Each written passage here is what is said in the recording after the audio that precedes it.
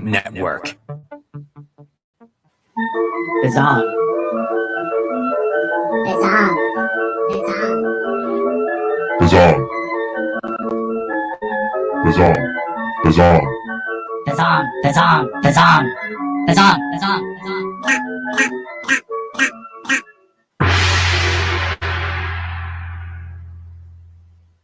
This is Bizzong, the Bizarre and Weird Fiction Podcast. With me, your host, Mr. Frank. Welcome back, Zongers. I have got the fire lit. Roasting my nuts, and we got carols going like Grandma got run over by a reindeer, and I want a hippopotamus for Christmas because it's that year again where it's far too cold to enjoy anything. Of course, unless you live in the southern part of the world and it's warm, and then I just despise you, and I hope the fire makes you uncomfortable, Zongers. Yeah, that's the way it is. I'm not pulling any punches on that. I do not like the cold, Zongers. I do not like it. But you know who does not like the cold neither? The fine folks at subculturecorsets.com, because they are located in Jacksonville, Florida, where it's always fairly nice weather.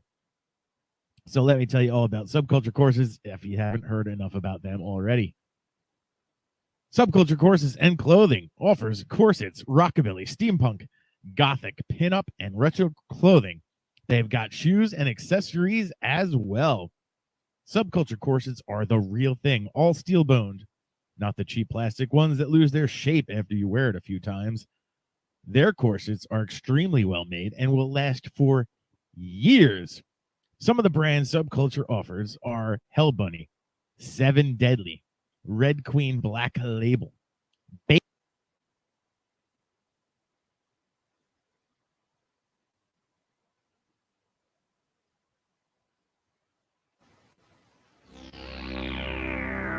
Dedicated to geeks and nerds, you're listening to Project I Radio, 24/7 Nerdgasm. Bizzong. Bizzong. Bizzong. Bizzong. Bizzong. Bizzong. Bizzong. Bizzong. Bizzong. Bizzong.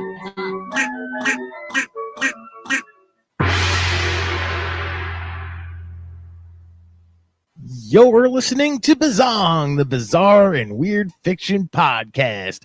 I am your host, Mr. Frank. Now, before we get into anything tonight, I'm sure there are a couple of you out there that are saying, what's going on, Mr. Frank? You're from the Books, Beer, and Bullshit Podcast. What's this business about Bizzong? Well, fear not. Books, Beer, and Bullshit has gone nowhere. But this is an opportunity for me to step away from Books, Beer, and Bullshit and record a little more podcasting and get to talk more intensively with the folks I want to talk to that I can't normally do on the Books, Beer, and Bullshit podcast.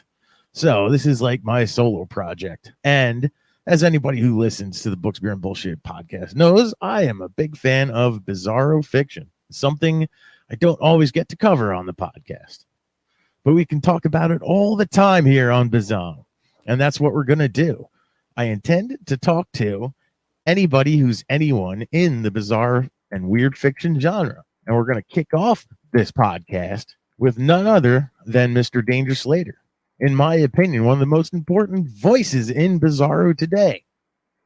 And as it would happen, Danger Slater has just come out with a new book. It's entitled I Will Rot Without You.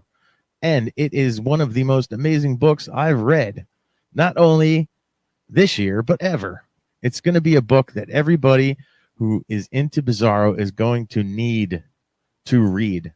I Will Rot Without You is nothing short of brilliant. So I had the opportunity to not only interview Danger Slater for the inaugural episode of Bizzong, but as it would work out, Mr. Danger Slater was in town in New Jersey where we record this podcast. Danger Slater's from New Jersey. He's living in Portland now, but he's back visiting his hometown. He decided to grace me with his presence. So we were able to sit down face to face and have a discussion about Danger Slater's new book, about his new publisher, Fungasm Press. And we were also able to talk about writing and Danger's approach to writing, and where his mindset was while he was writing the book, and where he's going, and all that kind of fun stuff. The stuff I want to ask Danger Slater, not only as a reader, but as a writer myself. Now, Danger Slater, if you don't know him, is the most flammable author in the world. He loves to use exclamation points, and he demands that you love him. So open your ears and open your hearts to Mr. Danger Slater on the Bizzong Podcast. So I'd like to welcome to Bizzong Podcast, the inaugural Bizzong Podcast. Bizzong. Hey, I can't be all gems, right? So I like to, I'm honored to have Mr. Danger Slater on the inaugural Bizzong Podcast. And not only to have him on, but to have him sitting directly across from me face to face for this interview. Yeah, thanks, man. It's actually pretty great here in your basement, in your new house here. Yes, this is all kinds of inaugural tonight. We got a new podcast and a new house and a new basement at my new bar. So this is a total hang. And I could think of nobody better than you, sir, to have on this inaugural podcast, because I think you are about to blow up, sir. Right? And if you don't, I'm about to explode. You are about to explode. You are the most flammable.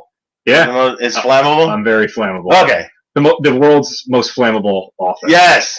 Yeah. So it's a good thing we have you down here by all this alcohol. Your star will shine. So I want to start out by touching on your book, I Will Rot Without You. Sure. When's it coming out? Well, it's coming out February 8th. February 8th. Now, we recorded this ahead of February 8th. Yeah. So there's a chance this will come out just after that. Okay. But we're probably right around the release date for I Will Rot Without You. So it came out last week, February 8th. Right. Yeah, there we go. You can edit around that, right? Oh, we sure can.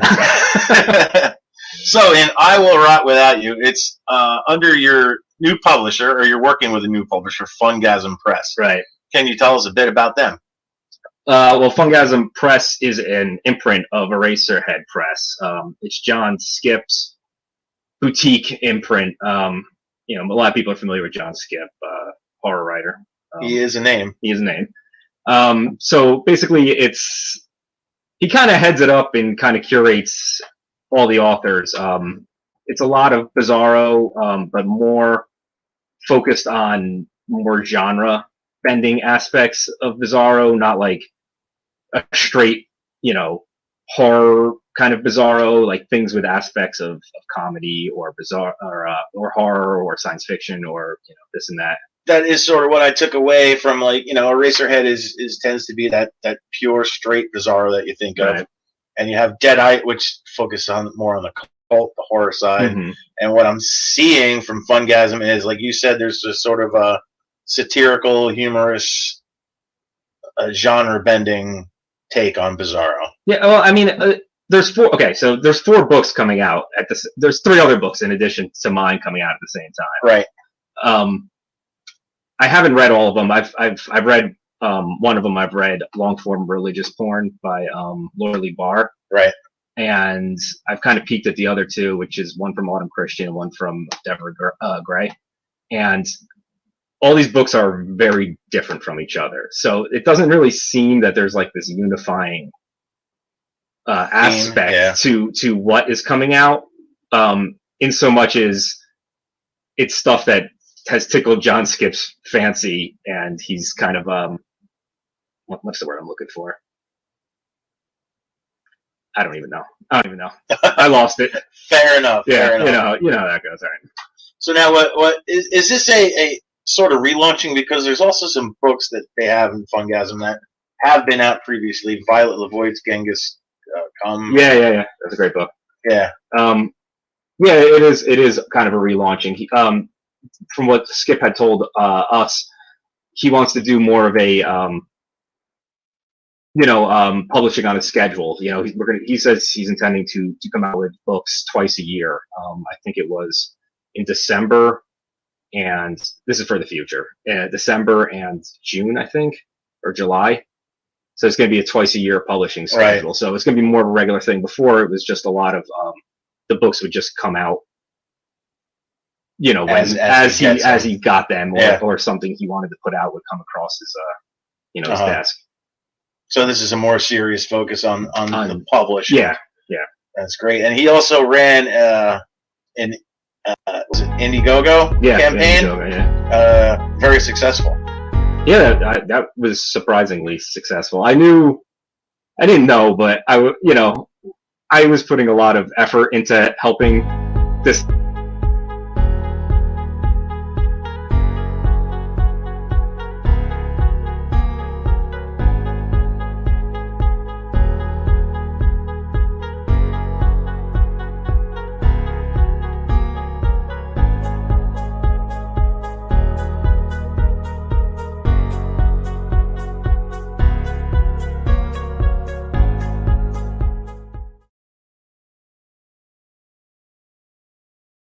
The following podcast is a presentation of Project Entertainment Network.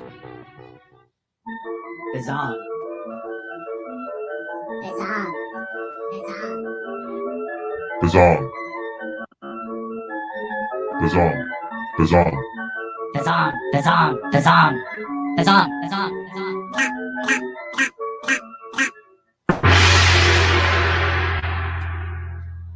This is Bizzong, the weird and wacky fiction podcast, here to you live for the final time anywhere on this planet Earth. This is the Final Gong. It's going to be a big, giant live streaming show tonight. We're just getting started. We're getting started just a little bit early. No big deal. It's going to go on all night long. I'm thinking at least 3 hours, could be 5 hours, 12 hours.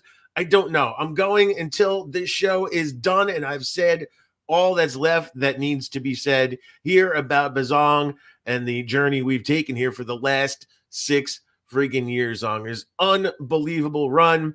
I started this podcast, didn't think it would last a year or whatever it lasted, but it's 6 incredible years now. I've had a great time doing it, and I'm just trying my best tonight to kind of send this whole thing off because, as I've said, the Zongers, man, it's all you guys that have made this podcast possible, and I could not have done it on my own. That includes the guests and, most importantly, all the listeners over the year, the impressive amount of listeners.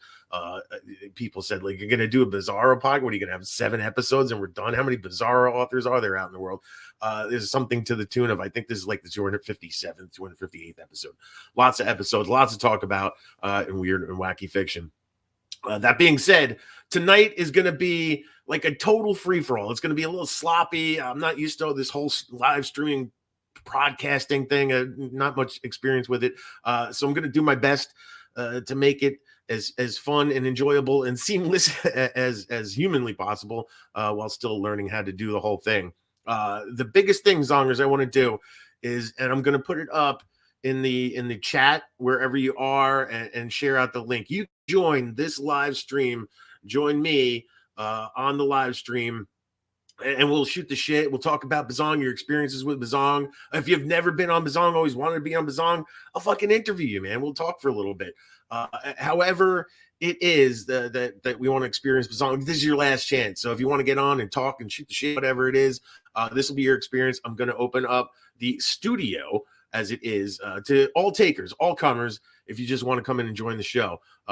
In between lulls and stuff, I'll be playing some phone messages I received from people who couldn't join us live here tonight, but still wanted to kind of bid farewell. I got a bunch of those messages as well. And I'm going to play some little kind of trinkets and tidbits that you may not have seen. I have some old Patreon videos that, unless you were part of the Project Entertainment Network Patreon page, you would have missed these special things that I was doing. So I'm going to have those little goodies like that and try to share some stats and just kind of have fun. And we're going to just roll and roll and roll.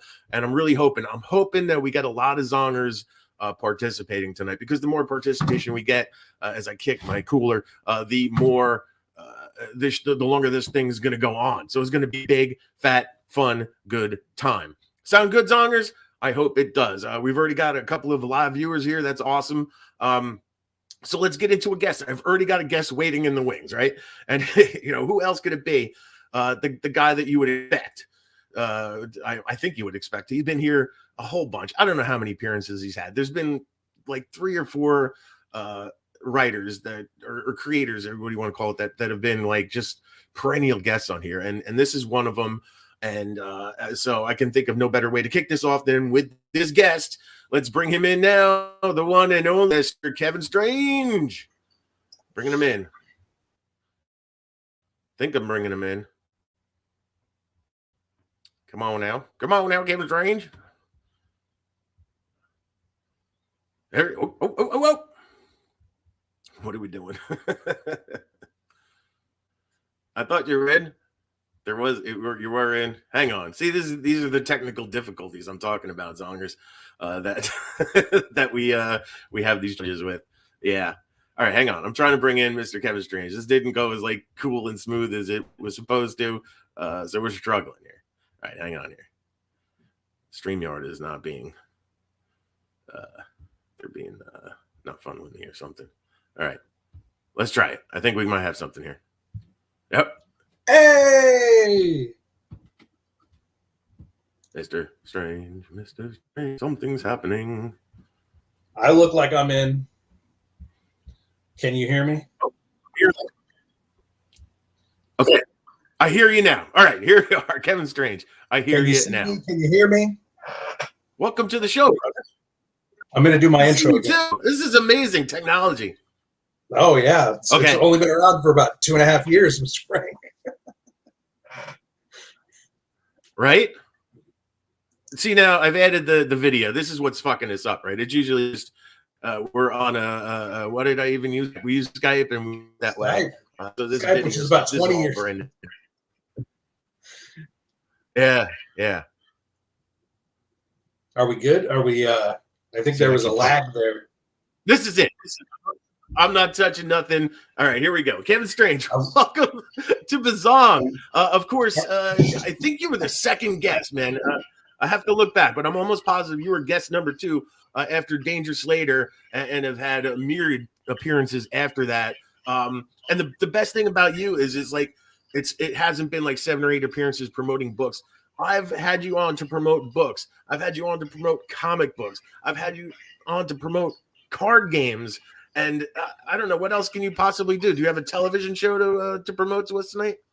I wish I had an announcement like that to make. I do have a really big announcement, but I was dragging my feet. I wanted to do a Bizzong before the final Bizzong with you, because we typically do one about every 6 months, and I have some crazy new thing to promote to you guys. But unfortunately, even though the contracts are signed, nothing's been made public yet on the other end. So I'm not like on a gag order or anything. I just want to make it really special. I want to make this announcement super special. So I'm not going to make the announcement until the other end makes the announcement. So unfortunately, I only have an announcement of an announcement to make on the final episode of Bizzong. I have nothing to promote, Mr. Frank, other than myself.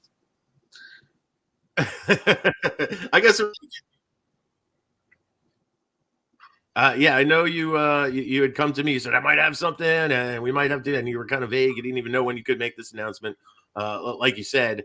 And yeah, we were hoping that you could have something to say by now, but obviously, like you just announced, there's no way you can make any official announcement. Is there any like tease, any kind of direction? Is it not another comic book? Is it not another card game? No, I can't make any teasing announcement. At all. Drats. But it's big. It must be big. If there's contracts involved and you can't even yeah. All right. Well, that's fair enough. So we won't go in that direction. I'm not even telling people. Let's go in the direction. Really? You can't even tell like friends and stuff? I can. I want it to be a really special announcement, so I'm not telling anybody. Is there anybody but you and the people you have the contract signed with that know about it? Yeah. Okay. My inner circle. Me and my inner circle. Me and my team. Me and the people that help make it happen. We'll work on bribing them then. But we can't talk about it. So let's not dwell on it too much. No, this is about Bizzong anyway, Mr. Frank. Who cares about what I'm doing? This is about we're reminiscing about the history, the 6-year history of Bizzong, the weird and wacky fiction podcast, sir. The last one. Why are you quitting? It is. Why are you quitting? Why? This should go on okay, forever. See, there should always be a Bizzong. We're flipping the script, right? Why am I quitting? I did an episode when I made the announcement that it's going to be over, and tonight would be the last night. I listened to it, but you kind of beat around the bush. Did I? You think so? I mean, I recently, because I've been slowly uploading a couple of older sort of banner podcasts to the YouTube feed, trying to gain interest. And I put up episode 200 that I did with Danger, and he did the same thing. He kind of asked me some questions to reflect on 200 episodes of Bizzong, and I said, yeah, I think we're gonna make it. Yeah, well, definitely 300 episodes and everything, and I had even at 200, like sort of kind of reflected on the history of what I've been doing then, which would have been at the fire point probably about a year ago now.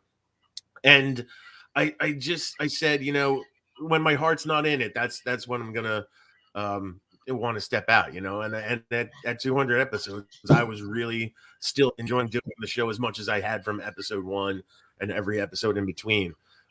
At some point, probably around episode 250 or so, it was beginning to feel taxed. It was beginning to feel laborious. And I just, I really had to admit to myself, my heart's not in this anymore. It felt like work, trying to get guests and everything like that. And I'm like, maybe it's time to hang it up. I'm looking at 6 years. And if this is how I'm feeling about things, then maybe it's time to hang it up. Now, there's a million other tiny reasons that feed that, I'm not feeling the love of doing it anymore. And we could dig more into those, but it is a million tiny little things that just kind of all come together and make me feel like it's time to put this show to rest, and I hate doing it. And the last show I did a couple of these live feed shows just to kind of prep for this. The last one I did was in November. I was hoping to do one for December, but with the holidays and stuff, it didn't happen. But, so in that month lull from, even now, it's like November, so almost 2 months, whatever it was, I was kind of feeling bad. Like when Bizzong is gone, I don't know the podcast that does what Bizzong does. And that stinks to me. Cause there's a million podcasts for romance and for thrillers and for horror, even for these people to promote it. One of the things I never liked specifically, there's a lot of horror podcasts. They're like star fuckers, for lack of a better word. Like these guys like to bring on the bigger names. They're going after Grady Hendrix. You can't get Stephen King, but maybe I can get Grady Hendrix on. Maybe I can get Brian Keene on. Maybe I can get those bigger names that are accessible. And I'm like, that's great and all, but everybody interviews those people, right? And I'm like, I want to give a voice to people. Like, who am I to bring Kevin Stranger? When I first brought you on, we were known in a little niche group, and I wanted to grow this podcast to bring attention to not only the genre of Bizarro and weird and wacky fiction, just bigger than Bizarro itself, but I wanted to bring voices of writers that I'm reading that I legitimately think are every bit as good as a Grady Hendrix, as a Stephen King, and a Dan Patterson or whatnot, and just they need the attention. Everybody is interviewing Dan Patterson. Nobody's interviewing.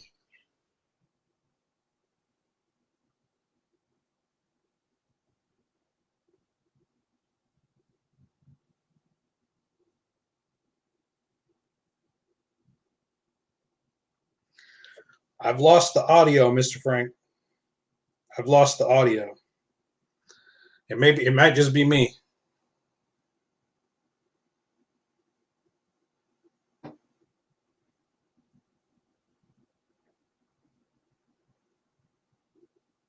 Can you hear me? You can hear me? Then maybe it's me. I'm going to leave the chat and come back in.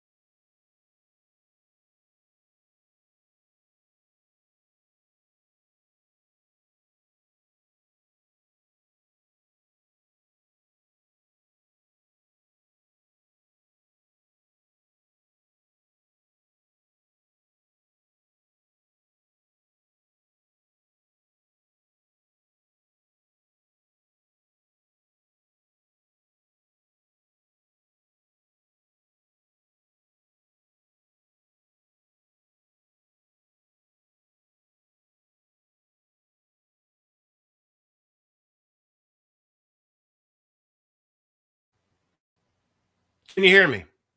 Can you find Zongers out there hear me? Somebody type in the chat and let me know they can hear me.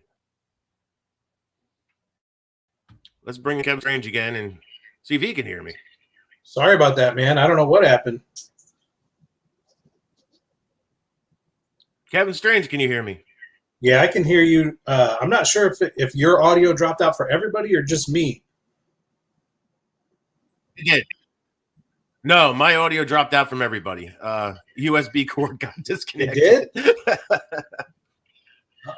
Yeah, I had a USB cord for my sound mixer. I was moving around and my knee okay.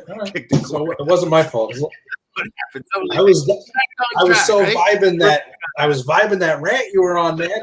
I'm sorry it got derailed. I was trying to it's me. But yeah, okay. I think we're back. All right. I got the cord safely tucked away now, so it won't be bad. So where was I? I was explaining something about Zong. You were talking about wanting to shed a spotlight on lesser known authors and not just try to bring in big top, New York Times bestseller interviews. Right.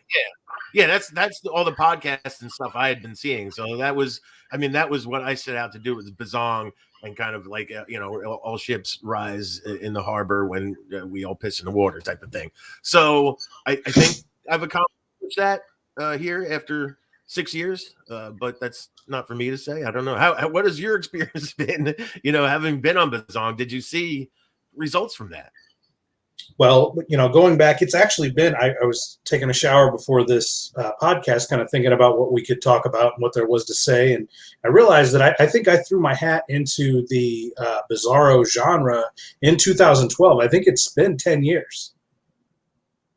I think this is the 10-year anniversary of Strange Sex, which was my anthology sort of harpooning into the world of fiction. I had never done any fiction before that. I was known as an underground filmmaker before that, and I kind of started looking around. Bizzarro was I was looking around for weird shit that kind of matched what my movies, the style my movies had in fiction, and I couldn't find anything until I stumbled upon Carlton Mellick's books on Amazon, and then that sort of opened up the wider world of Bizzarro for me, and I was shocked at how little information there was about the people behind the books.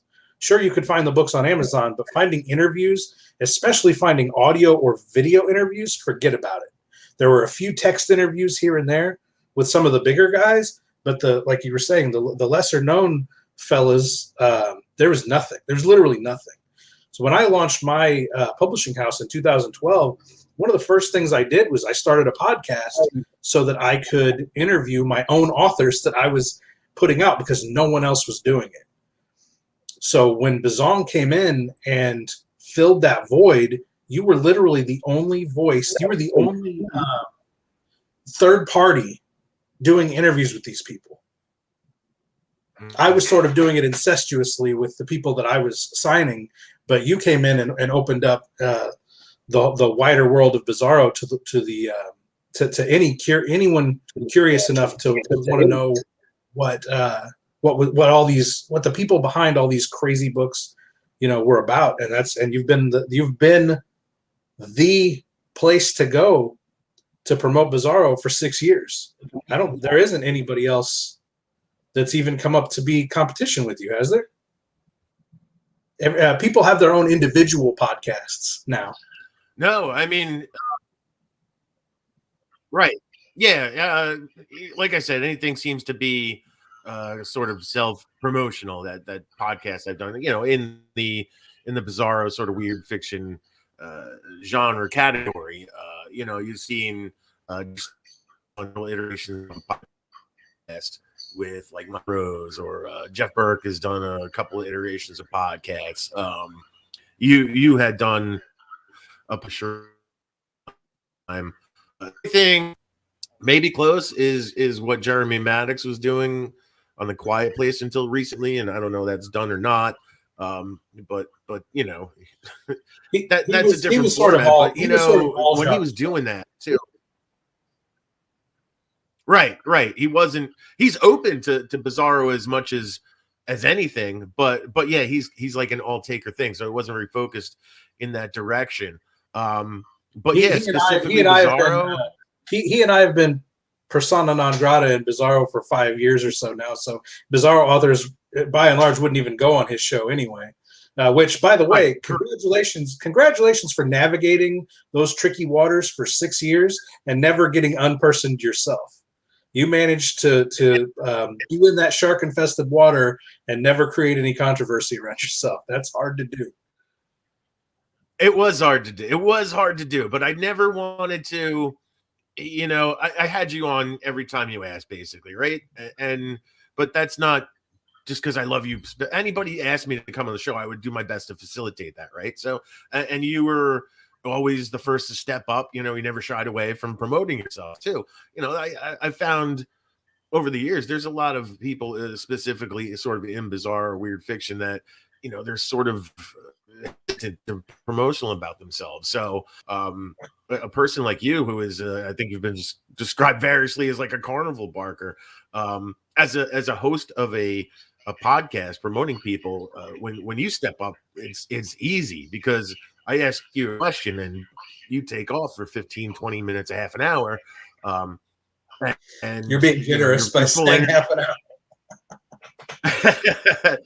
But it's so easy because you don't have you're not shy about anything. You're very, kind of open and boisterous about promoting yourself. So it's easy for me, right? So, and I, whatever politics you had over the years, and we've talked about it on the show and off the show, like I didn't always agree with your takes on stuff, but I didn't take it away from you for having an opinion. I never thought you were just a terrible person. Some of the light you've been cast in, I thought it was just completely blown out of proportion. So I'm like, this guy is not like how he was being portrayed in some instances. So I'm like, and all that hubbub and hellfire that was being spread and it was circled around you, like whether you were creating it or not, like no, you were just trying to get under people's skins at various points in time. Like, yeah, so I was perpetuating it in a lot of respects. I was definitely being inflammatory on purpose, and a lot of that stuff that I was saying, I'm not going to say that it wasn't true, but I was sort of being a wrestling persona where I took opinions that I might have and turn them up to 11, just because I know it was irritating people, and honestly, it was because they were calling me that anyway. So why not just lean into it and just see how outrageous I could be? And it did, for better or worse, it got me a lot of attention. It opened more doors than it opened more doors for me than it closed over time. And the funny thing, that a lot of those Facebook arguments, Twitter arguments, social media arguments you were engaged in, and I looked at it, I'm like, what are both parties, like you both, like what are you two idiots doing, right? And 20 idiots doing. So they had you on. I didn't have you on to talk about, hey, let's talk about that fucking fight you said. You said this and she said that. Wasn't interested in that. I was interested in Kevin Strange, the creator. How do you? I wasn't interested in that either. Fucking cool. There was a point in time there where a bunch of different little bitty shows were trying to get me to come on and fight live on the air, and I never engaged in any of that because that was never the point. Really, the point was to just get people to leave me alone so I could make stuff. Because and cancel culture is still a big deal, but I don't do anything inflammatory anymore, so I'm not really worried about stepping on those landmines these days. It's really easy. It's way easier to avoid them now than it used to be before I even knew what before the battle lines were drawn. It was real easy to accidentally step on one. It's so clear what you can and can't talk about in the public arena now, unless you want to press that hot button. So it's really easy to avoid all that stuff these days.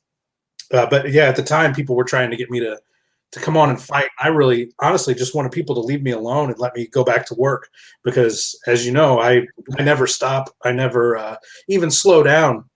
And I've got 10 things in the works right now as we speak. I just had one of the biggest convention years of my life, both sales-wise and release-wise.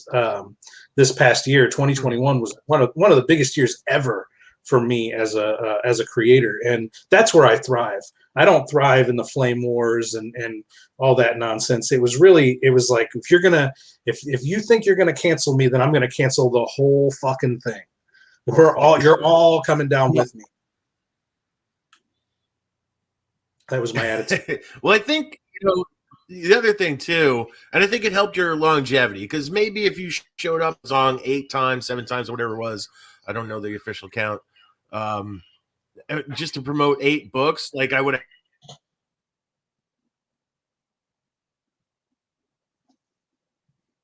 I think you knocked your USB out again.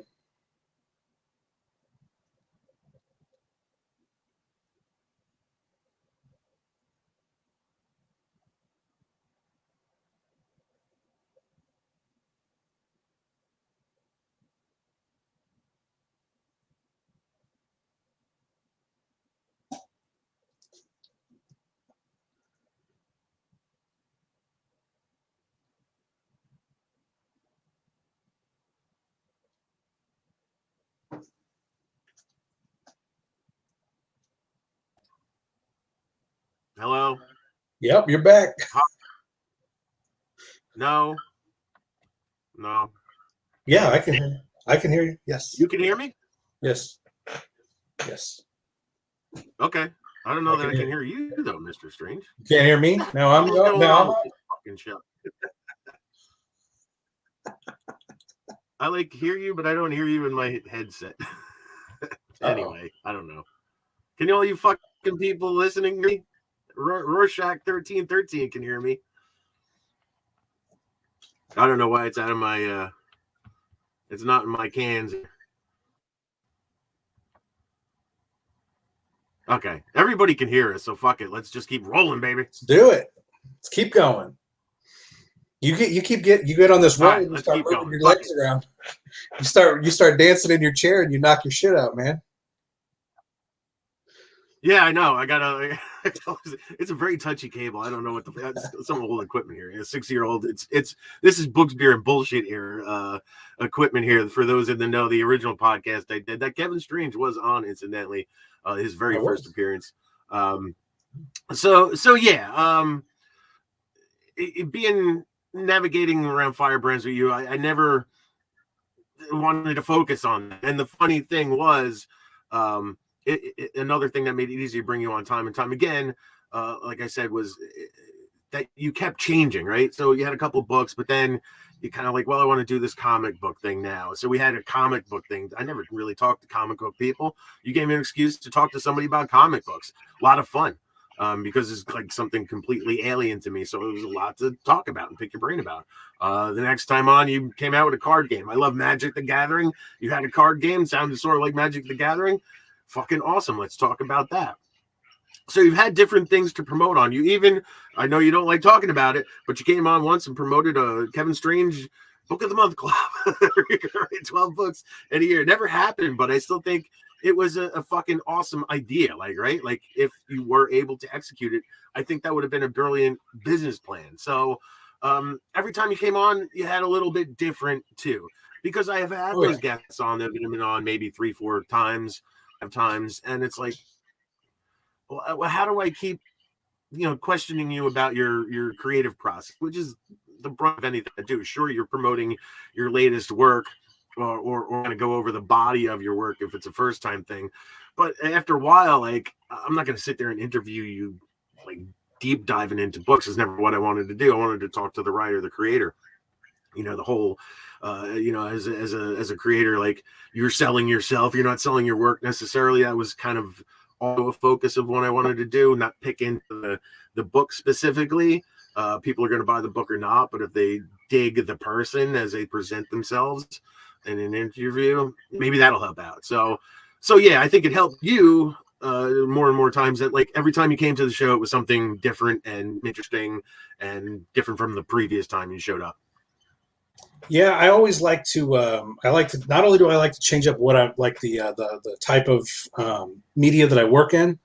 I've worked in movies and fiction and comic books and games and other things. in order for me to stay fired up about what I do for nearly 20 years, not only do I have to change up the medium that I work in, but I also have to change up how I promote it, what that process is. You were talking about the creative process. I remember I came on one time specifically to get into the minutia of how me and Carlton Marathon wrote novels in a week, which I'd never heard him ever in a long form interview discuss that process. But I'd seen him in passing say a few times, like, oh yeah, I just rent a hotel room and write till I'm done. What does that entail? How does a person do? That's not common. That's not something most writers say, like, oh, I marathon write from the time I wake up till the time I go to sleep until the book's done. That's usually not how stuff's written. But it's not just fiction writing. It's every artistic process can be tweaked and changed. You know how bands will go rent or buy or build a studio in a completely different environment and work with a completely different producer in a completely different way in order to stay fired up about the process. You can only go into a room together and write songs so many times before you're bored. So for me, it's always about how can I change this up and do this differently in a way that keeps me excited? Because I'm not going to do it if I'm not excited. I'm not going to do anything if I'm not fired up about it. Right. I'm too genuine of a creator to. I'm not going to crank something out for the sake of having done it. I have to be the number one fan of the thing I'm about to create.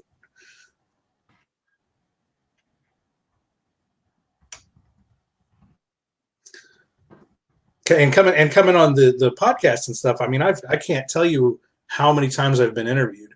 I've been interviewed dozens and dozens of times, and if it was the same exact process with the same exact questions every single time, I wouldn't do it. I wouldn't bother. I'd say go listen to the last, like you were saying. Just all it is like change the title of the book out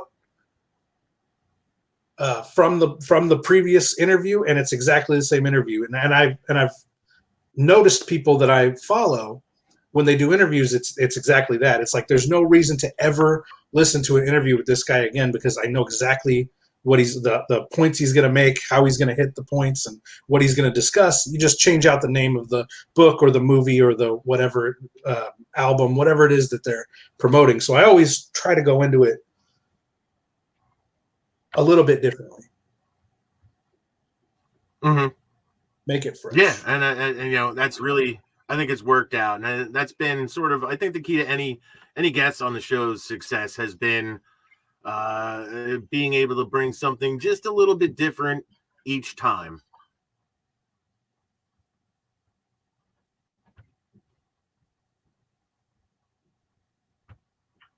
Am I still going? Yeah, we're good. We're in it's it. Getting we're a in little here. laggy here. And it's been a little laggy from the start, but we're getting through it. Yeah, we're getting through it. All right, so I got another guest waiting in the wings. And it may get a little laggier when we bring in this guest. Well, I've got to go to work. Let's try it out. Let's bring in. We've got. Okay. So I'll go ahead and I'll let you go. Yep. It's been a fantastic. Kevin, it's been a fantastic. It's been wonderful having you be a part of Bizzong. And like I said, this is probably not going to be the end of me, Mr. Frank, but it is the end of Bizzong. And I thank you from the bottom of my heart for contributing all that you did for the show over the years. Continued success to you. Looking forward to that big announcement that you can't tell anything about anything to us at all. So I just got an email about it. By the way. All right. So maybe sooner than later. Yep. I love you, Mr. Frank. Thank you so much for everything you've done for me. Thank you so much for everything. You have yourself a wonderful. Thank you for everything you've done for Bizarro, for the fiction world in general. You've been one of my best public supporters in the in the journalism department, and I can't ever repay you for everything you've done. And I hope we get to meet in person one day so I can give you a big old hug and say thanks in person, share some whiskey with you.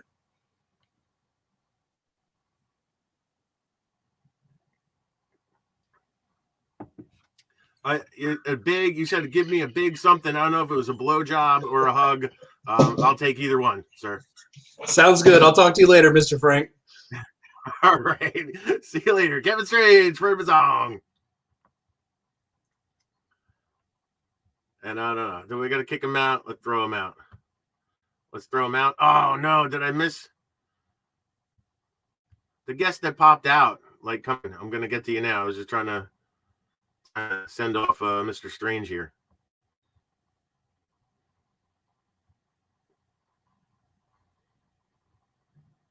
All right. So it's back to me.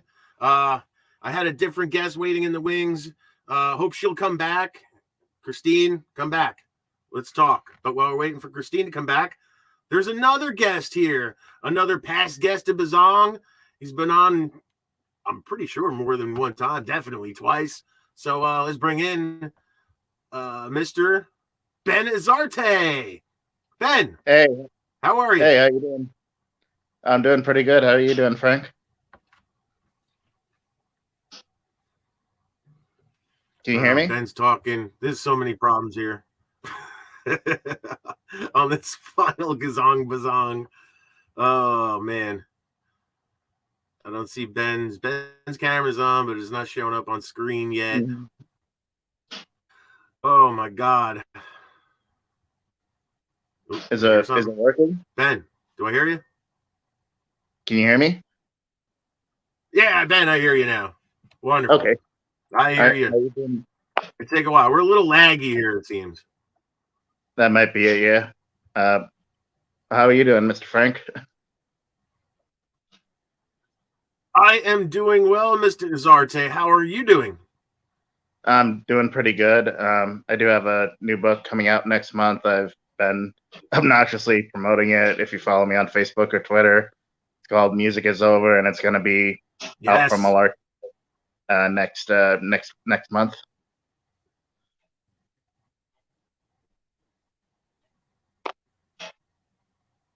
Yes, tell us about that book real quick. So it's a sort of a spiritual sequel to my first book, The Story of the Why. The Story of the Why was about a music journalist tracking down a mysterious musician. Music Is Over is about a Japanese noise musician who finds himself mysteriously disappearing in a strange place. It's I sort of took like the whereas go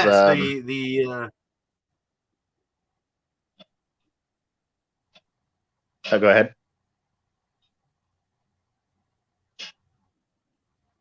No, I just meant to say this was I've heard the follow up to the Story of the Why. Then this is what we're getting.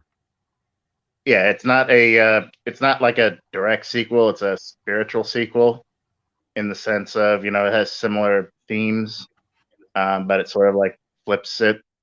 Like it's about Music Is Over is about a Japanese noise musician who disappeared for like a little over a decade, and the book is like a fictionalized version of where they disappeared to.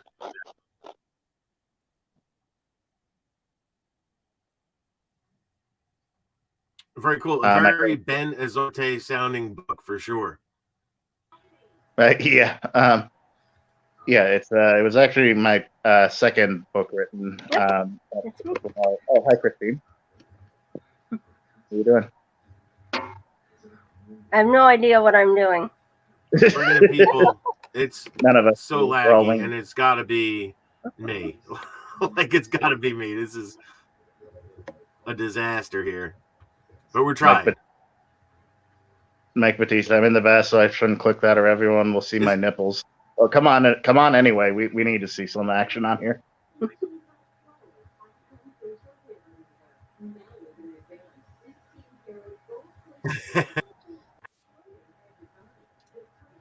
Yeah, I think I'm really lagged with Frank. Can you hear us? Do you want to put me off so you can finish your conversation? I can leave since Christine was already planned. Well, And I'm- Christine doesn't know what I she's doing. am glad. She Nobody just does. clicked on stuff. You guys go ahead and finish, and I can step in later. Nobody's playing. This is a free for all, baby.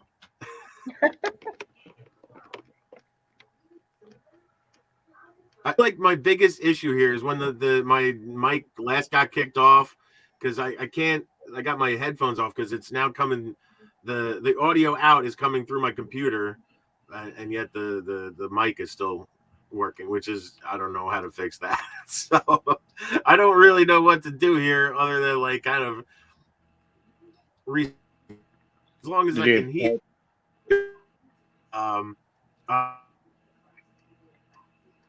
Did you try Christine, unplugging? welcome to the show.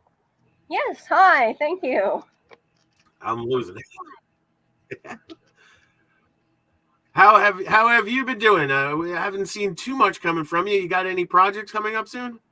Oh, the past year has been pretty hectic and major life upheavals all over the place. So I've been way behind on everything. But I will have you know that the sequel to Lake House Infernal is currently in the hands of Edward Lee for his approval. And if he doesn't have any problems with it, I'll be hoping to have that in the hands of a publisher soon. So hopefully Warlock Infernal headed your way sometime in the next couple months. Sweet. That sounds anything like, when you say it's in the enemy, I'm definitely going to be looking forward to that. And so, yeah, is that going to be coming out with Death's Head? Who will that be out with? Hasn't decided yet. So far, nobody has seen it except Lee, and he hasn't read it yet because he's working on finishing something of his own. So I'm just waiting to see if he thinks it sucks or not. I think he'll like it. It's got a lot of smut. How could it possibly suck? I mean, yeah, you've already got the Lake House Inferno out. Like, how could it possibly suck?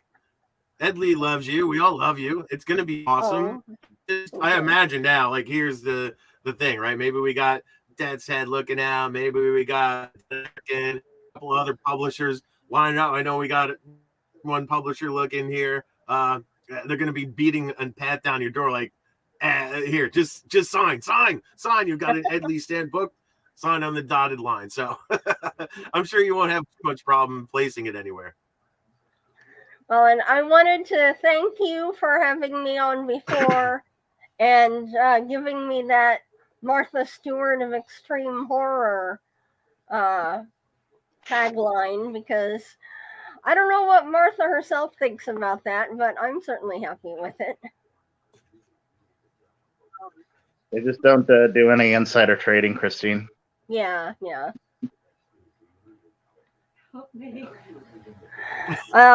I have to go help my mom with something, so I'm going to sign out for now.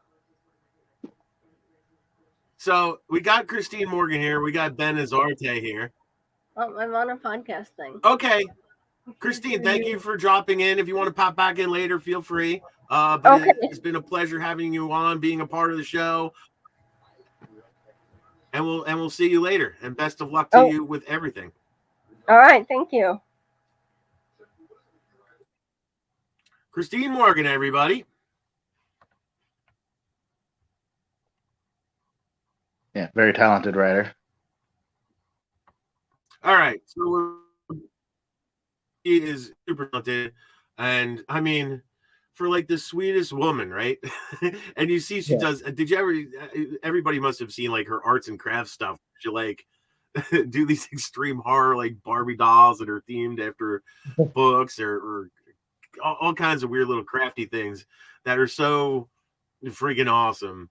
And it's like she's like your mom if your mom were Freddy Krueger, I definitely totally adore her and her whole vibe. Yeah, I remember the. I think she made it that anglerfish mask that she wore when she did that reading at the SplatterCon. That was amazing. Yeah, yeah. I mean, she's just like in 100% when she does stuff, and that's why her books are like, just she's able to, you know, be extreme and get at least stamp of approval. You get an at least stamp of approval. Obviously, you're doing something right. Yeah, definitely. So Ben, you were part of the Quiet Place here. That's I guess officially at the moment on hiatus. We don't know what's going on. Are you feeling the itch? Like I can get on to a StreamYard thing on Bizzong here and kind of get back to broadcasting. Are you feeling the itch? Kind of, yeah. The reason I really wanted to come on here and like set aside like time to come on is because obviously like I'm a fan of the show. I've been on a few times, and it was actually a surprise to see like that you were going to be ending it. So of course I really wanted to come on here to say help you say goodbye to the show and help it with its swan song and everything. But as far as like the Quiet Place, obviously like Jeremy Maddox is going through a bunch right now. His father has passed. He's having to put together the funeral arrangements and everything.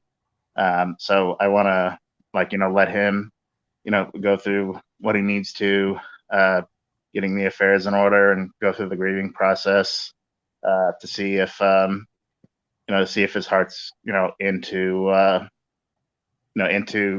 starting the Quiet Place again. If he wants to keep it on hiatus for a while, I actually do kind of want to like start my own.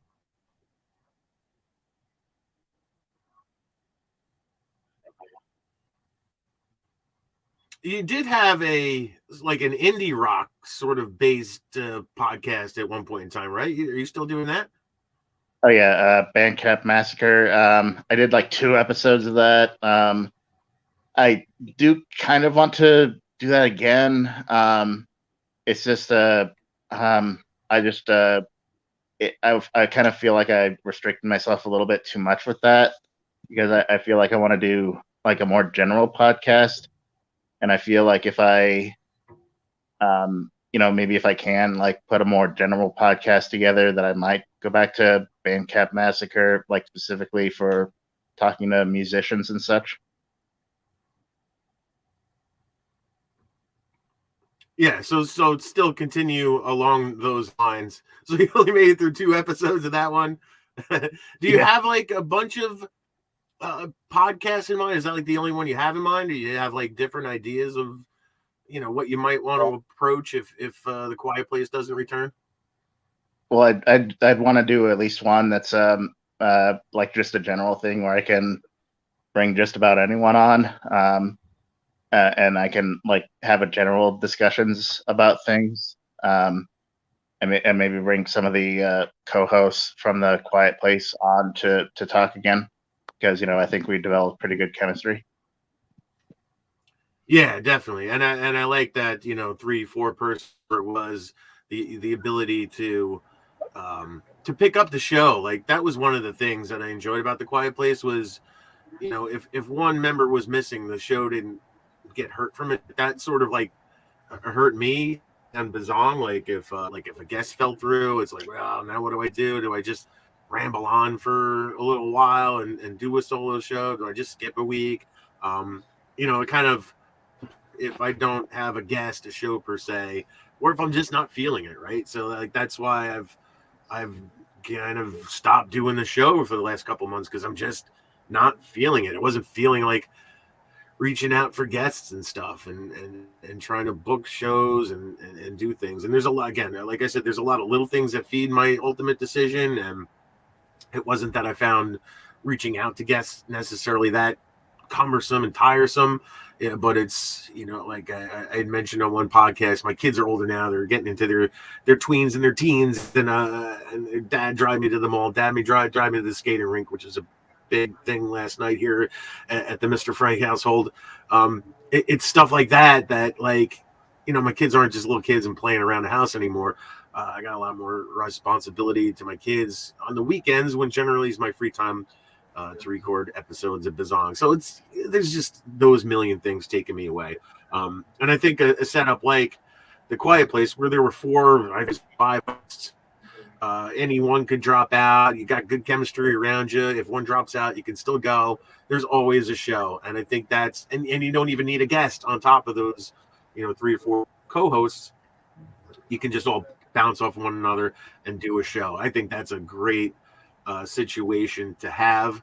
And likely, if I pursue anything further after Bizzong, it would be something in that way where the show wouldn't get affected by any one guest necessarily not being available to do the show. Yeah, it kind of. And Christine Morgan is back. Sort of. Mm-mm. Sorry about that. Part of the the majority of that major life. I said we're hanging out, and I in April I quit my job and moved from Portland to live with my mother and take care of her full time, and she's even less tech savvy than I am, so she doesn't understand what I'm doing out here.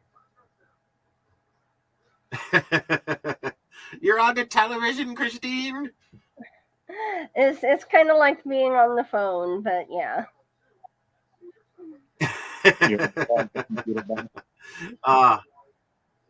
The simpler times. I wish that a telephone with the little twist dial job and just a television with 5 stations.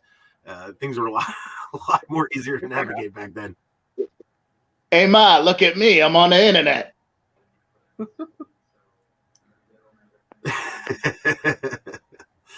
I ain't just famous. I'm internet famous. So, Christine, have you had, we're kind of celebrating the Final Gong here, and you've showed up here. So have you been as much a listener to the podcast as you were a participant of the podcast? I've had a hard time keeping up with anything these past few months. So seeing your post today about this being the finale was a surprise. I was just glad I was able to check in and say hi and bye, and sorry to see you go. Oh, that's great. Like the thing I know, we've been doing this podcast now is 6 years. Almost made it to 6 years. On the 25th of 2022, January, it would have been the official 6-year anniversary. But close enough for rock and roll, right? So, the thing I've come to understand about the show is not everybody. Tonight, I want, if there's a zonger out there that has listened to every single episode of Bizzong, I would like them to step forward and let me know, because I wouldn't even expect that, right? So, one of the things I knew, watching the numbers, here toward the end, I'm sure it's going to dip now because I haven't been consistent. But when I was being consistent here the last year, we're getting like 1,500 listens a month, which is pretty good by my estimation. Because who are these 1,500 people listening? And break it down. It's like 4 episodes, 300 or so people a week. That's 300 people listening to Bizzong week if they're individually listening to 4 episodes a month. I'm confusing myself here, but 1,500 unique listens a month was the average on Bizzong. Which always surprises shit, because we're in the bizarre, the weird, strange, extreme horror. It seems very niche.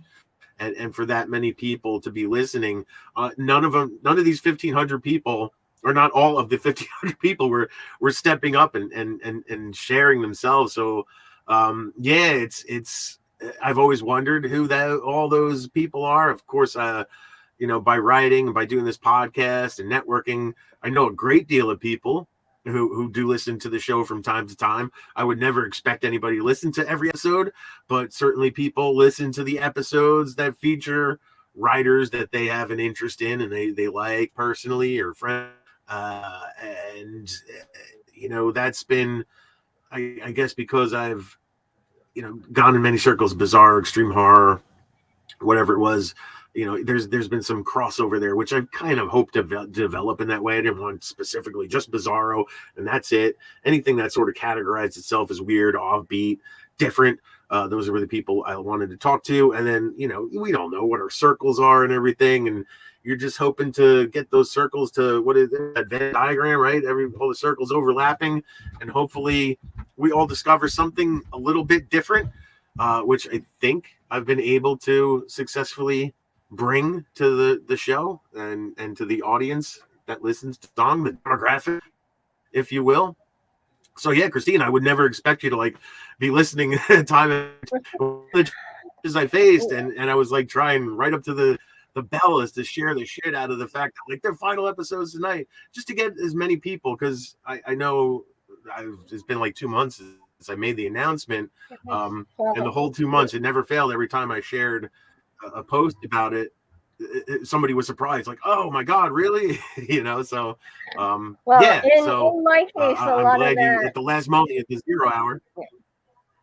Yeah, a lot of that is on me, though. I'm so far behind on reading and movies and podcasts and shows and everything.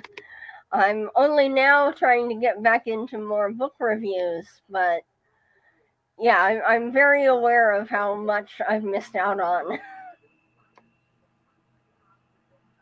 Yeah, it's fine. I don't fault anybody. I'm so appreciative of anybody who just takes the time to listen to any one of these episodes, and just hear the thing the whole way through. Because I'm doing the effort to promote these people. These people are out there trying to promote themselves, as you know. So all the more ears that get onto any single show, the better, right? So. Yeah. And I think there's an evergreenness to it. When I was doing it, to this day, I'm uploading old episodes of Bizzong now to this YouTube channel. That is one of the ways this show is streaming. So even when Bizzong's done, I'm uploading back episodes to YouTube to hopefully archive it as well on YouTube. And people who are watching on YouTube, that's a different sort of audience. So maybe even though the show is over, we'll continue to get new people listening, and still, even though I don't know when the last time we spoke, Christine, was maybe 2 years ago now, but maybe 3 or 4 years from now, somebody will listen to that Christine Morgan interview and pick up any one of your Lake House Inferno or the what's the Succubus book? The Succubus book I love so much. Any one of them, for a Benazarte book, Stay the Wild. Well, I'm sure everyone who's been on your show really appreciates how much you've done, how much work you put in for the community. And I know that there's got to be a lot of listeners out there who really appreciate it too. So I'm glad you were able to do this, and glad you were able to give us a send-off here. Yes, we very much appreciate, the platform you gave us, the promotion, and everything. And Bizzong will definitely very much be missed, even if you will be moving on to new projects. I appreciate that. Yeah, I started touching on it with Kevin Strange. That's the thing that kills me most. Ending the show is that that there's nothing that takes place of this, and I want that to be. And not necessarily podcast. I've started messing with TikTok, which I know is a cool new thing that's gotten a lot of attention for some writers. I know Chandler Morrison's book kind of blew up a little bit there after the fact because of a TikTok post. And so I'm on there looking for Bizarro stuff. I'm trying to create a little Bizarro content on TikTok myself. There's a wonderful woman. The fuck did I just read? I think is her account name, Marion. She works with Godless, and she has been so receptive to such fucking weird, bizarre shit. And she's promoting the hell out of some strange shit on TikTok. That's, I think, sort of the next step for what we need here to the genres that we cover here. So, but yeah, I mean, it would be nice if somebody else would do something. I'm not asking for a carbon copy of Bizzong, but to do something to promote us, because when Bizzong's gone, like what is there? And it's a little disappointing, but the fact of the matter is I just can't keep doing this. I'm done. 6 years is a long time. Marianne and Christina Pfeiffer, they do have a new podcast called Mothers of Mayhem, which is focused on extreme horror, which kind of like a kissing Bizarro. So, if you haven't watched them, I highly, recommend you find them on, YouTube, Spotify, wherever you listen to podcasts, and give their first episode a listen. Encourage them to keep going. Excellent point, man. Excellent point. Mothers of Mayhem just started New Year's Day, and yeah, Marion and Christina Pfeiffer are doing it. They're such big fans of really crazy, over the top. It doesn't just have to be horror. Anything like really ape shit crazy, they're into. So they are promoting, and hopefully, you'll tune in and listen to Mothers of Mayhem podcast.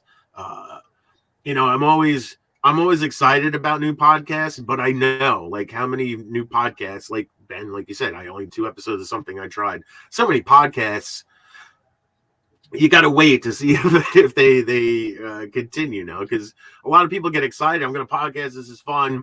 And then find out it's something like, and as quickly as they're into it, they're out of it. Right. So, and I did that myself in my original podcast, and Bizzong happened to be the thing that stuck.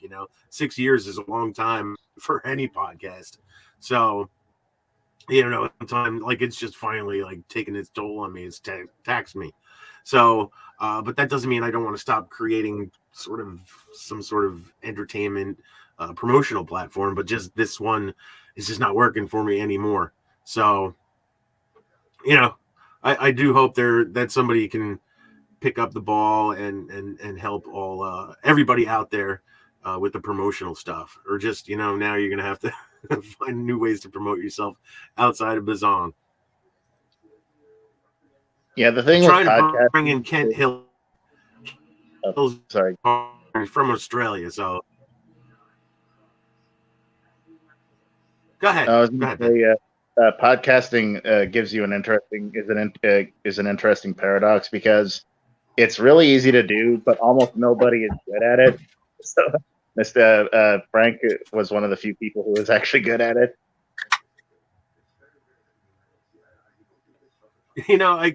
I got that a lot. Like, people like, oh, you're good at the podcast. You're such a good interviewer and stuff. And I'm not at all a professionally trained or amateurly trained interviewer at all. So what do you think it was? What makes me good at being the Bizzong guy? I think part of it is that you're just naturally very gregarious. You like talking to people, and you're very enthusiastic about, the subject. So I think that definitely, is what kept the fire burning for 6 years.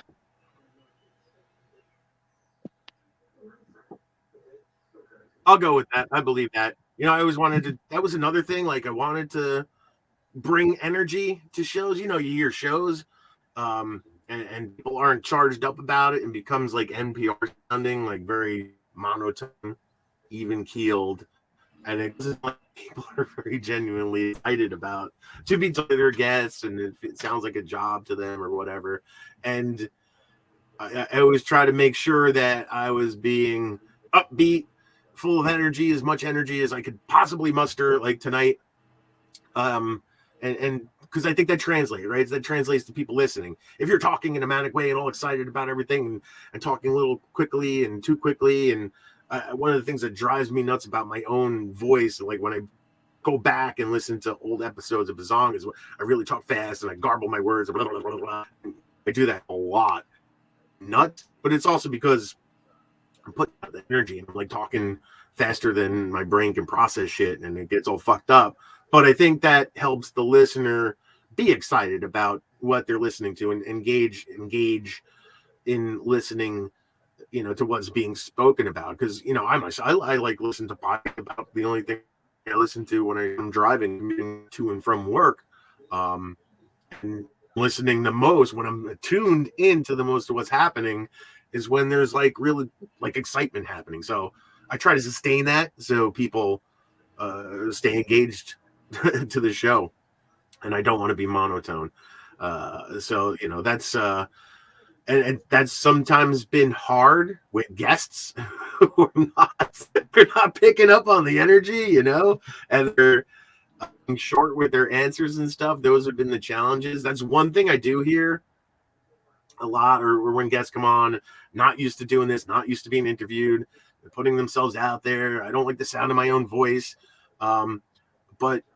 and they're nervous, and I'm like, don't worry, we'll get through this. It's just a phone. We're just having a phone conversation, right? Like, usually until like recently, Bizzong has just been audio only, even in the recording process. So it was just a phone conversation, and just try to make people at ease, get their mind off the fact that we're recording, and I think quickly they fall into get comfortable and start opening up.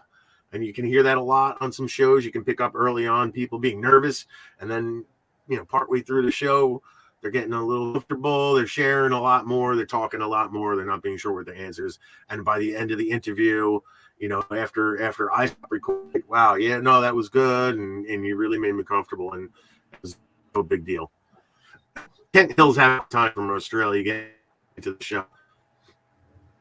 I'm trying to bring Ken Hill in. Ken Hill was another early guest on Bizzong, and did wish me well. I do have a call in from him, but I'm trying to get him on the show. I'm trying to do that. I'm trying to make that happen.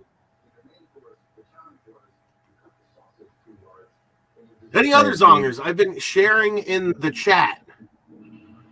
No matter what your platform you're watching on, because we are available right now through the Bizzong Facebook feed, through my personal YouTube channel, and I think Twitter is getting. If you're looking on the Bizzong, I'm going. Christine had to go. You're going, Christine. Again, it's been a pleasure. And all the best to you. I feel bad she didn't get a chance to talk more.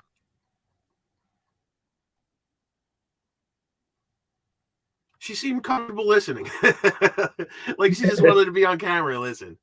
But yeah, she was here for moral support.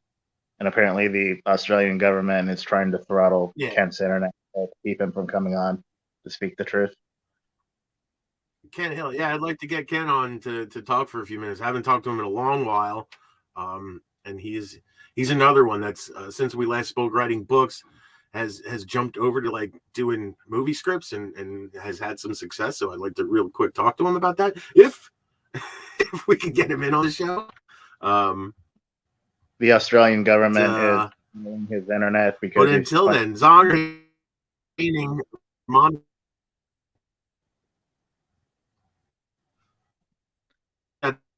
his internet's worse than mine. Yeah, the Australian government is throttling him, baby. We're to come on and drop bombs. I've got some the green room conversation here. I got to check. Maybe he's trying to tell us something. No, someone has internet. Zongers, I'm monitoring I'm monitoring the comments here.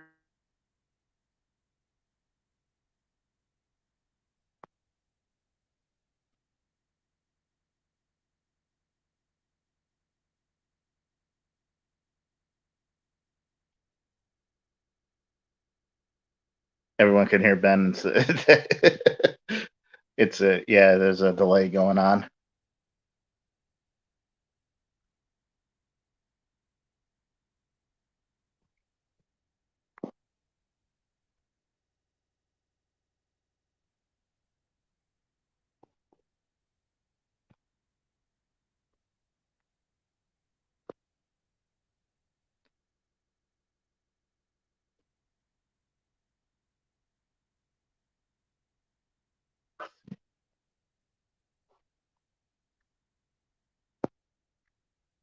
Volpe had said on the plus side, Frank looks beautiful. Well, Frank always looks beautiful.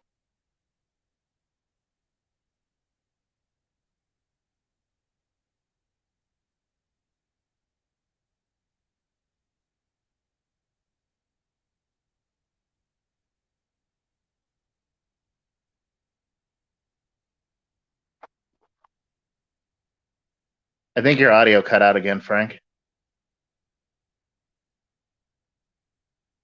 You hear me? I Can you hear me now?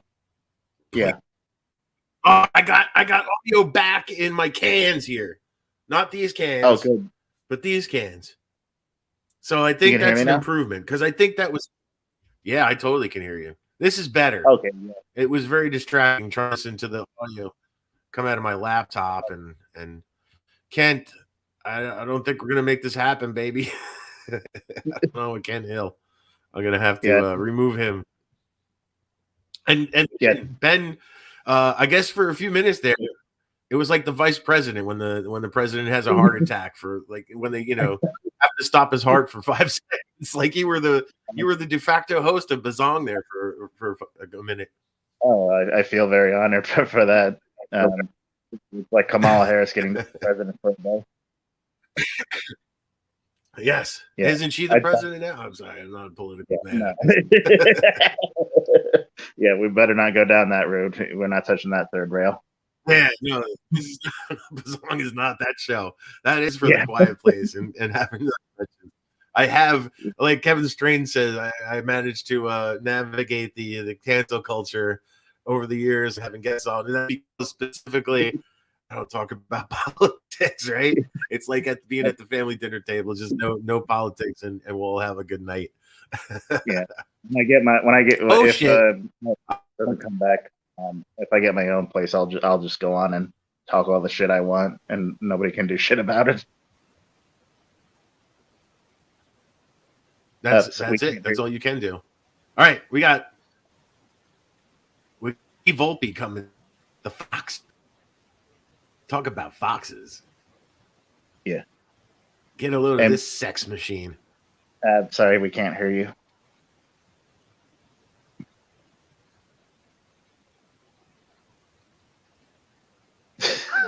I'd say the show's going so well. I know it's just so wonderful. What was I thinking doing this? I give Jeremy Maddox all the credit in the world. He made it look easy, but this fucking StreamYard shit has been a pain in my ass the whole night. I'm just on my freaking phone, and somehow it's working better than all. I have 2 instances of Kent Hill here in the green room. Let's try. Well, Danny tried his audio.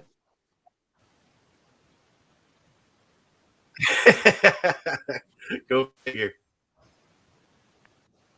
I don't know if oh my god,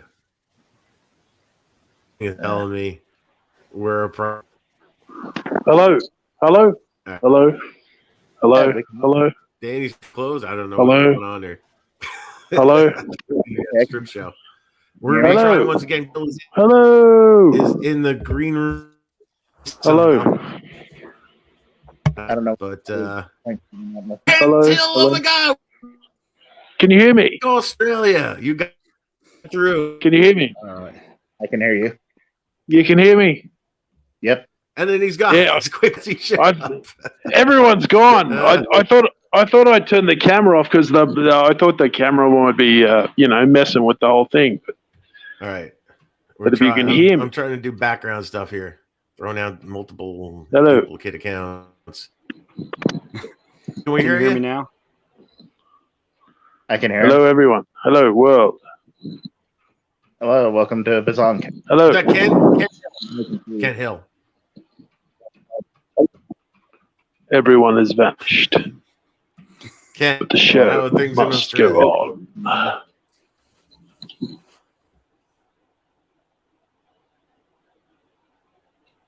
Can you hear me? Kent Hill, are you flying your audio in via? Am I really left alone on Bizzong? Well, it might just be a delay. You're on Bizzong. Pardon me. He's copying. Oh shit! I got audio. I got video. I got Kent Hill. I can't hear anyone else. Oh man. Can you guys hear me now or no? Oh, Kent. All right, cool. We were so close. Dan Volpe. I can hear Dan Volpe. I had to plug my other mic in. This is the biggest clusterfuck I've ever been involved in. I would expect nothing less. Hell. Oh, I can hear you. You dream, Dan. I'm glad you can hear me. I'm very happy to be here, as you can tell. Dan Volpe, welcome to Bizzong. Finally, I don't know what's going on with Ken Hill. He's out again, but we got you now. We got your audio. Dan Volpe, a very recent guest to Bizzong, part of the new breed from the godless times of Bizzong. So, Dan Volpe, welcome to the show. Of course, you had your moment. We talked about, and this is through The Quiet Place. I'm going to point the pen over there. From The Quiet Place, I learned about Billy Silver, and they were all going about it. So, of course, I had to go pick it up. I was blown away by it myself, and I'm like, I better get Volpe on too, like, because more people need to know about this book. And had a wonderful conversation with you. And since having that connection, we've since like done signings and shit together. So it's been a trajectory we've had here just from you being a guest on Bizzong. Yeah, it's been a great experience. And The Quiet Place was the first podcast I did, and big shout out to Regina Watts, who really set that up, and obviously Jeremy and everybody else on that show. It was a great time. And through that, I got linked up with you, and I got to do an interview with you on Bizzong, and I remember we did it from the basement, which is where I'm currently sitting, and it looks like that's where you are as well. So yeah, it was a great time doing that interview with you, and I had a blast doing it. You obviously have a lot more energy than me, but you had enough for both of us, so I appreciated it. It's been cool. And like, really, I mean, since we spoke, we'll use the word blown up, right? So because Talia came out, the sort of follow up to Billy Silver, and then you get signed with D&T, and you've got a few more books out that have had at least as good a reception as Billy Silver, if not more so, really, and specifically Talia. So since we last spoke on Bizzong, the ride for you must have been pretty incredible. I mean, including a Splatterpunk Award nomination. Yeah, it's been a great time. 2021 was an awesome year for me. I met a lot of great people. This indie horror scene has been nothing but receptive. There's so many good authors out there now. I feel like the scene is just blowing up, and it's just been such a good time. And like you said, Talia, that book has been doing very well for me, and it was fun to write, and I've been getting a lot of good reception for it. So I definitely appreciate all the support that everyone's been giving me. And Talia, speaking of which, is what would you call it? You can nominate it, Splatterpunk Award 2022. If anybody has read Talia and would like to nominate it, it is qualified for nomination. Yep. Yeah, it's a novella length work, so that would be the category it'd fall under.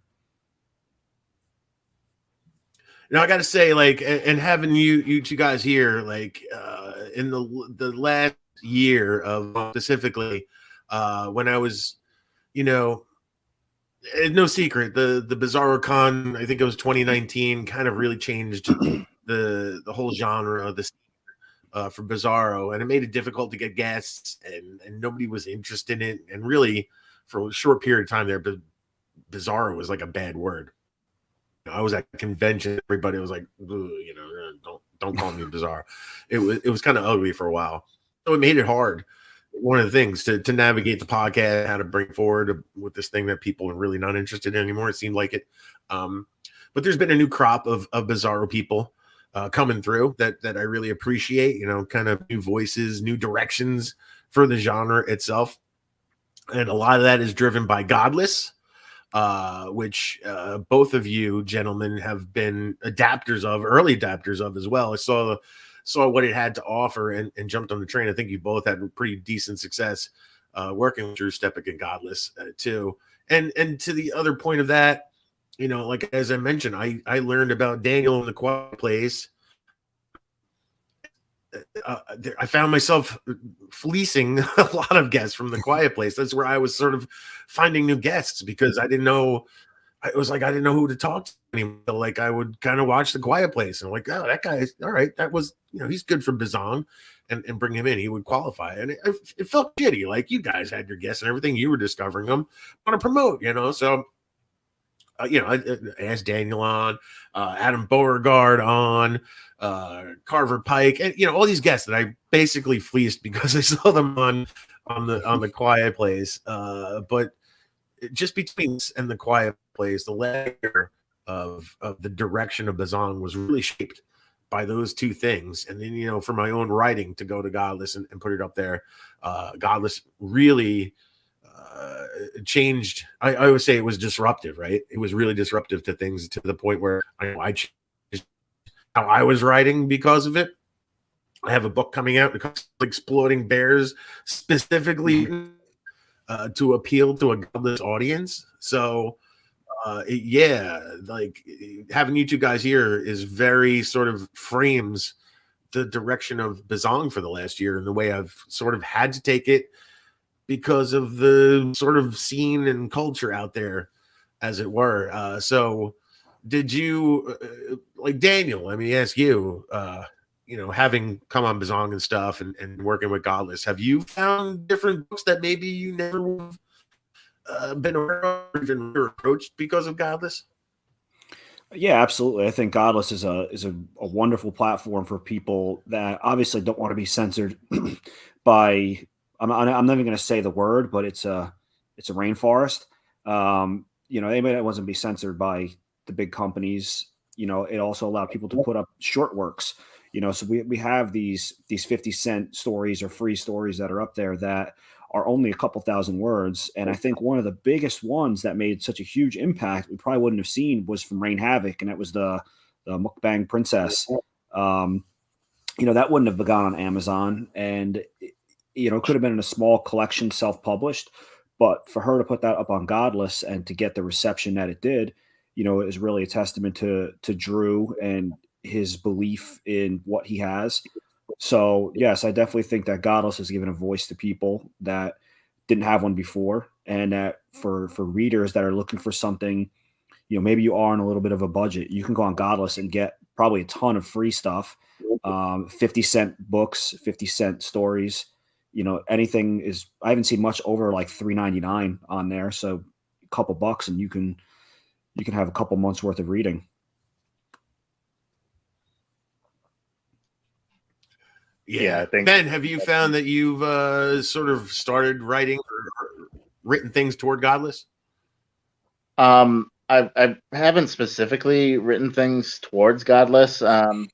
I've definitely the mentality of like if I'm writing a short story for a collection that like, hey, I'll release it on Godless first, and see, how it does, or maybe I will come up with something that I think is probably, a little too spicy for Amazon. So I'll decide to, rather than shop it around anywhere, try to, maybe just put it on Godless instead. And like I have something that I'm hoping to be able to put on Godless in the near future, depending on the decision they make. Like I'll just say it. I applied to put a superhero character I've had in mind for a while. I was actually in a short story in my first collection on the Godless League. So if they do select that character, I'm hoping to start publishing in that. Yeah, that would be a cool thing to hit, because that's been sort of one of those focal points of Godless. I think, the biggest draw, like Daniel said, is a 50-cent sort of pieces. They're shorter than short. They're like short stories, essentially, really, for 50 cents. That I haven't completely written to that. I've written, I put together a short story collection specifically for Godless. I took down my original short story collection, re-edited it, rebranded it, put it up on Godless, made more on Godless in a month than it ever did sitting on Amazon. it works. I can't stress it enough. Where I see that works, and I'm selling stuff 79, 89 cents. And with Exploding Bears, I'm trying the model of the business model of putting it up on Godless for I think it's 2 weeks or something like that, at 89 cents. And then after that, it goes up on KDP, Amazon exclusive at the regular $2.99 price. And I'm doing that as in lieu of doing a pre-sale on Amazon. I'm doing simply a pre-sale at a really cheap price through Godless. It's going to get all that Godless promotion with Christine and Marion, of course. And then after 2 weeks, it'll go over to Amazon, come down off of Godless, and take it from there. I think that's been a successful model. I think a couple of your books through D&T, Daniel, have gone that route. Yeah, pretty much everything. My first 3 self-published books were up on Godless for a little while, and then I took them down to go back to KDP, and the same thing with my D&T releases. So like A Gift of Death was up there for quite a while, and then I spoke with Dawn from D&T. We ended up taking that down and putting it to KDP to work some promotional things. And right now, my new book, Left to You, is still up on Godless.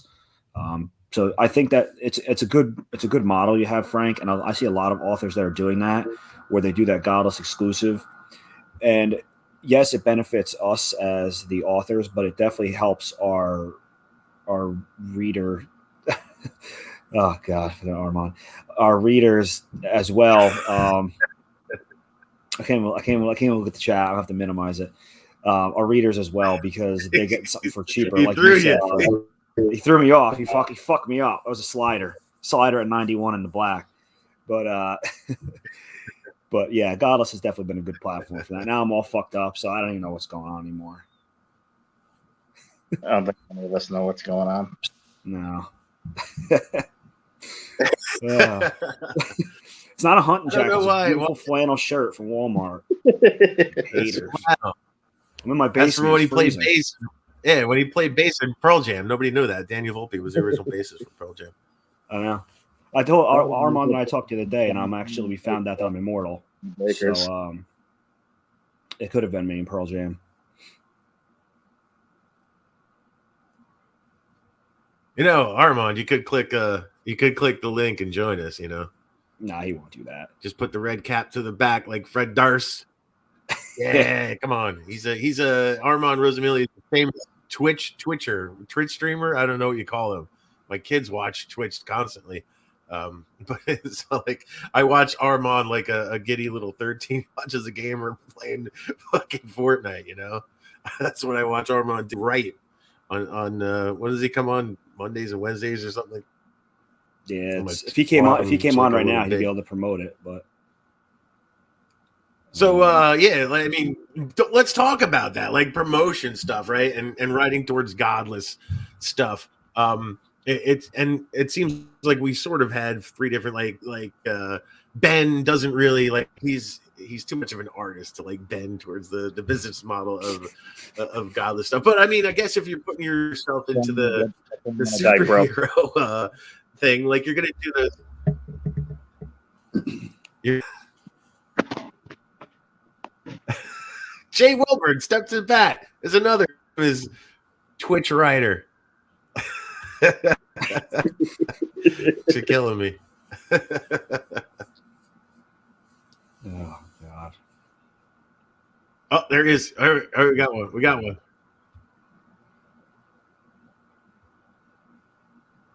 Ken Hill's trying to get in again, but he already looks screwed up sitting there in the green room, so I'm throwing him out. There he is. It'll take 5 hours, but we'll get Armand Rosamilli on the air here in 1 second. I see him. I see him in all his glory. Yeah, I can see him too. It's as exciting as watching. I wasn't going to come on because I'm fucking lagging here. This is terrible. We know, Frank. Terrible. You have 1993 internet. It's because his kids are watching crap upstairs. That's why. Tell them to knock it off. Turn it off. Yeah. It's because those animals are watching Ken Hill crap upstairs. Can't get John, man. They'll let anyone on this thing. Yeah, why do you think they let me on? I know. Exactly. I wasn't going to come on, but Okay, we're not hearing Armand.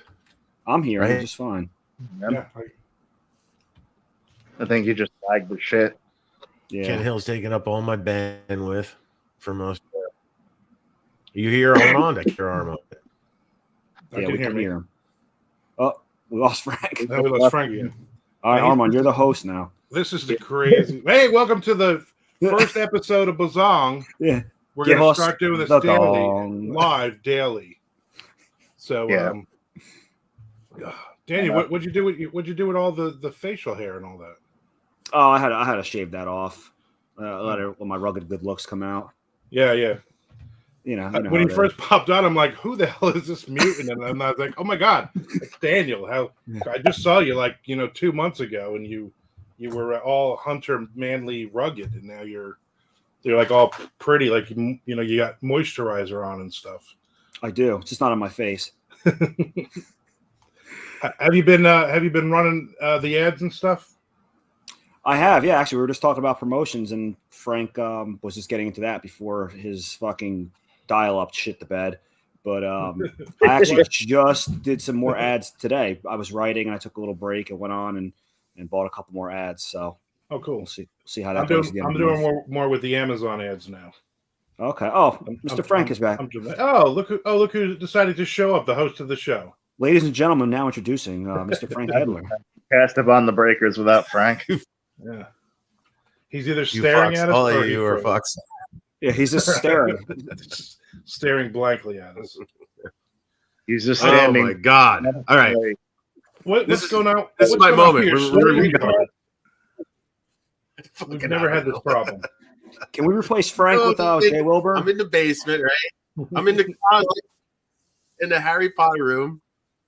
Where's Wilbur? Ken Hill is trying to get it. It's just, well, oh god. You have anyway. Armand.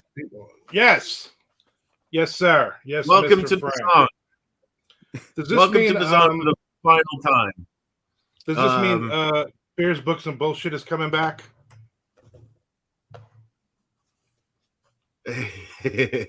Maybe, I don't know. That was one of my favorite shows. Who can say? That might have been one of my first ever interviews. Was on that. Wow. Yeah. I mean, Armand is definitely old school. It's like, and through podcasting, like I've become very good friends with Armand, and most recently, very good friends with Dan Volpe. So, and Ben, I'm sure we would have hung out if you didn't live in Idaho or wherever you are over there in the world.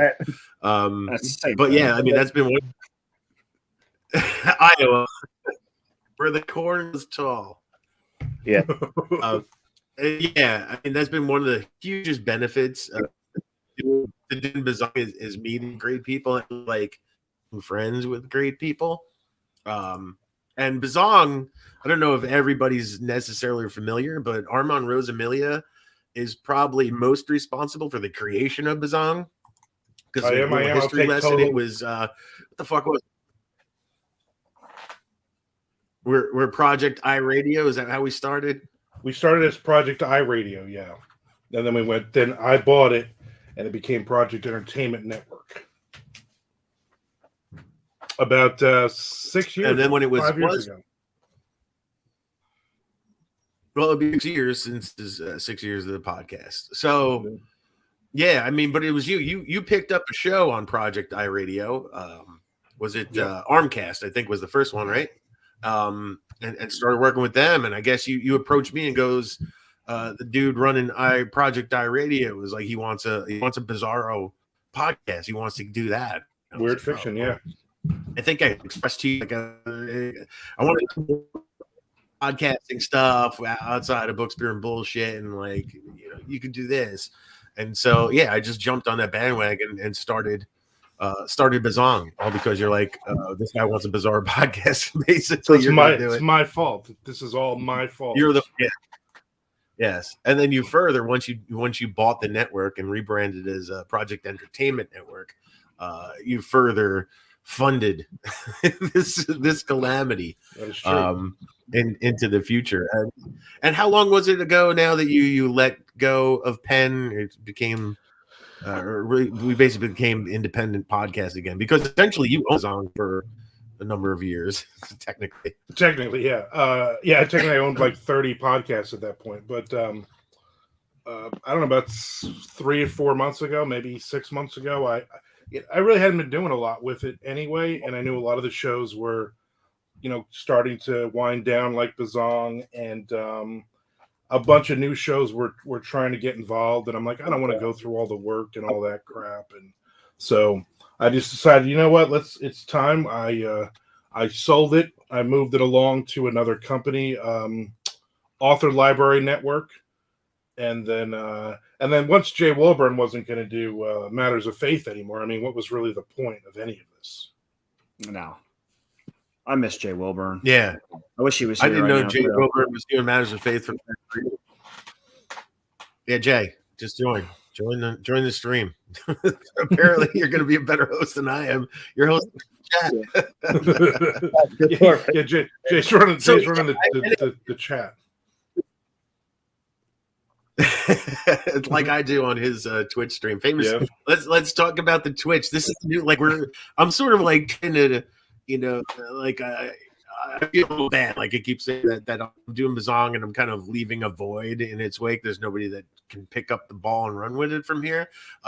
So it's like, what are the new ways to get people to promote, or maybe different directions? And one of them is the thing that you've been doing recently, and inspired by Jay Wilburn, is Twitch. So the Twitch stream, tell me about being a famous Twitch streamer. It's fun. It's great. It really it forces you to put your ass in the chair every day and write. It forces you to you be creative, even when you don't want to be. Even when I'd rather be laying on the couch watching a documentary that Mr. Frank recommended for me to watch. So it's cool. I write brand new short stories that I'll eventually sell. I write catch up on some projects. I wrote for NaNoWriMo for the whole month. I was doing my stim, and I wrote a book that way. So I like it, and I like the interaction. I like when I'm in a bad mood, when I'm not feeling well, I jump on there, and then you guys are all posting all kinds of weird fish heads and snake heads and all kinds of fun things like that, and a lot of questions. Every now and then some new person comes in, and then you all act like assholes, and then that person rushes out and never comes back. So it's pretty good. It's such an unusual, like when Jay did it, I was like, well, that's weird, like I was gonna sit there and watch somebody write, and then I checked it out a little bit. I'm like, yeah, it's legitimately just Jay sitting there, and like we're watching a guy write. And sometimes he's talking out, and he's just writing, and he's here tick tick tick tick. And then you said you were going to jump into it, but like one of the things you say is like, I love Jay's Twitch stream. I think I want to get into this because I sit there, I put it on, and while he's writing, I'm writing. And it became like writing fuel for you to do. Like, and like I love when he writes on the same day, because I'll write, like if I write at 1:00, I'm done by like 2:15, and at 3:15 Jay comes on for like 2 hours. And as he's writing, I have it very low. So I'm listening to Jay on one computer, like, babbling on and on and on. And then I'm on the other computer, actually my writing computer, and I'm actually writing, that same time. And my thing is, I'm going to write until Jay's done writing. So it's cool. I get tons of words those couple days a week. That's why I keep saying to Jay, write more days. That's right. You're watching a guy write and make money, punk. Yeah, and that's the fun part too. I mean, it's you can make money doing it. More people that jump in and pay for a Twitch Prime, which is free for the person, but I get money off of it, and then so it's I don't know, it's just fun. It's a cool thing to do. I wish more writers were jumping in. I wish more writers were doing it. You ever get people who come in and say shit like, "This is boring. Play Minecraft." No, those people will be blocked. And if you come in there and do that, I will block you. Just Monday. Just say, I'll send your ass back to Iowa or Idaho or wherever. I'm already in Iowa. Go watch the porn girl, Azarte. And now, so when you know that though, and you're sitting there writing. Oh, I'm stepping on people. But when you're sitting there writing and you're having people talk, I know it's like I'm not writing. Like when I'm watching you, I'm legit at work and I'm just kind of throwing the phone on the side while I'm working and just I'm throwing in my bullshit and trying to really throw you off and just have fun. So I'm not doing the work, right? But you're still getting work done and you're able to take a break. So it just seems like bonus for you. But has it improved your writing that way? I think it has definitely taught me that I was so worried about the distractions, because I'm constantly looking at my left, looking at the other monitor, just to see if anybody's making comments or who's in and who's out, whatever. And it really helps me to really to look at that and still be able to write, still be able to concentrate. Nice, still be able to stay in the story. And I have days where I'm writing. In an hour, I'm writing 2,000 words and I'm finishing a short story. And then I'll have days where I write 600 words, but we start talking about, New York metal and the last time we all saw Anthrax or something. And that's the cool part is I'm hanging out with you guys in the middle of the day, 3 days a week. And I'm pulling books that I'm reading off the shelves and we're getting deep into the weeds on a lot of stuff, which is cool. And a lot of people are working during the day like that. It's 1 o'clock in the afternoon, Monday, Wednesday, Friday. So a lot of people are at work. And so I understand when people are just popping in and out for a little bit. And that's cool. As long as you jump in and say hi and use your Twitch Prime account, use it for me and not Jay Wilburn, because that guy's got more money than all of us. Then I think we're good. Jay Moneybags Wilburn. J-Coin. I like to collect J-Coin. And as far as growing the channel goes, I know the people like on you and stuff. We talk to, we know them, but I want the people that when I click on who's watching, it's the people not necessarily joining in the conversation. Is that where your audience is growing? These people you're really not sure who they are. Yeah, I mean, I have, I think 68, 69 people that are following me right now, and maybe eight people are in the feed talking on a regular day. So there's a big chunk of the audience that's not like this, the other way. Ow. But so that's it's I guess it's frustrating because I want everybody to jump in and talk, but then I've been on feeds where I've been on feeds where there's hundreds and hundreds of people talking at once, and it's just it's like streaming. You can't even see the comments. It's so ridiculously crazy. And every now and then, the host will point out something, And so I don't want it to be like that, but I do like the interaction. I do like when you guys are talking and I'll look over 5 minutes later and you guys are all, sharing weird, emotes or something. I like that when you guys start talking amongst yourselves and busting each other's balls. Yeah.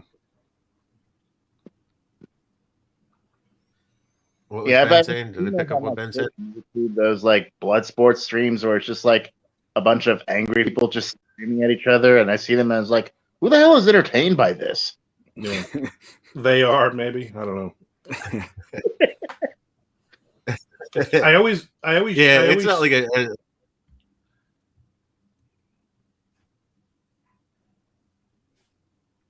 You go, girl. Jay. Man, Jay's just lightening up that chat right now.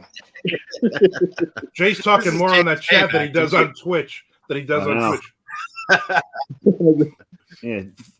gonna be on.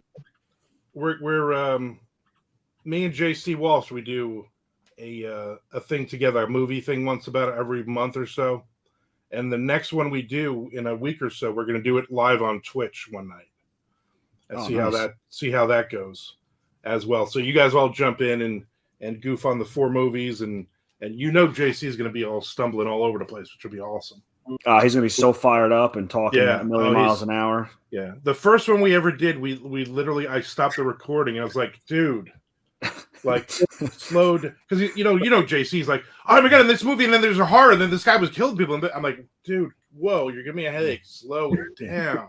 Enunciate. Yeah. I love the guy, but he gets excited on things.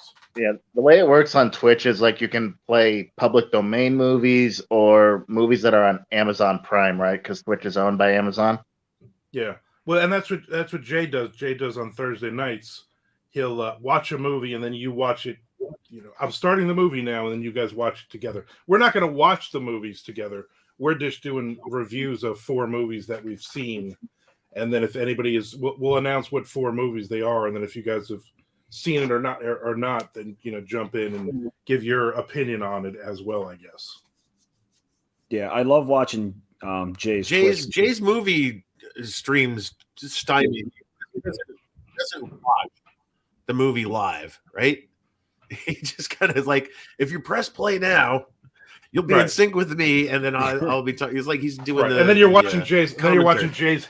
You're watching Jay's head nodding along, and then every now and then he's talking about the movie. Yeah, there's nothing like some good Jay Wilburn mouth noises while he's watching it. Yeah. But I mean, it must work because he keeps doing them, right? You would think. I mean, we're talking about Jay Wilburn, right? Yeah. He gets too comfortable though. Like a couple times, he's taking his socks off and he's like clipping his toenails during the movie and stuff. And I think that's kind of weird. Yeah. That's got to get the donos rolling in. Yep.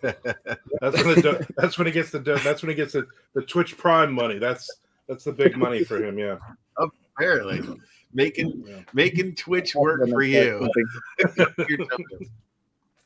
Because you got to do something better than Fortnite. So what are you gonna do now, Frank? What are you gonna do now? You're gonna do podcasting. You're gonna jump into something else. Well, you know, it's funny. I was thinking of using this StreamYard platform, but it's not going very well tonight. Don't do that.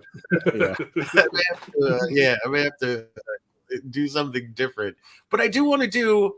All right, here's what's in my mind. Right, the thing that's one of the things that's made me want to stop doing this podcast is just the week after week and getting guests. And sure, I could do a couple episodes in a weekend or whatever, but it's just kind of, even that's been a lot of work.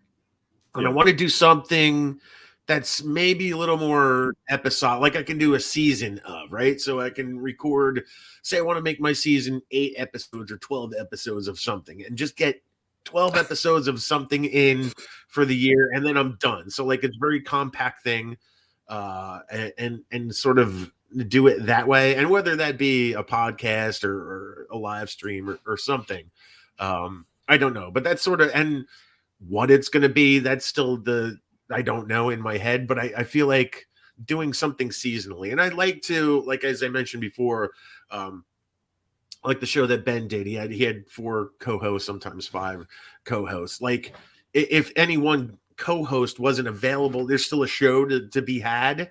Like it doesn't suffer from any one person dropping out. So Bizzong is reliant on me and a guest. And sometimes I've been able to do the show solo, but largely that's what it is. And if I'm not into it, there ain't no Bizzong, right? So I don't necessarily want that to be the case either. So that's sort of what I'm headed for. And I don't know, I don't have any specific idea.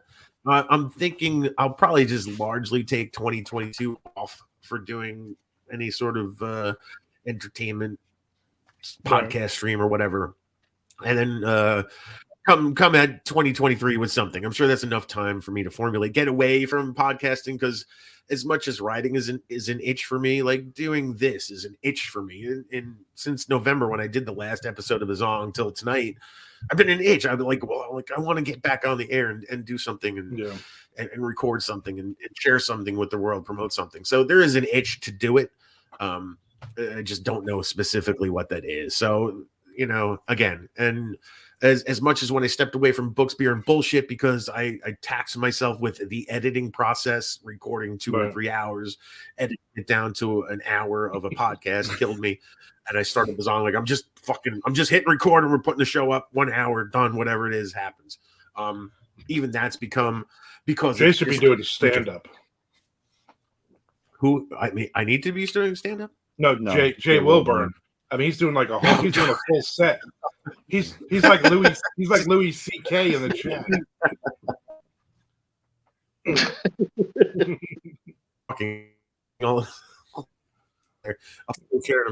Yeah, that's what I want to do. Like something a little more episodic, a little more seasonally based.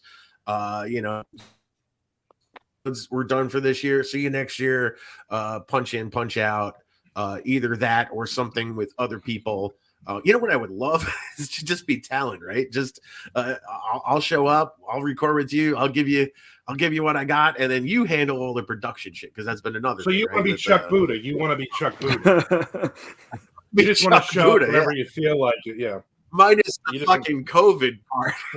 Chuck Buddha. Yeah. I asked to join the stream tonight. He's like, I'm all fucking COVID up, motherfucker. In fact, Monday when I record, yeah. Monday when I record, we're doing our first roundtable, and Jay Wilburn will be my co-host when we record next week.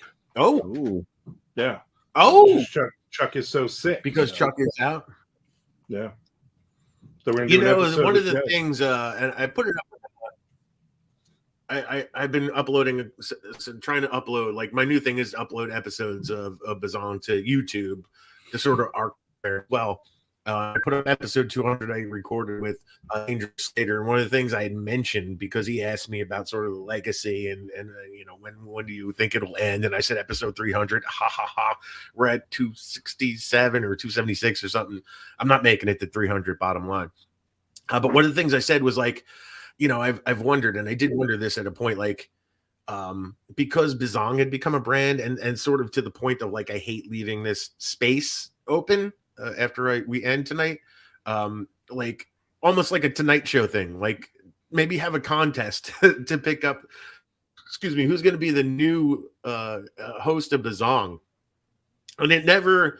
There's no one person that clicked to me. Like there was it's got to be fucking David Letterman, right? He's got to be heir to the throne. There's nobody like out there, I guess, essentially doing a similar show, whereas like she is the logical person to pick up the torch and keep going. But I thought it would be cool to like, and maybe I'll put it out there to you three, like who do you think should be the David Letterman? I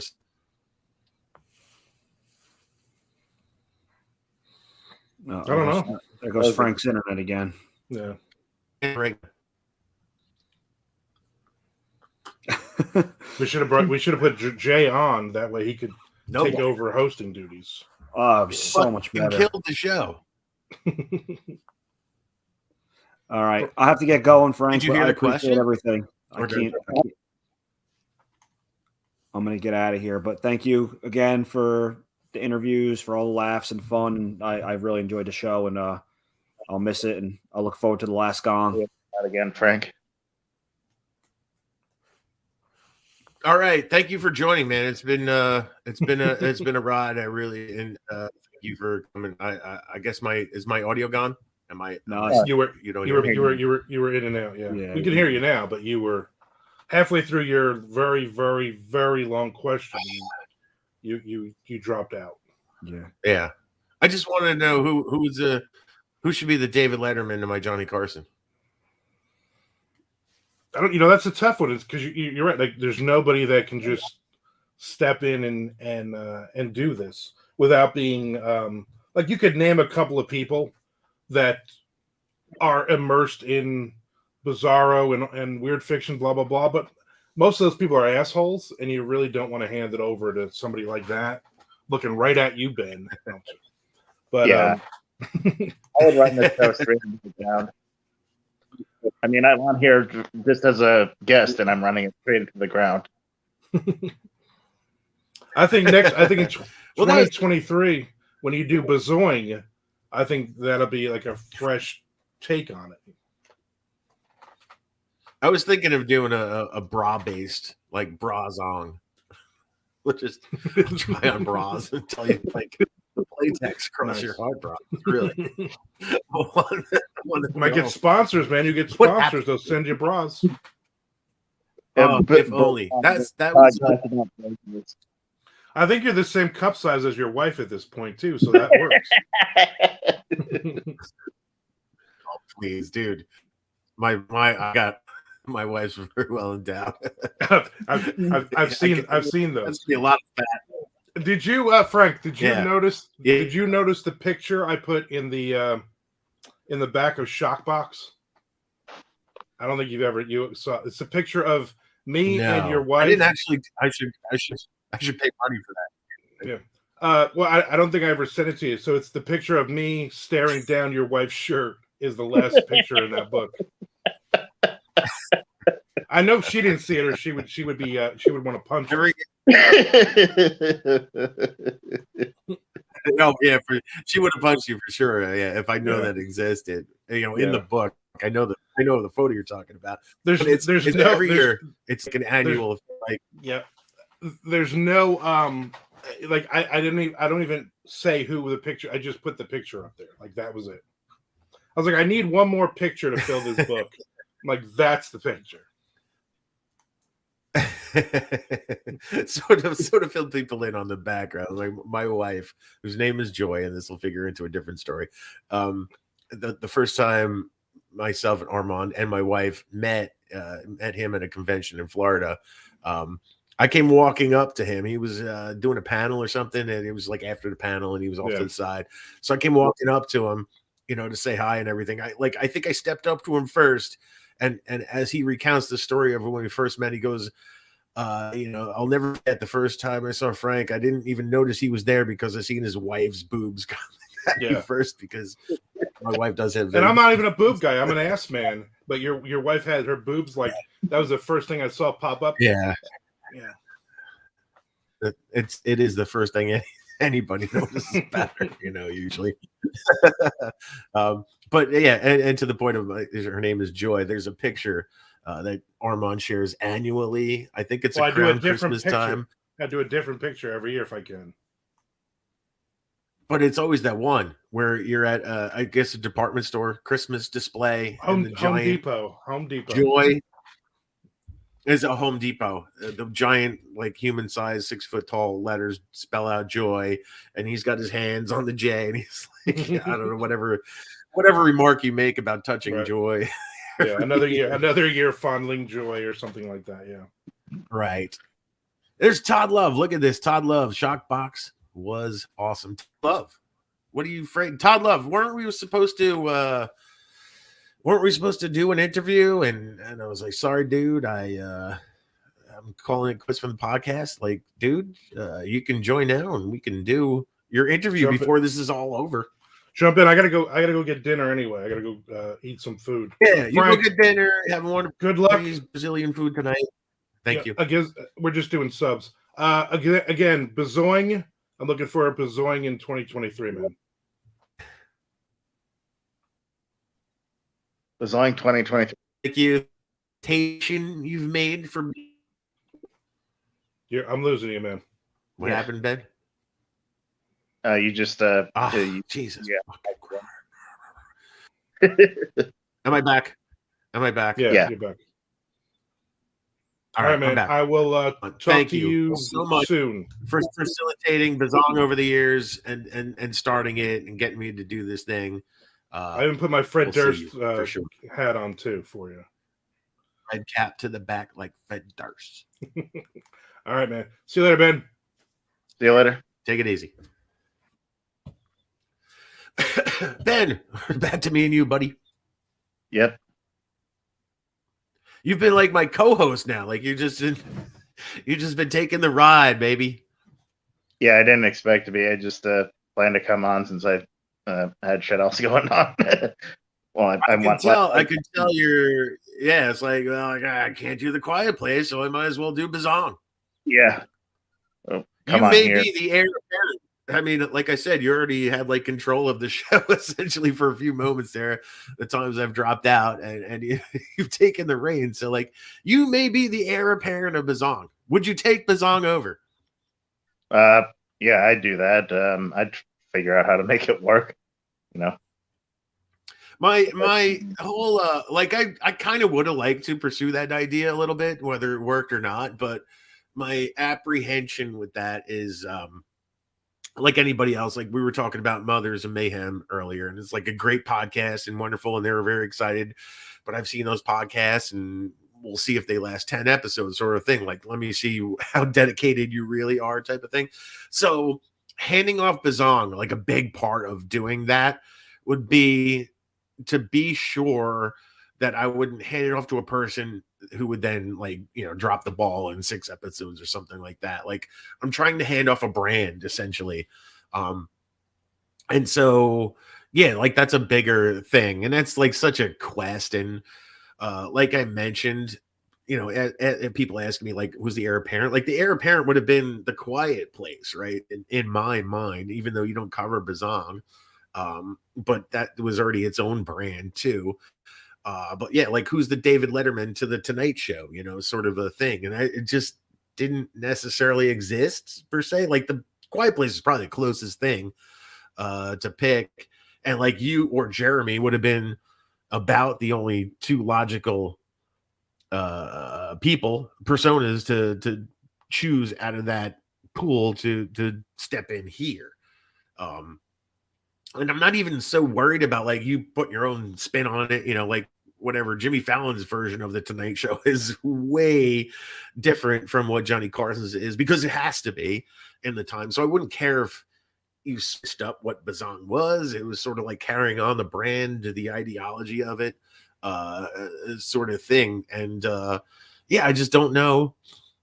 I don't know. In the end, when I decided to just end it, it's like, does Bizzong have to go on? Is sort of my thing. And then, like, I think in the end, I'm like, Bizzong is just, I think it's just done. Like, that's my thing. Like, people say it's gonna suck that you have to end it and I'm gonna miss it and all that stuff. But on the same token, while I didn't do a show for 2 months, nobody stepped up and goes, God, this sucks in a Bizzongless world and everything. Like, I think tomorrow, you know, like, really nobody's it's sad that we're, you know, experiencing the last episode now, but like tomorrow just wake up and go, you know, there's a bazillion other fucking podcasts to listen to. We'll be okay. So Yeah. I don't know, what are your feelings? Like, I wouldn't be totally opposed to trying to carry it on, but in a lot of ways I feel like you are Bizzong, that, you know, it's very much you know, Bizzong equals Mr. Frank. And like if I or Jeremy or anybody else tried to come on and host it, we'd be getting a bunch of angry comments. Who the fuck is this loser? Get Mr. Frank back. Fuck you. Who the fuck are you? Go away. Bring back Mr. Frank. Yeah. There were times where I thought, like, during the run of the show, like when I knew like I wouldn't have gas for a couple of weeks or something like that, like going like, hey, you know people, you want to do an interview and pop it in and to sort of like pre-mix it up like that, like sort of prepare people for different host of Bizzongs. And you know, that happened with the Carson show. Like what was his name? Joan Rivers would do, or of course Jay Leno would do stints like guest hosting for a week because Carson just wanted a vacation or whatever. But yeah, ultimately, like, you know, all those things are something like work. And so like beyond like just doing the shows and recording the shows, you know, I was out of it. But I always did feel the pressure to get, like, I knew if there was one thing and I knew worked and grew audiences, it was putting out a show week after week after week after week and not breaking up that kind of Monday morning when the show went up, like stupider. Like I think I posted them at like 5 a.m. in the morning, Eastern Standard Time. So they were like Monday morning, Bizzong. So however you're listening to podcasts, if you were subscribing to Bizzong, my hope was that you wake up and the thing that you could listen to Monday morning, the beginning of the week, would be Bizzong. That was like how I hoped to grow the show. And I mean, the show grew. That's the thing. If there's one thing that's like blown me away, is like how many people ultimately wound up listening. Like I mentioned earlier, it averaged like 1,500 listens, unique listens a month, whatever that translated to per episode. Like I said, it's like 300, between 300 and 400 episodes, listens a show. It's still, to me, like for a Bizarro sort of based, weird, wacky fiction based podcast, that to me is blown away. Because I mean, one of the things I've learned in podcasting is you don't get a lot of engagement from your audience, so it's hard to tell who your audience really is. You know, I get those little 300 people listening. If I get 3 people feedback on any episode, it's a lot, you know. So sort of quantifying who's listening to Bizzong, like I've never been able to specifically say here are the 350 people listening every week. Can't tell you that, but I know that they're there and they're hitting play. And over the 6 years, the data that you get back on the listens and specifically how long they listen and stuff has gotten better. But yeah, it's just weird to me to quantify who's been listening. And the same, like Christine Morgan said, like, I just saw it tonight. It was the last show. Like, I've been announcing this shit for 2 months. It's another frustration. Like, every time I put up a post about the last episode coming up, the Final Gong tonight, somebody was surprised. And it's like, God, you know, I did podcast episodes about it. So those who listen to Bizzong didn't listen to those shows where I made those announcements, and put up Twitter posts and Facebook posts, Instagram posts. Like, yeah, that was another problem because I really wasn't getting like I wasn't really seeing like Bizzong on my timelines until I saw you put up that graphic that said the Final Gong, January 8th. And it was just like, you did live streams on Facebook, and usually like when one of my friends or a page that I like streams on Facebook, it'll give me a notification. I didn't get a notification. You were streaming. Yeah. And Fucking that was algorithm. like, the algorithm, especially with Facebook groups and like the Bizzong Facebook group. Like, I know if I put up a post there, it was such a small like engagement, like to see probably sometimes less than 10 people noticing a post.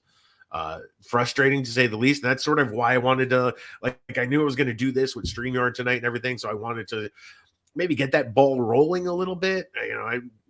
Once a month, because I think I announced it in September. So September, maybe I announced October. I go October, November, December. Try to do one stream each month. I didn't do December. Again, my heart's just not in it anymore. That's like why we're going away, because I think that's the underlying theme of the whole the whole why we're stopping tonight is just I think specifically Bizzong, right? Is yeah, my heart's not in it. What drove me to do it for 6 years is not driving me any longer. And it's not, again, like I still want to, as much as I like to write, I like to come and promote and entertain. I just, my heart is not in it for this specific thing of Bizzong. Yes, it would have been nice to hand it off to somebody and let them pick up Bizzong, but like to now, while I'm talking about it now, it's like, to what end? They're gonna pick up what I'm picking up, because I think there's as much as I'm not into it, like I don't think there's a lot of people into it now. Like there is. I fucking hate to do this, but I'm gonna fucking do it because it's the last episode, so fuck it, right? Like nobody cares about Bizzaro anymore. And I hate to say that because it's not really true, right? It really is not true. Nobody likes. This is so fucking frustrating. The BizarroCon 2019 thing, like, soured what Bizzaro was up until that point. I think people would have a hard time denying, right? I really think at the bottom of my heart. I think what Bizzaro was up to 2019. It kind of soured it from both sides because on one end, like the people who thought, what happened was really egregious, of course, were alienated.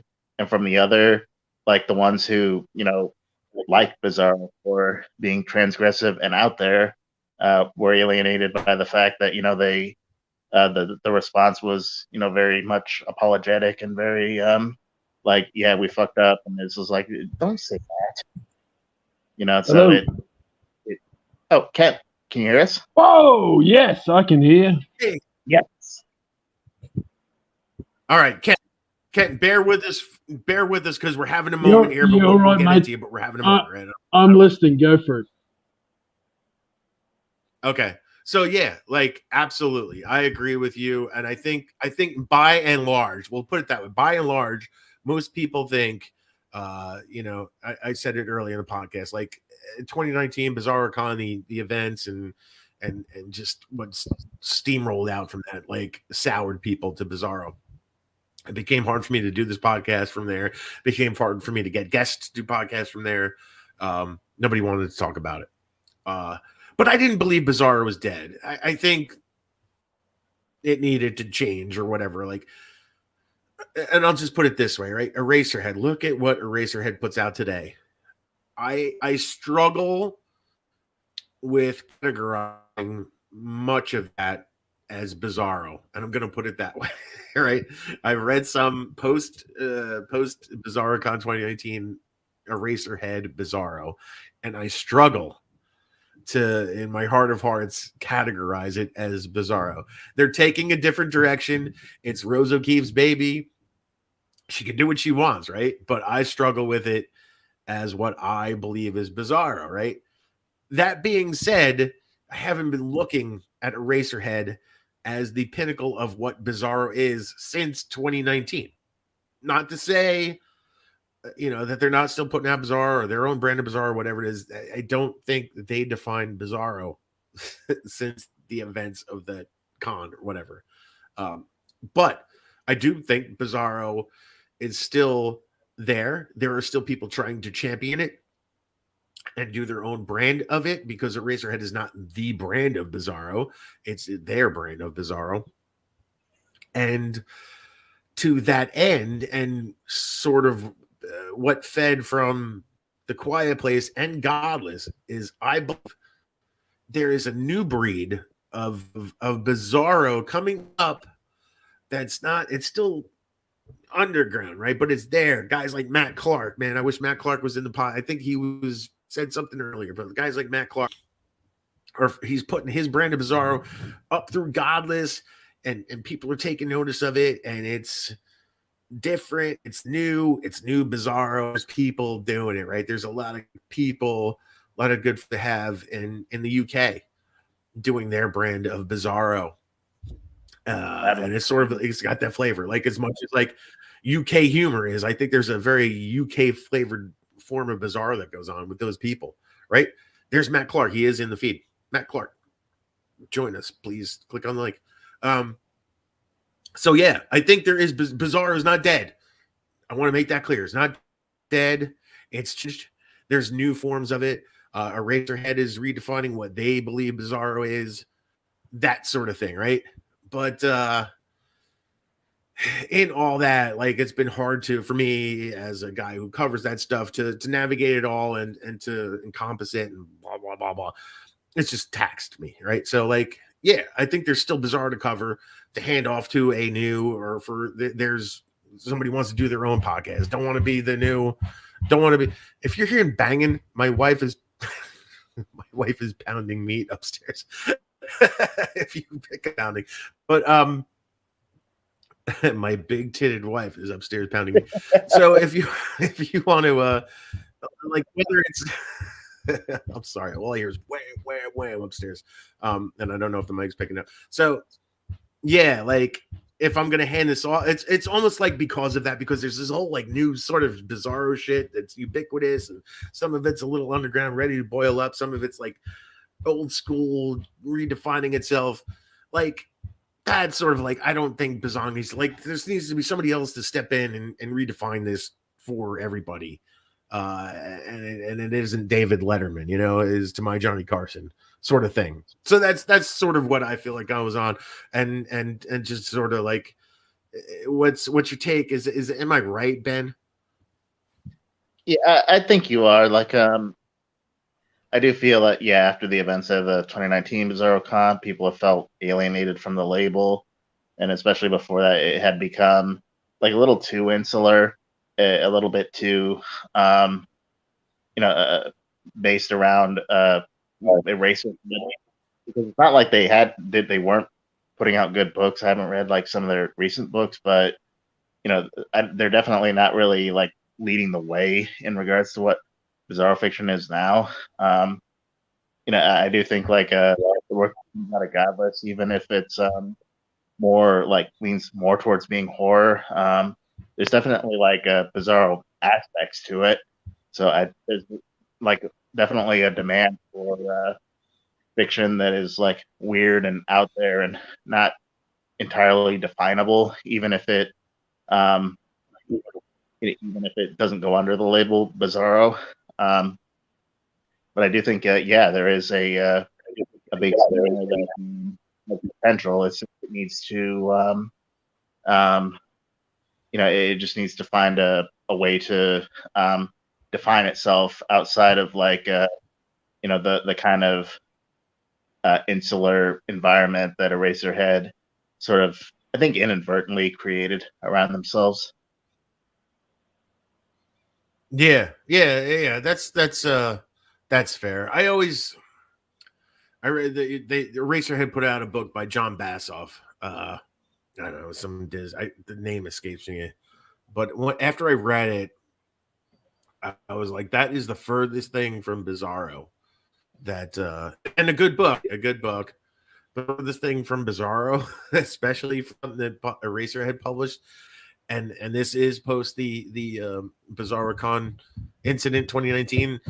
I was like what's going on? And like I said, I think everything Eraser has put out post 2019 has been like just not what I believe has been classically Eraserhead, classically Bizarro. But so obviously they're taking a different direction, and that's fine. It's fine, but not what I think about when I think about Bizarro. And it's hard for me to categorize it as such. But I think there's still enough people who really dig. I keep talking about Matt Clark because it's like Matt Clark is studying. Like he's new breed. Like he just put out a couple of really good Bizarro books on Godless. He's like, I'm Bizarro, and he's doing it on Godless, and a thing I believe in and everything. And continuing on, but then he's like posting, like he's reading, like he's studying the classics, and I'm fucking reading all these old Carlton Mellick books and shit. So he's like, he's learning his history, and he's doing it his way and everything. And that's sort of like I see like these new Bizarro people like doing their twists on the classics and see as like Bizarro into the coming years. But like, who can say? And here nor there, because Kent Hill finally has a very good connection out of the land down under. Kent, yes, a very early guest of ours. And I'm so glad you could join us here tonight. I know you left me a phone message, which we haven't played yet. That's all right. But I'm so glad you are able to join us here. Finally, we got a good connection. I know we've struggled. I've struggled with this whole fucking podcast. And on top of that, you're trying to fly in from Qantas into the U.S. But you're finally here now. You look very stable. I can hear you very well. Kent Hill, welcome to Bizzong. Mr. Frank, it's been a while, mate. It has been a while. And we were talking earlier. You let me know you left a message and everything, but you had to write some screenplays. And you shared with me, like, you've had successes. Like, when we first talked, right? Smut Peddlers from Outer Space, I believe is the name. And and then you started writing some books, which were like, you're trying, like, these are books that are, books that are movies sort of thing. And for you to tell me today that you're now writing screenplays for movies that are getting made, it seems a natural trajectory, but it's been a while. So tell me, from your book writing days till now, you're writing screenplays. What's going on, baby? Well, yeah. So, a lot's happened since that, since those early interviews. And of course, writing books was always a step, trying to find a way back in to movies, really, because I'd done the screenplay thing for a while prior to that, like I said in that interview, and the screenplay hadn't been kind, but this was all before social media. So this is back in the days when you had to send stuff away or fax stuff away or mail it away. And you'd be lucky to hear anything back. Of course, social media has changed all this. So the ability to get scripts under doors, so to speak, as you used to have to go around Hollywood and do that sort of thing, has become a whole lot easier with the likes of Facebook and all of social media. So that changed the game completely. And through doing the books and then eventually the straight-to-video books that I did with JEA, and then the third one and fourth one I did myself with KHP, led to talking with more movie people. And then, of course, Podcasting Softly was talking directly with these people. And, at the end of every episode, there was a chance for moi to stick scripts under the door, and it was only going to be a matter of time before somebody bit, and they did. And, now I find myself a screenwriter. So I've come full circle after 20 years.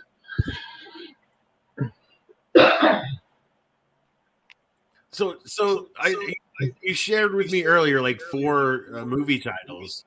Look like horror stuff, but like can you quantify like the success you've had as a screenwriter? Well, it all started end of 2019, and I was doing the interviews with Podcasting Them Softly as I was at the time, and I was always approaching any filmmakers that I interviewed with ideas, pitches, and such. And one such filmmaker who I will forever praise, the guy who gave me my shot as a filmmaker, called Rene Perez. At the time, he'd made around 27 direct-to-market B movies, horror, westerns, fantasy, action, you name it. He's the Robert Rodriguez of Redding, California. And I actually pitched him a completely different film, and he liked the idea, but he said, if you can write a script for me based on something that I give you, we might have something. And from that script, which I impressed him by writing over a weekend, it then extended to we ended up writing 8 other scripts together. And as is the nature of Hollywood, even in the independent circles, not every film that you write gets made. There's still a pecking order, and the producers and the distributors decide which ones make it to the final product. So we were pretty lucky that sort of 4 out of the 8. So we went 50-50. 4 out of the 8 had made it to the screen. Righteous Blood, starring Michael Paré, came out last year. This year there's 3 films. There's Michael Paré again in the Vigilante and the Vampire, a very cool vampire movie. There's The Legend of Whores, which is a horror western. And then Only Fans Allowed, which is a thriller slasher, little bit of conspiracy theory in there. I think it's coming along at the right time because there's a lot of OnlyFans people getting rich off OnlyFans. So it sort of explores the dark side of what OnlyFans has the potential to do. So very exciting stuff. And they should all be out this year. And then I've got a couple of other movies that are in the pipeline too. So I'm really excited to see those as well come about.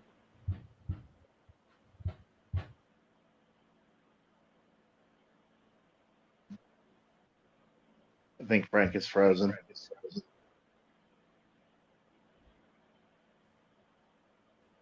We lost you, Frank. So looks like I'm hosting again. So before you got into doing scripts, you were writing books. Frank back. Yeah.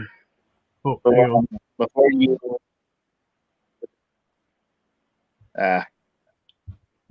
you were writing books before you got into writing scripts. Tell us a little bit about that. Yeah, sure. Yeah, I started off like a lot of authors do, writing stuff and sending it out, and sending it to publishers, agents. I tried Australia, then the UK, and then finally America. And then finally this independent scene, this bizarro scene, which I saw at the time was very explosive and very dynamic. And I read some of it and figured, well, I can do that. That'll be cool. So I wrote a book. I wrote a lot of books actually, and sent them to all the independent publishers that I could get on a list. And the one that broke through was a little story about smut peddling aliens. Who would have thought? And the one that broke through.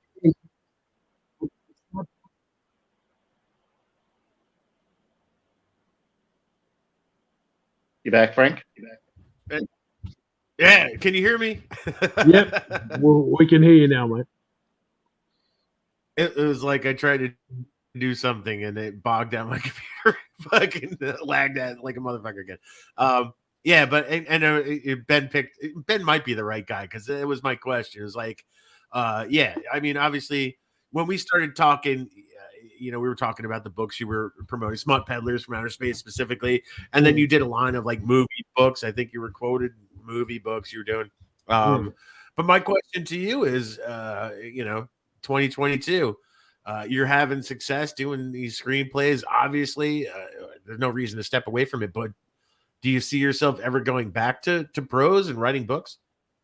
Oh, sure, yeah. KHP, Kevin Candela, my old amigo, and John Brunny, another great author, and Neil Sanzari, another great author coming over from KHP, and we're doing a Bukowski tribute book, which is following up from our Hunter S. Thompson books, The Doctor Is In and Gonzo Rising.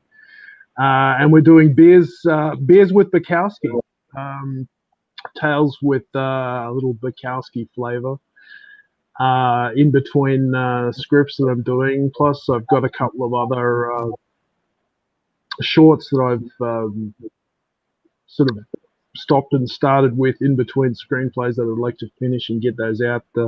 One of those is called Toilet Cop, and what's the other one? Yeah, I've got so many. There's a lot, but hopefully I'll get some of those done and the Bukowski stuff before I get back into the cinema.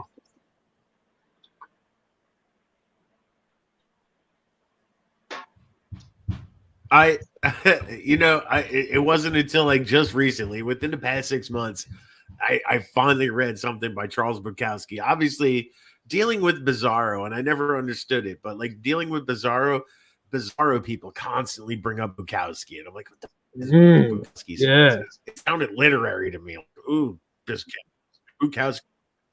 So I finally opened up Ham and Rye and read it, and I'm like, well, this is the first thing from literary. Like, it's not literary. Maybe it is, but it's not like cumbersome to read. He's very accessible as a writer. So, I wondered like what it is. Why Bizarro people gravitate towards Bukowski?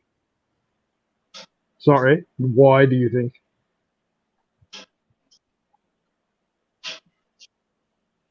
What is it like about Bukowski like that people who write offbeat weird fiction gravitate him for? Oh, okay. Why do they gravitate to Bukowski?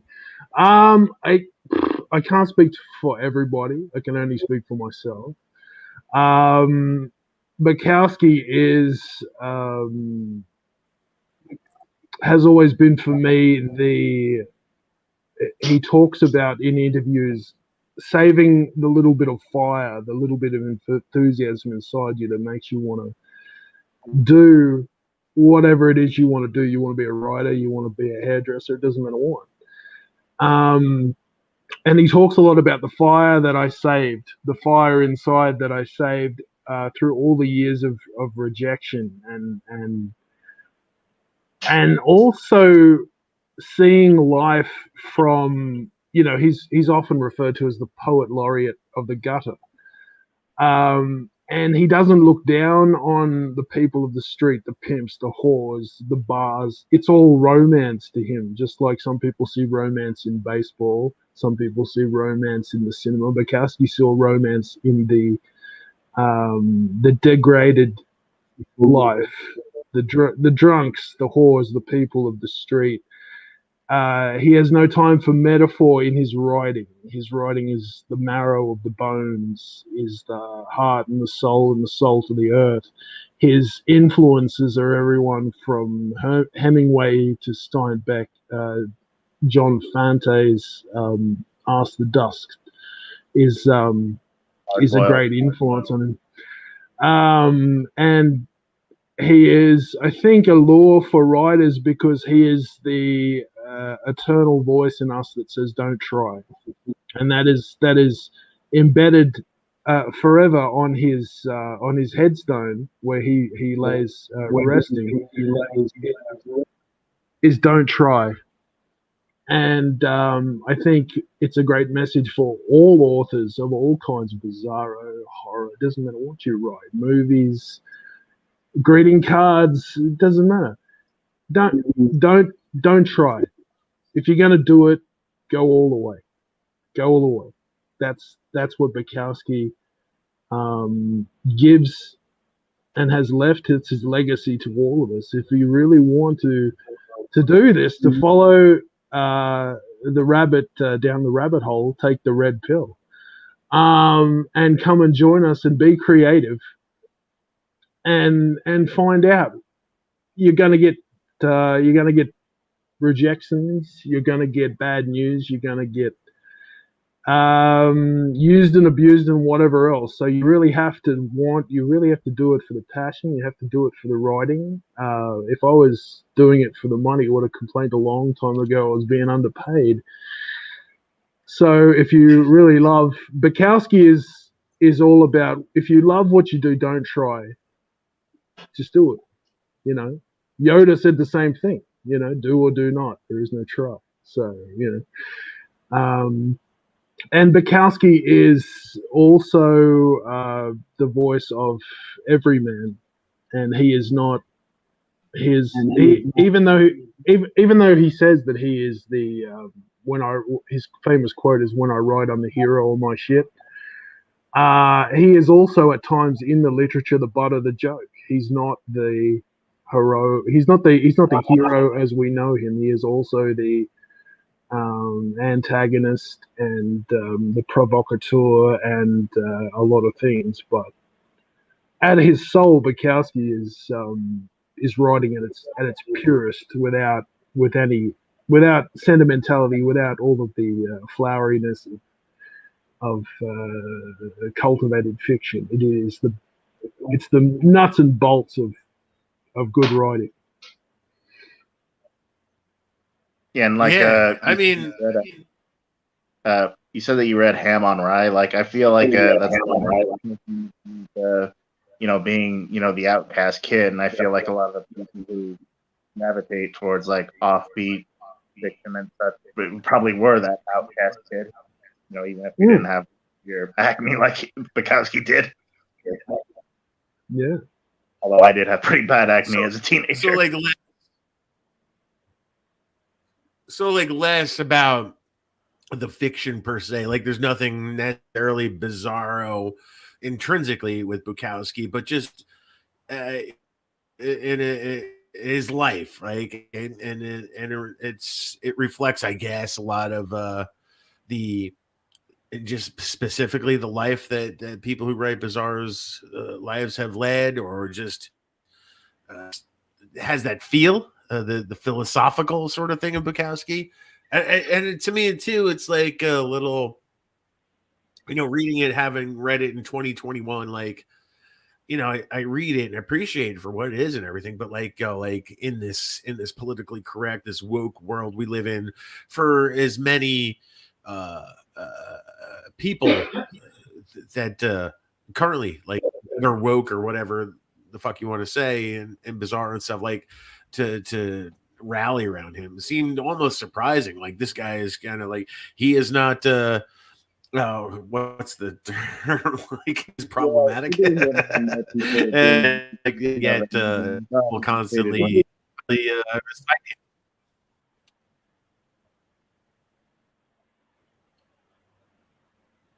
Yeah, you do hear like some. I'm years in, like, I gotta pee. So like, You answer my question, or you belong, and I'm gonna go pee for a second, and I'll be back. So just talk amongst yourselves.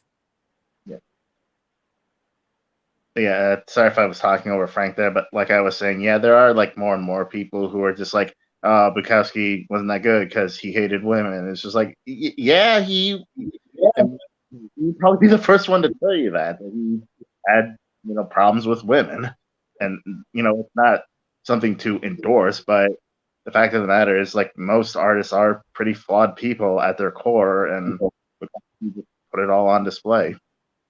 Well, what a lot of people forget about Bukowski, the reason that he dabbled with lots of women, and certainly in the book women, is this is a guy who was a social outcast for most of his life. He was even an outcast.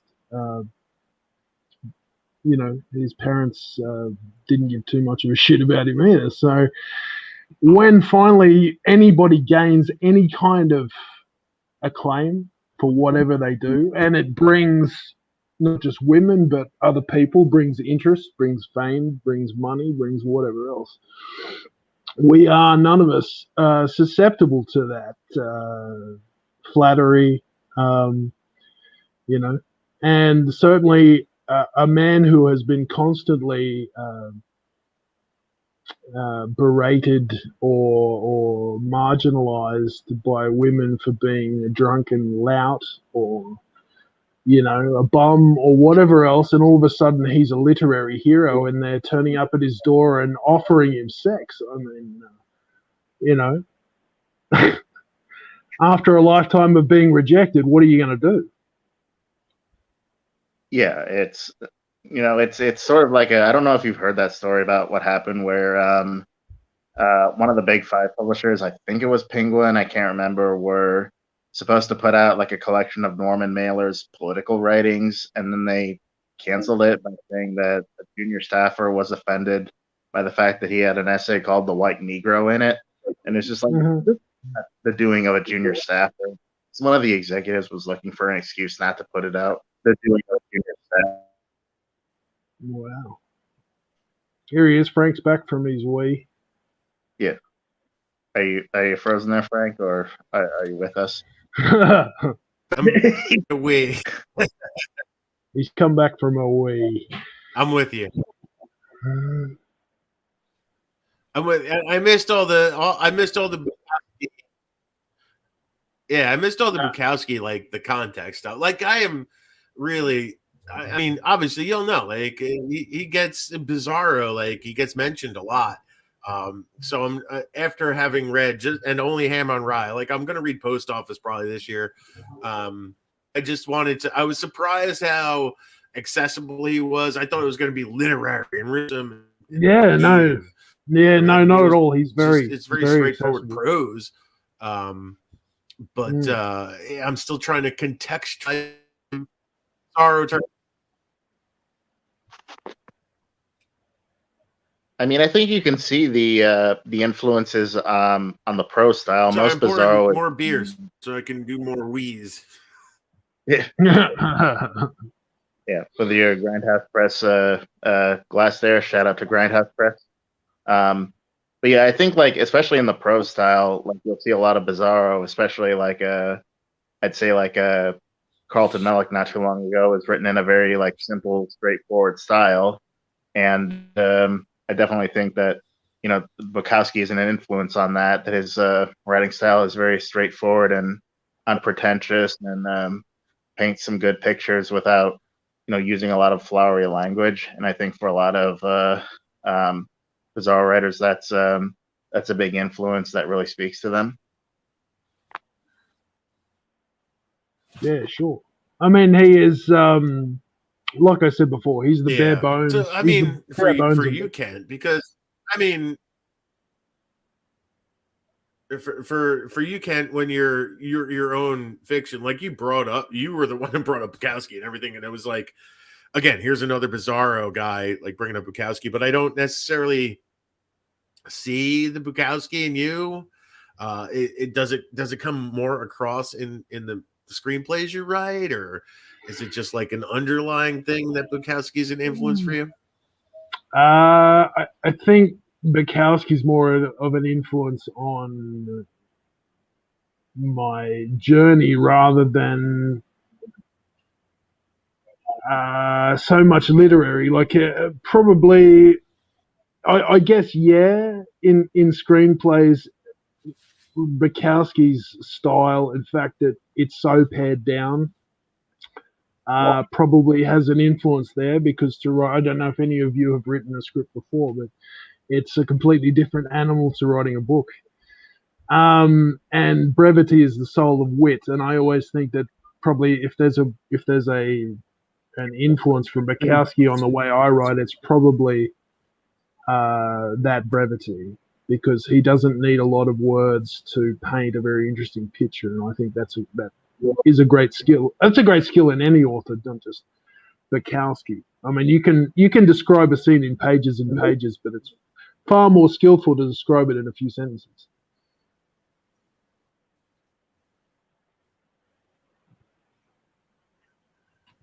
Yeah, brevity. Brevity is a thing. I think that's driven a lot of Bizarro fiction. Like as you know, I think if we look across the gamut of anything that's been considered Bizarro adjacent, it's brevity. Like there are very few like full thick Bizarro novels. Most of them are very thin novella at best efforts. Carlton Mellick, Kevin Donahue, Cameron Pierce, like talking 20,000 to 30,000 words tweets on what has classically been considered Bizarro. And so maybe Bukowski and his brevity is thicker than that. But do you think just this sort of economy of words is part of why that all gets wrapped together? Isn't Bukowski being inspirational to Bizarro?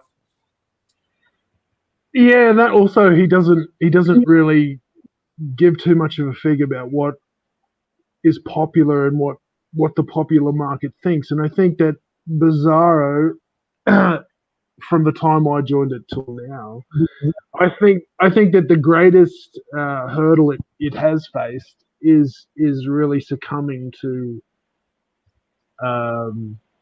popular and political thinking all around it, and therefore trying to homogenize itself to fit.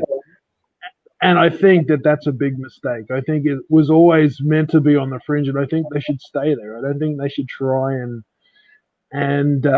be like McDonald's and add salad to the menu, so to speak.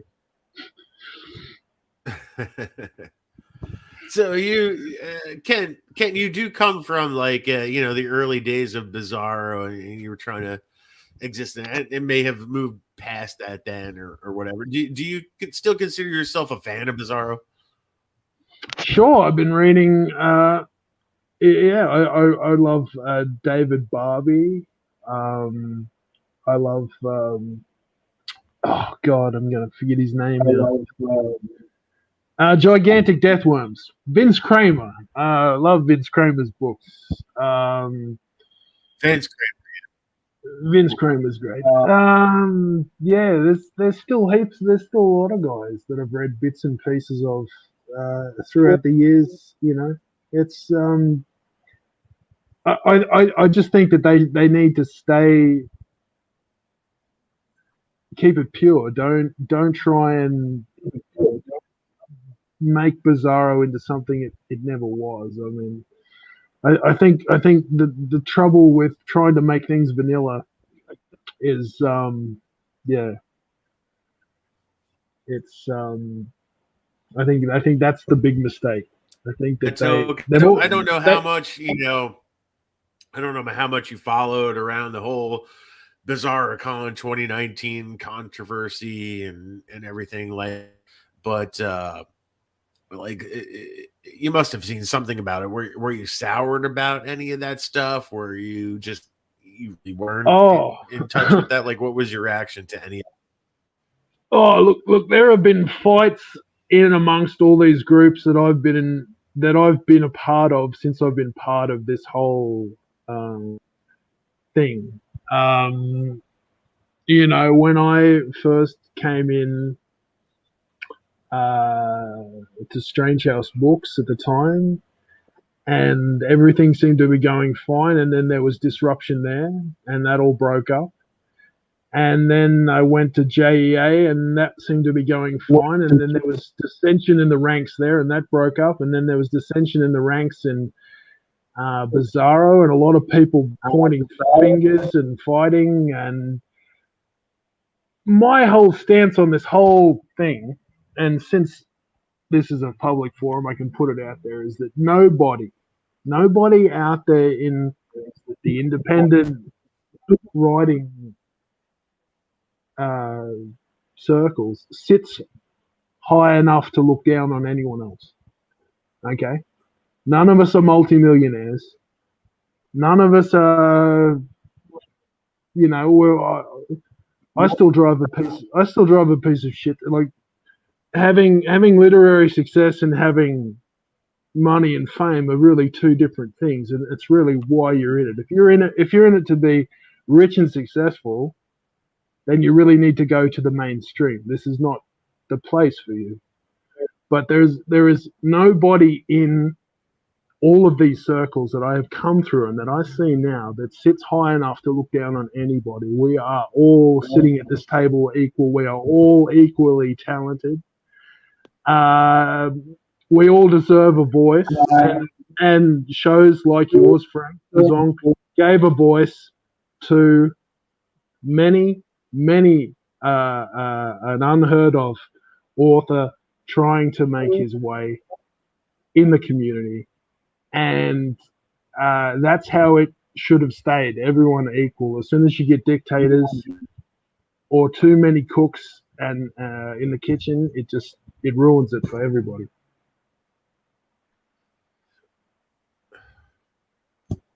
Yeah, I mean, yeah.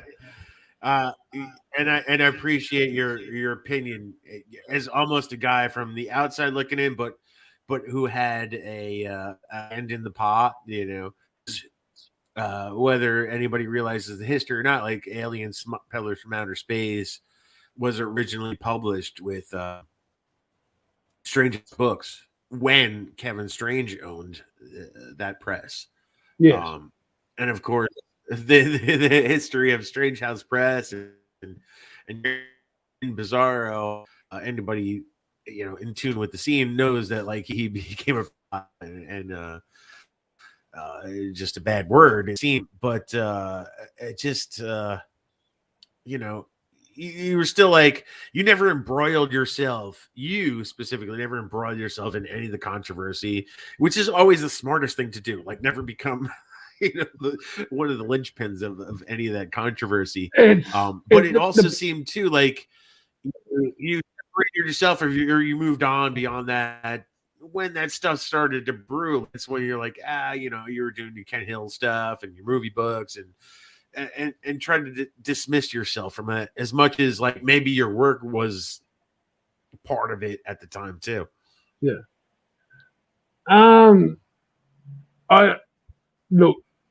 The reason why I stay out of all those types of things, political or otherwise, is because they're a circular argument. They go absolutely nowhere. They go round and round and round and round. Who's right and who's wrong, and who's better and who's worse, and it's pointless. It's pointless. There's better time spent if you want to be a writer of anything. Like I said, greeting cards, movies, books, doesn't matter. Spend your energy on that than fighting about petty shit that really, where does it come from?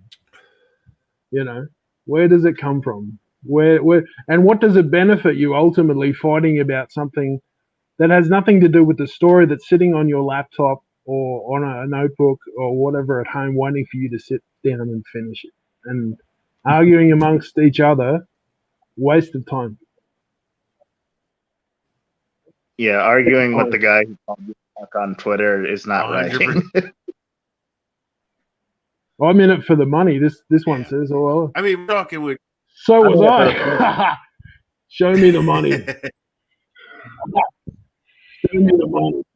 Show me the money. Is there money? Is the screenwriting thing more money? Like I like, why would I even look at books for you? Like, if the screenwriting stuff is working and like making some money, like not Bizarro money. Oh yeah, as Don Noble famously said back when I started, he says, "Welcome to independent publishing, where you stand to make tens and tens of dollars." You stand to make tens and tens of dollars, and I thought that was I'm beautiful. feeling that and hard. it was true. It was true. I'm despite what people might say, I didn't abandon writing books because of better money with screenplays or anything like that. That's not true. Independent cinema, like independent publishing, is still independent, and all of that big money that you hear about in Variety and all of those publications, that's not indie publishing, that's not indie filmmaking, and the money is again, money is not the reason that I do any of this. I do this because I love it. I've always loved it. I'll go on doing it. If I had to work for the rest of my life, like Bukowski said once, if I had to work the rest of my life in the post office, but still had the time to be creative, I would do it because that's what I love to do. If it was only about cash per script or cash per book,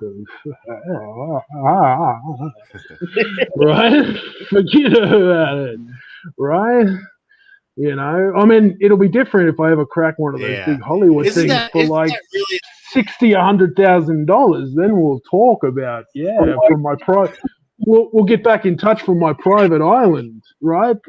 But that hasn't happened yet, Frank. Yeah, the thing is, like, if you want to make That money, hasn't happened yet, Frank. go to the Pelican Romance website and see what they have open. Or just write like erotica and put it up on Amazon. Right. Isn't that like sort of one of the themes of tonight for sure? But just like the trajectory of Bizzong is like, as much as we talk what success is, none of us are ever categorizing success in tens of thousands of dollars.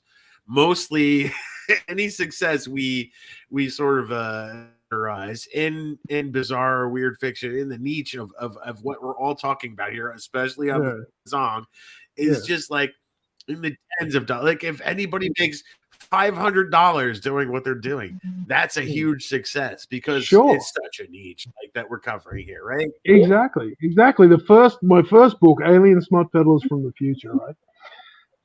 And I wasn't on Facebook at the time, and Kevin Strange, who was on earlier, says, you got to go on Facebook because we're an independent publisher and we can't afford to do a lot of advertising. You need to get out and promote yourself. You need to sell your book. So the book comes out in October, and the good thing a lot of people forget is with a first book, and you got a lot of friends, right? That's how you make your first book a success, because you push it on all your friends. You go, hey, remember me? I wrote a book. Have you bought it? No. You should buy it. And Kevin Strange started sending me messages like, what's going on there? You've sold like so many paperbacks. Are you buying these yourself? Yeah. All right, I've still got the message. He goes, are you buying these yourself? I said, no, I'm not buying them myself. Why would I buy 48 copies of my own book, except if I was a complete utter narcissist and lie on the bed naked and smear them all over myself like Indecent Proposal. Diving into them like... No. Yeah, it makes an interesting picture. Probably it's better than the story, probably. But no, unfortunately, I didn't buy all the books myself. I pushed it on friends. I pushed it on everybody. I went out and did exactly what they told me to do, and go out and promote the shit out of yourself. and you know, apparently I was told later that I had sold more. I found out that Kevin was a little bit salty because I'd sold more books than him in a month than he had in a year or something like that. So, but so you know, that's where it comes. If you really want to be successful at this independent thing, you really have to do a lot of pushing yourself and a lot of promotion yourself. And there are so many avenues. Sadly, Bizzong is no longer going to be one of those, but there are still many, and you can generate them yourself. I mean, there's no excuse anymore. The internet has provided everybody with a soapbox, so get up there and promote thyself. Yeah, I mean, before COVID hit, since I also do poetry, I would go to open mics around town and sell my books there as well. Yeah, sure. Why not? Yeah, I mean, we all got to do the hustle. Like, obviously, like nobody said like the key to success is getting like there's only one small little piece of the pie because Bizzong only allows you so much access to so many people to promote your stuff. It's a pretty good thing, and part of what I've loved about a byproduct of doing the show is the people who have come to me after shows like, you son of a buy another book, and I bought that, and like they're bitching to me I gotta buy all these books because they're excited about the books, and then we got to buy the fucking books that we're talking about on Bizzong. That's been like a happy a byproduct of what Bizzong is. I've gotten those like time after time consistently over these past 6 years. Are the listeners that I do hear back from saying, "You son of a bitch! I have to another book. I have to buy another thing into the TBR pot, everything," and like myself included. Like, obviously, I'm talking to all these people, and being Mr. Frank, and everybody obviously wants to hand me their books. I get it. I'm the right as much as everybody I'm talking to is there, and they want to hand me the free books, and especially I'm sure have Mr. Frank read my fucking book. But I always make it clear, like, you can give me your fucking book. It doesn't mean I'm going to read it tomorrow, next week, and maybe in the next year. I'll try to get to it if I can. And I have tried, but I mean, still, I have the books I've been handed to by the people I've interviewed over the years. I still haven't gotten to. It's just nature of the beast. As much as I would love to read all of them and give you my feedback, but yeah, like, you can't depend on Bizzong too, like as your single source thing of promotion. Like, when I started this podcast, maybe in the back of my mind, like, I never wanted to directly use Bizzong as a platform promoting myself, right? I'm the 800-pound gorilla in the room. I'm writing as much as anybody else, right? But I never wanted to like be Bizzong by Mr. Frank, and check out my book. Death Gets a Book. Like, I never wanted to be that guy. Like, I just wanted to promote people as much as I promote myself. It made like a byproduct of that is I'm out there every day, and it just becomes known that I write too, and maybe you'll take interest just in me, selling yourself as much as I'm selling other people. Exactly.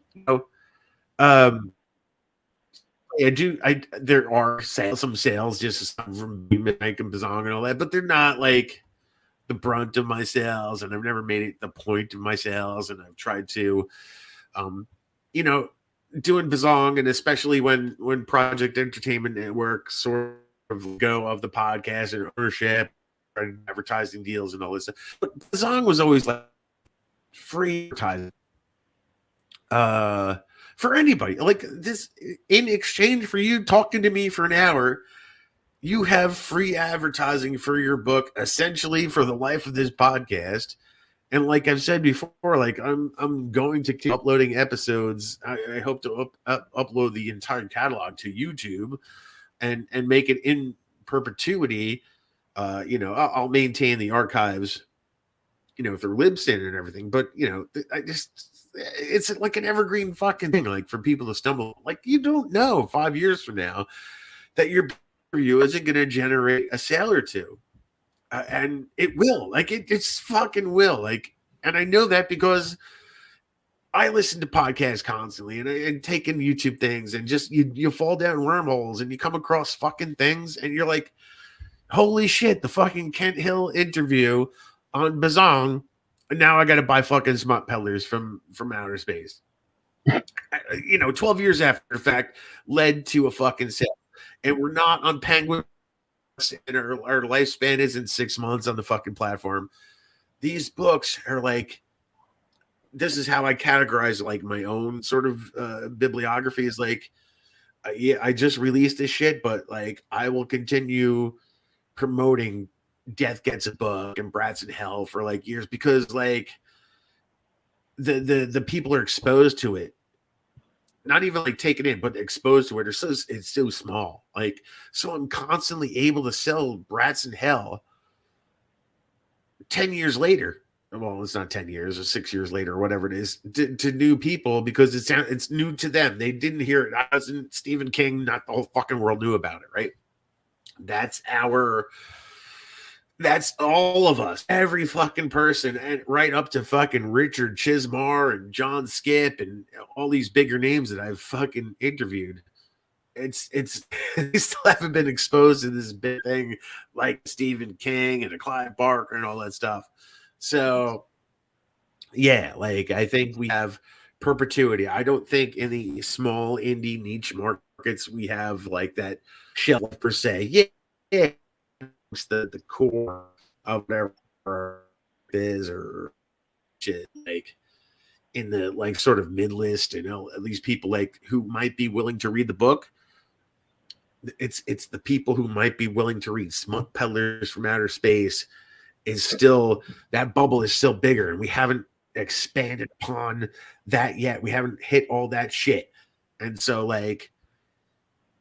You and I can't have had that interview, and we've done that stuff and in that small bubble of Bizzong on podcasts and stuff. And now I'm gonna like upload it to YouTube this year. That because it's your platform, it could still expand. It's like never fucking ending, bro. And so it's evergreen marketing, and that's what all of fucking indie people need to be doing.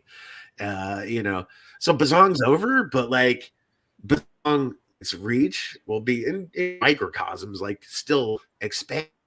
Like, but you need to like not just Bizzong. You need, like, to your point, you need to be figuring out all these little fucking promotional things all over the place. Get on TikTok, get on fucking Twitch. Armand Reels Amelia, Jay Wilburn's out still fucking tearing me apart in the chat. He's doing that stuff. Twitch, it's like the new, like the Final Frontier. It's Star Trek, the new frontier, and it's just all it is Armand Rosamilia and Jay Wilburn out there like exploring that frontier. We're missing it, and it's all opportunity. So yeah, the song ends tonight, and it sucks, and it's a great fucking platform. Maybe a void gets left behind, but there's so much more. I think bigger opportunity. I'm talking about like TikTok, man. TikTok that's a new frontier. That's how I'm feeling. That's how I'm feeling tonight. And maybe like Kent Hill goes on. He's not even fucking talking about books no more. I love fucking writing movies. Be like these fucking find out Smut Peddlers now.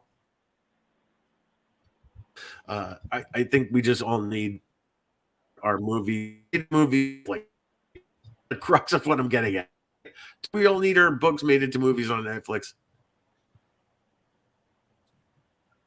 Yeah. Why not?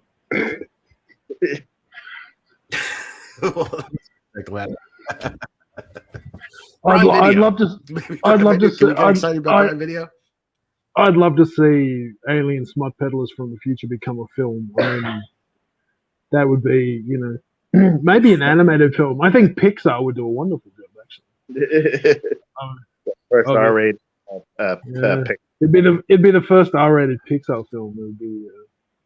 I think it'd be top shelf. It'd be a hoot, especially all the shit jokes.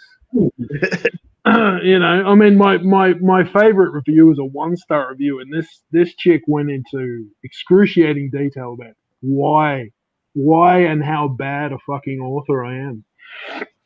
And she said, "This is just," and it's a great line. She says, "This is so," I forget how many pages of a sustained fart joke that that I can't believe this adolescent was able to, he may be the Mozart of stupid adolescent jokes.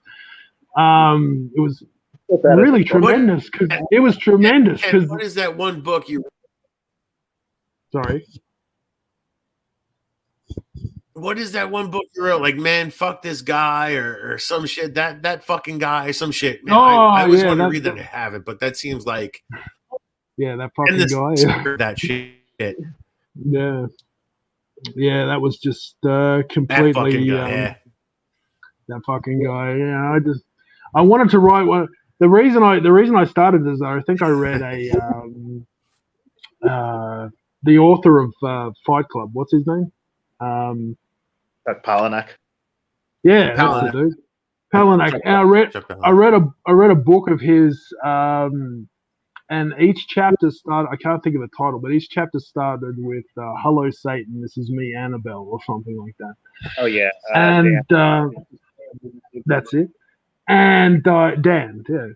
And I just like the way that started. So one day that fucking guy, what is he doing now? And so each chapter started with, that fucking guy, what's he doing now? He's, yeah. So, yeah. But I mean, I always saw Bizarro as a place to try stuff. I think that moving forward, I think if it has to grow, and it probably needs to grow, it should not be growing, like I say, in trying to fit into any. And it probably, I think it at its strength. At its strength, Bizarro has always been good when it's unpredictable and it's not quantifiable, and I think it needs to go back that way instead of the way it's trying to dance that fine line between what's acceptable and what's unacceptable. But then again, the whole world's struggling with this right now, so it's hard to know which way. But I really think that at its best, it's unpredictable, and I think that the writers need to just go away from convention. I mean, I think some of the best Bizarro defies convention and defies literary classification, which I thought was the whole point of it starting anyway, was to defy literary classification. This isn't just a Western; it's a vampire horror romantic comedy set in the future. With a heist in it. That to me, that's what Bizarro's strength has always been, is being unpredictable. It's a science fiction love affair caper movie set in the future.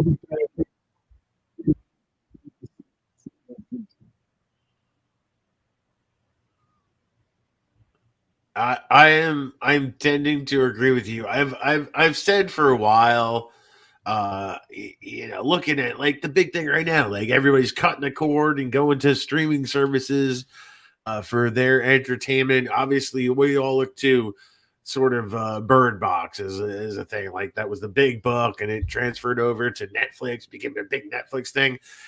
But we see it all over Prime Video, Shudder, Netflix. They're all clamoring for content, and where are they bringing their content in from? They're bringing them in from, and it's like some unique, like Bizarro, I think, and weird, odd, quirky shit is so prime for production companies trying to break into the streaming market. Kent is the stuff that you have like available for streaming? Like how like you know you have out there like available to us? Sorry.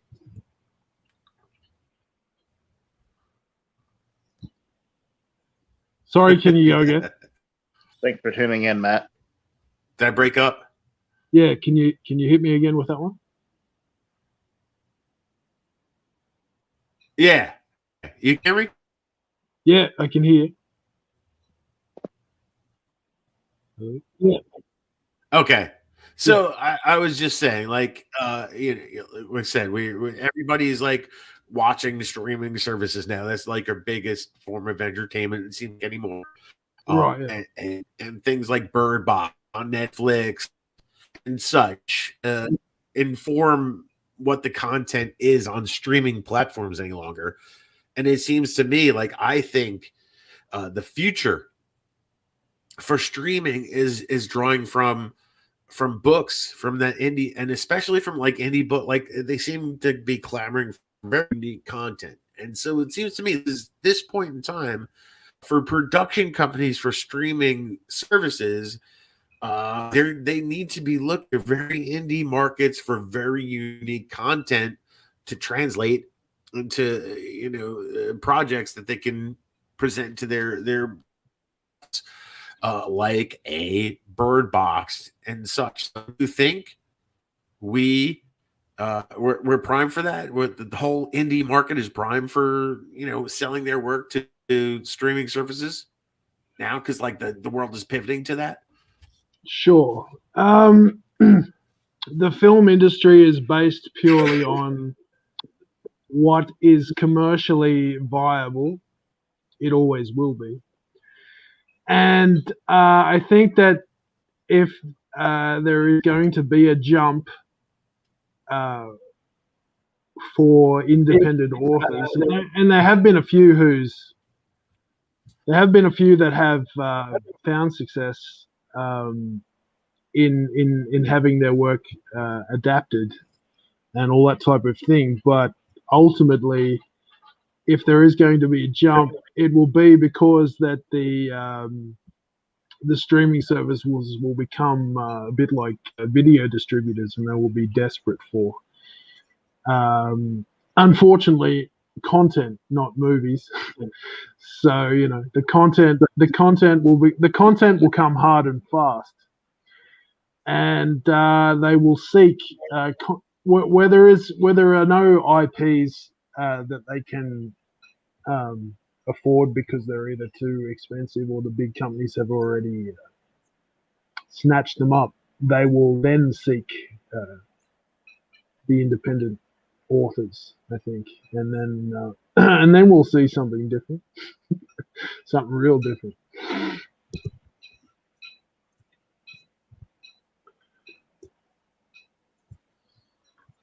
I don't know if Frank's still there or not, but yeah, the success of Bird Box, and like to some extent the success of Squid Games kind of shows that there is a market for these original properties that aren't just like remakes, which it feels like a lot of like Hollywood and a lot of streaming services are all up for like remakes, reboots, adaptations of Marvel properties and things like that. But obviously there is a market for things outside of that, and being able to adopt fairly successful indie books is one thing, and just original properties in general. Yeah, it's always it's always a tough call. What is going to be the next popular thing? I think every author that listens to and has listened to Bizzong, that's been on Bizzong, that is out there right now listening to Bizzong, that has a book or a novella or a screenplay or a comic book or a musical or whatever it is you have out there right now, the potential for it to be anything really relies upon you. It really relies upon you getting it out there in some form. With the internet and the power of social media, as it is today, and as let's face it, social media has had the power to influence Hollywood in many ways. I think the whole Zack Snyder Justice League has proven that if the fans bitch enough, they'll get what they want. So I think that the powers that be are very susceptible, but it's impossible for any of us when we are all writing our opus of the moment to know whether or not this could be the next Harry Potter, the next Bird Box, the next whatever. You don't know. Anything you write, you have to write because it makes you laugh or you're excited about telling that story, and then the public will tell you what you've done, and hopefully, in their eyes, you've done a good job. Because if you have, you will be lauded and rewarded and praised and all that sort of thing. If not, you'll be back selling pencils on the fucking footpath. Do you think like you're doing screenplays? Another example is like a Max Booth's book. We Need to Do Something being adapted into a movie, and that it's not like a smash hit, but it seems to be doing pretty well for a book that was, or for a movie, for an independent movie that was adapted from a small press book. Yeah, sure. I mean, the sky, as I've said before, the sky's the limit, but it's just a matter of how you get it out there. I mean, the classic story among writers like us is the story of John Dawes at the end. The guy put it on a website episodically, and eventually it got picked up. And then it got picked up by a bigger company, and then there's a movie, and he's gone on to a very great career. But he just posted pieces of John Dawes at the end on a website, Yeah. It can start simply. Yeah, there was that. And I'm pretty sure House of Leaves, that was how it was marketed, because I recall, I have to admit this, when I used to go on 4chan back in the day, I would see like sections of it posted in like a creepypasta threads, and recognizing it when I actually picked up the book was pretty cool. Yeah. Mr. Frank, can you hear us? Kent, I want to ask you, like, I can hear you. I hope you're hearing me. Otherwise, I can hear you now. Yeah, you're right. For the reason. You're right. Wonderful. Like what I wanted to ask you, and to the point of like streaming content, from that point of view, and from like your accessibility to screenplays, and you've had getting them translated to movies. Who's in a better position in your mind? Is it just the content creators of books, or is it the screen guys that have access to these people who are trying to look for scripts and stuff to create content for streaming platforms, production companies? Who's in the best position to get their content translated to streaming platforms? Irving Thalberg once said that the writer is the most powerful person in Hollywood, and they must never let him know it. The writer is always the most powerful person. The creator is the most powerful person in the equation. You hold the key to the streamers or the content makers' success, because just like that's why actors, when they get up to give speeches, they struggle because they're so used to having really great scripts written by very great script writers to come up with all the great lines that we know and love them for. The lines that we call out to them when we see them in the street. Bill knows what the storm is thinking. But unfortunately, Bill Paxton's dead, so he can't turn around and respond to that. But yeah, so we are the creative. We are the writer is always in the best position than the streamers, because the writer sees everything that's going on. in the world and chooses to interpret it. Now, have you both seen? I haven't seen the new Matrix, but have you both seen it? The Matrix Resurrections. I haven't seen it now. No, Frank, have you seen the No, it's a new new Matrix? one. I haven't seen that. Okay. Well, I haven't either. But from Not from the what new one. Not the new one. Yeah. from what I've read of it, it seems like the consensus is that Lana Wachowski has given the big middle finger to, she's given the big middle finger to the corporates, saying, okay, you wanted to make this without my permission, so here's my view of the corporate. This is my version of the world today, because let's remember that the first Matrix was designed to simulate the world as we know it. So the new Matrix is designed to simulate the world as we know it now. And then the world we know it now, meta is a huge thing. Everything is very conscious of itself. So there's even a Nicolas Cage movie where Nicolas Cage plays Nicolas Cage. And it's very, being some material is all very self-aware today. So it's difficult to say where the line is now, because there's not so much a bar anymore as it's everything, a bit like Christopher Nolan's movies, is turning in on itself. Every one of his movies, the fucking sky, everything fucking turns in on itself. Time, space, collapses in on itself. And the problem with navel gazing is that's all you see.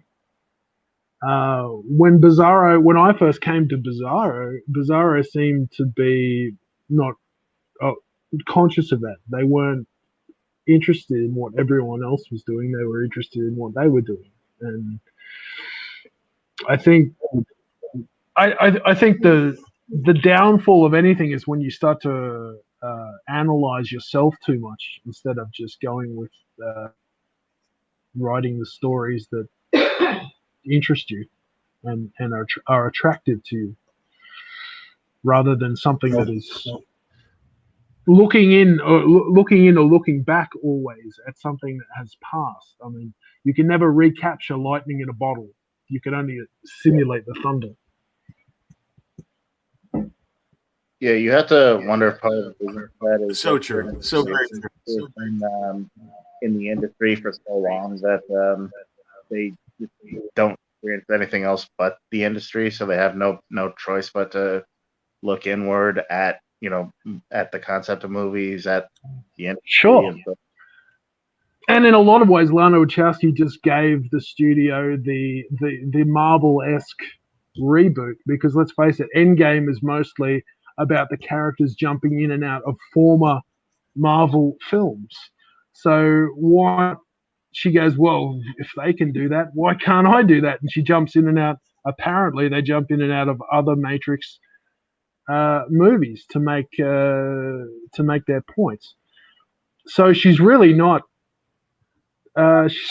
She really is showing us the world around us, and that's the world that we live in, where it's one of the highest grossing films of all time is essentially a film that jumps in and out of, for the most part, jumps in and out of films that have already come out, to tie the plot all together, So, is it crazy, or is it just, is it just the new thing to just constantly go back and reimagine yourself? I could keep go back, I might go back and rewrite Deathmaster, but rewrite it for the audience. I mean, what the fucking point would that be?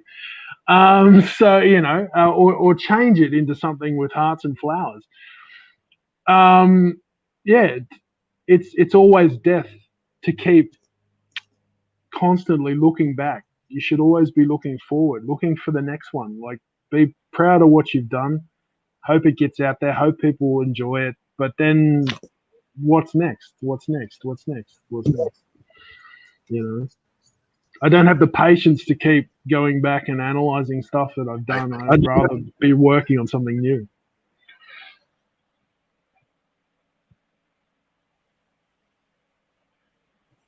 Still there, Frank? Can't like I told you, earlier today. From when I first interviewed you earlier on Bizzong until now, like when you said, like, hey, I've been doing screenplays and I've been getting these movies made. No surprise to me. Like, I always knew you had the passion, specifically for movies and to get your work made onto the silver screen, right? That like it's always been your trajectory, and and to see that, like, you've seen that come to fruition has been like no surprise to me to see you doing that. And like, and I definitely appreciate, like, I left a message for you, Mr. Frank, but I'm probably going to be writing my screenplays tonight. Can't do the thing. And it's been a privilege to get to have you join us live here tonight. Like, I know you got work to do, and there's work to be done. So to have you join us here tonight and share is a bit amazing.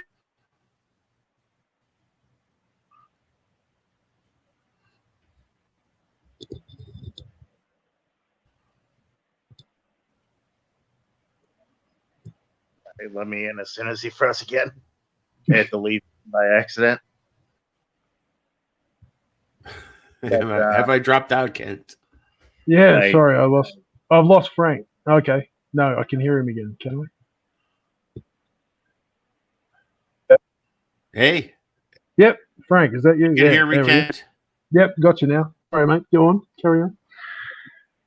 Oh, you were blowing. You were blowing. This is. I know. I've had such a difficult time keeping this stream alive tonight. I don't know what it's all me. Any technical difficulties completely. I know it's me, my computer, my connection. But I just really wanted to say, I know, like, we started out today where you shared a voicemail, which I haven't shared yet, but we'll get to it as part of this live stream eventually. The voicemails. But I know you said, like, I can't get to it today. I left you a voicemail, and I was like, you can't be a part because, like, man, you've been there from the jump. He said, I got some screenplays to write. So I so appreciate it. Like, it just made sense talking to you early on that your trajectory would be like, no, I don't have time for this Bizzong podcast. I'm in the movies now, and this is where I am. So I definitely treasure the fact that you have been able to join us here on the Final Gong and share your experience and share your trajectory and your experiences and some Bukowski fucking conversations, but only bonus.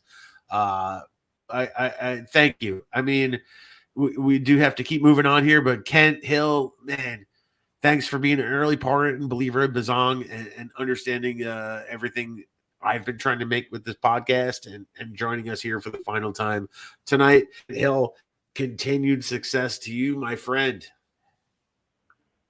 Thank you very much, Frank. Yeah, I mean, I wag from the work often, but luckily I'm the difference between, my father always said, the difference between an amateur and a professional is when a professional makes a mistake, you can't see it.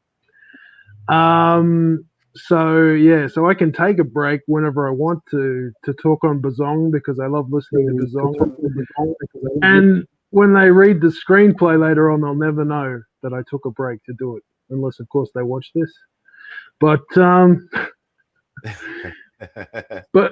but thank you very much, Frank, for all your hard work. To yourself, to all the listeners, to all the authors out there. You know, stick with it. Just because one door shuts doesn't mean that the hallway is now dark and silent. There are plenty of other doors out there, and you need to pick up the banner that Mr. Frank has left here and move forward and get out there and work hard and enjoy your work and do it because you love it. Because if you do, one day the work will speak for itself, and you might just see some of that money. So thank you, Mr. Frank. Thank you, Bizzong. God bless everyone. Stay cool. Stay happy. Stay safe. Thanks for joining us Well, tonight. Yeah. Get Thanks for back to your coming. hard work. Get back to your hard work.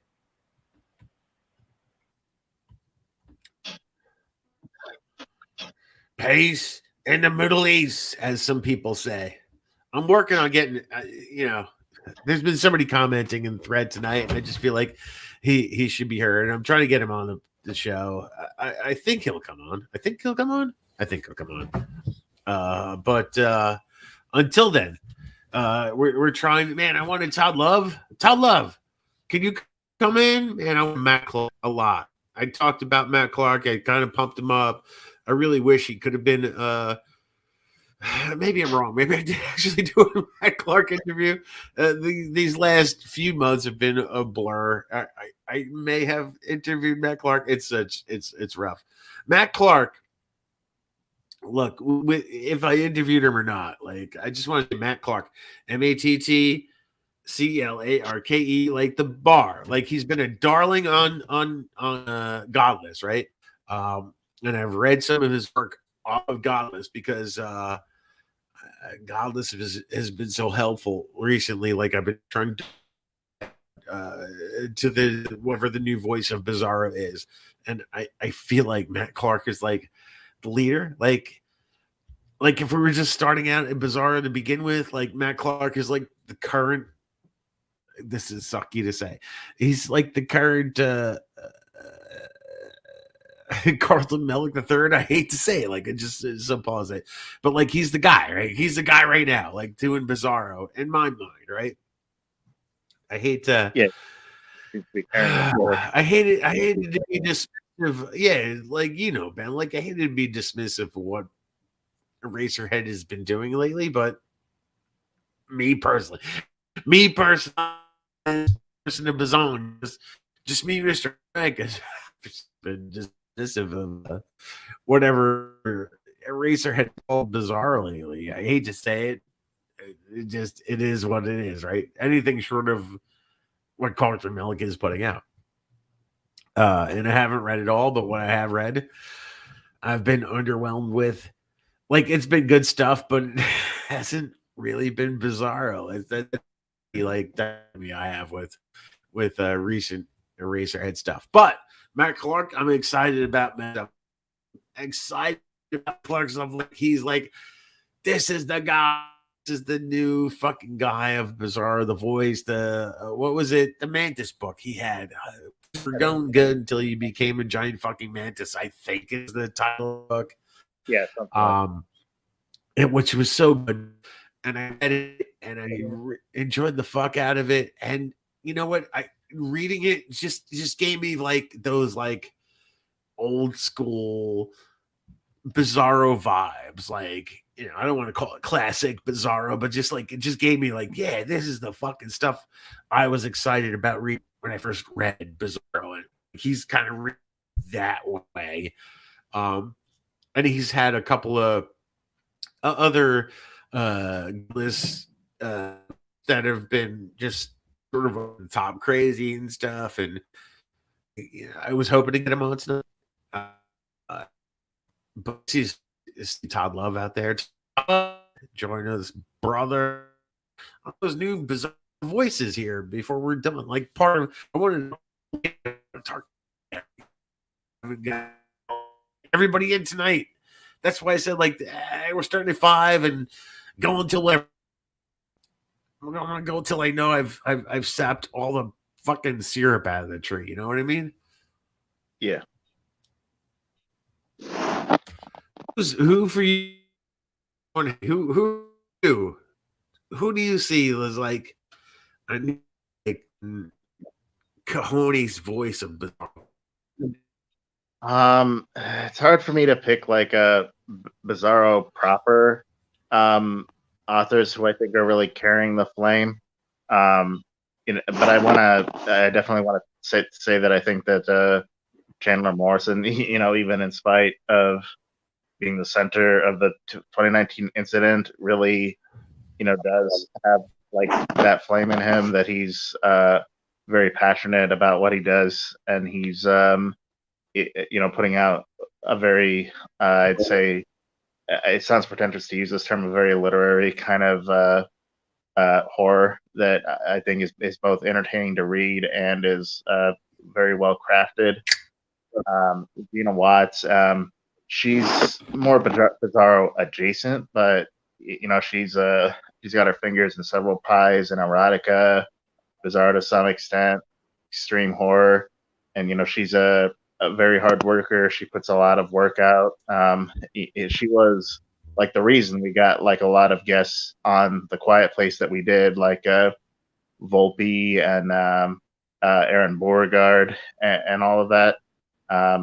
She kind of, even though we never got him on the podcast, she did was kind of the one who introduced us to like McCarty and all of them.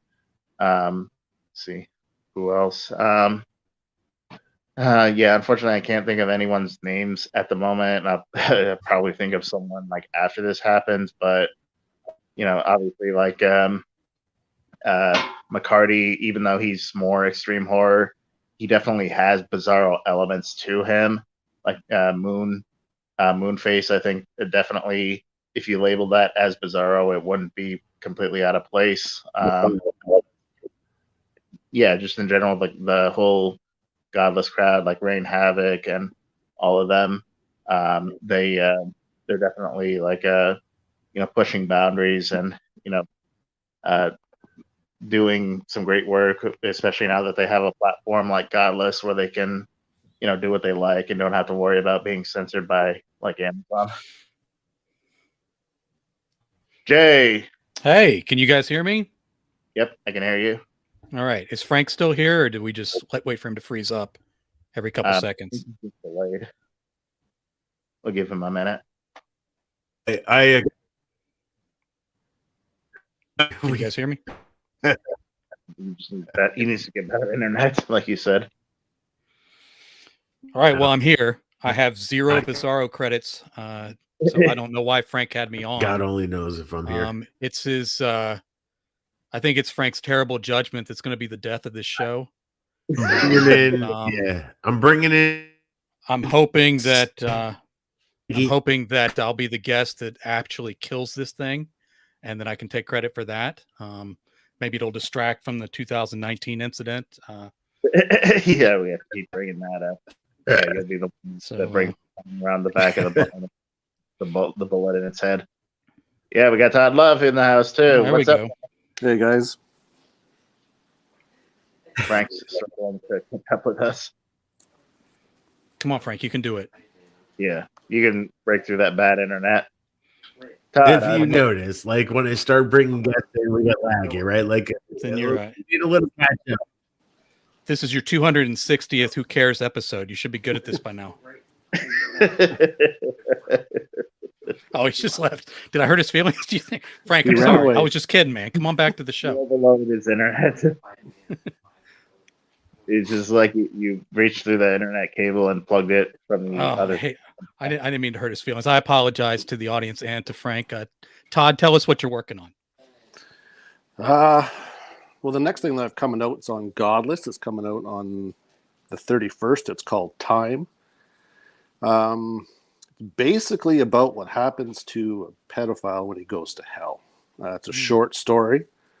I've got some good feedback on it from a few people so far, so I'm excited about that. After that, I am finishing up Platinum Blondes. I don't know if you guys have heard of that or not, but yeah, it's Platinum Blondes was my first on Godless and did really well. And so now I'm finishing up part 3 and 4. And hopefully my first novel will be out this year at some point. Sweet. Frank, are you back? Oh, there it is. Okay. I fucking apology accepted. I invite guests in, and the inmates run the asylum, right? All right. Is that the theme of tonight? All right. All right. Frank is back. Time for the interview to get shitty again. Let's go.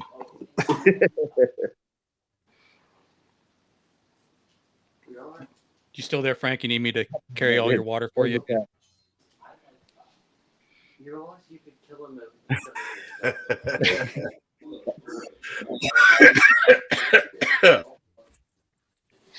I'm gonna kill the show and kill Frank.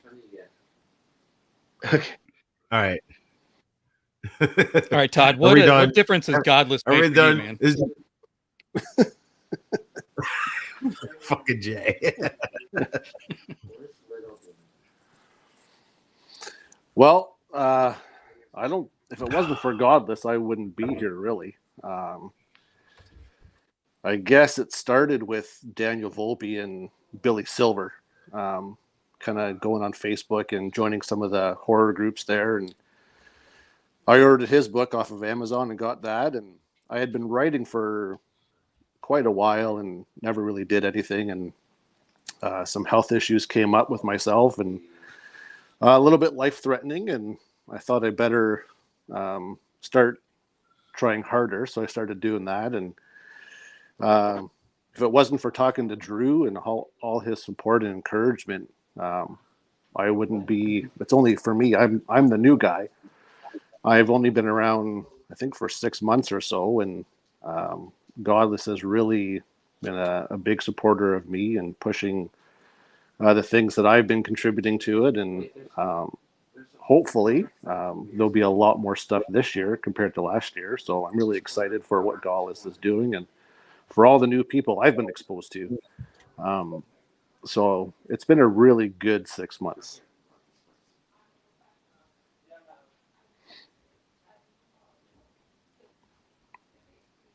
Did you want to take over, Frank, or you want me to keep going? Am I even here? I don't know.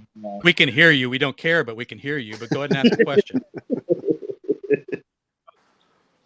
I see Chris Stamps in there, like taking the Jay Wilburn plays, shit posting about me. So I don't know where I am in the feed. Like I bring in fucking a bunch of guests, I go lag hell, and everybody else takes over. Ask the question while we can hear you.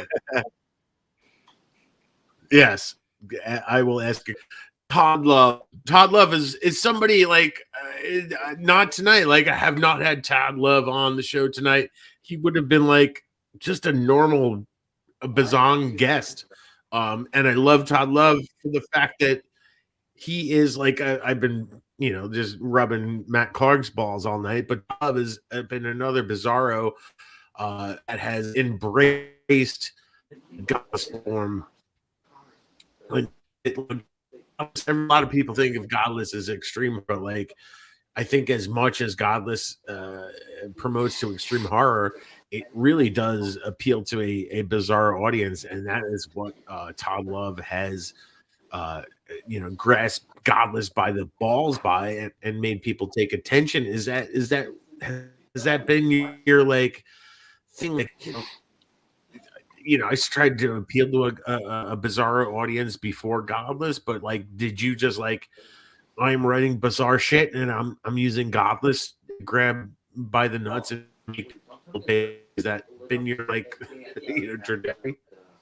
Yeah, for me, I write what I like to read. Yeah, I don't have any.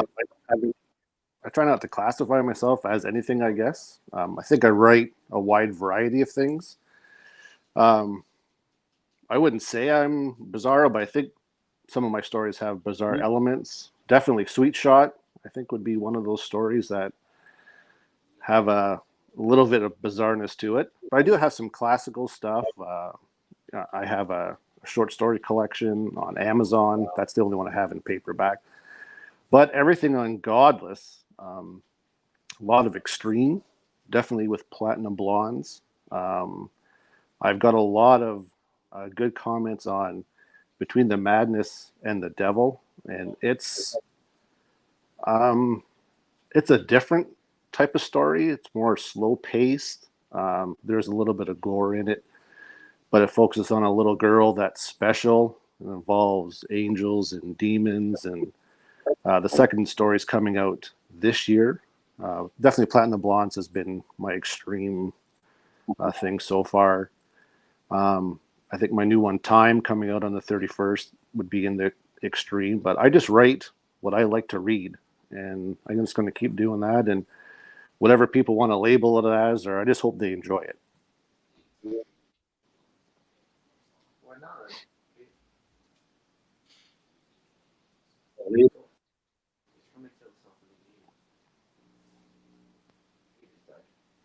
And I mean, you seem like one of the darlings of godless.com right now. Like, hoping people love it and experience it. Like, are you feeling that love on God? Like you seem to have made your bones on Godless.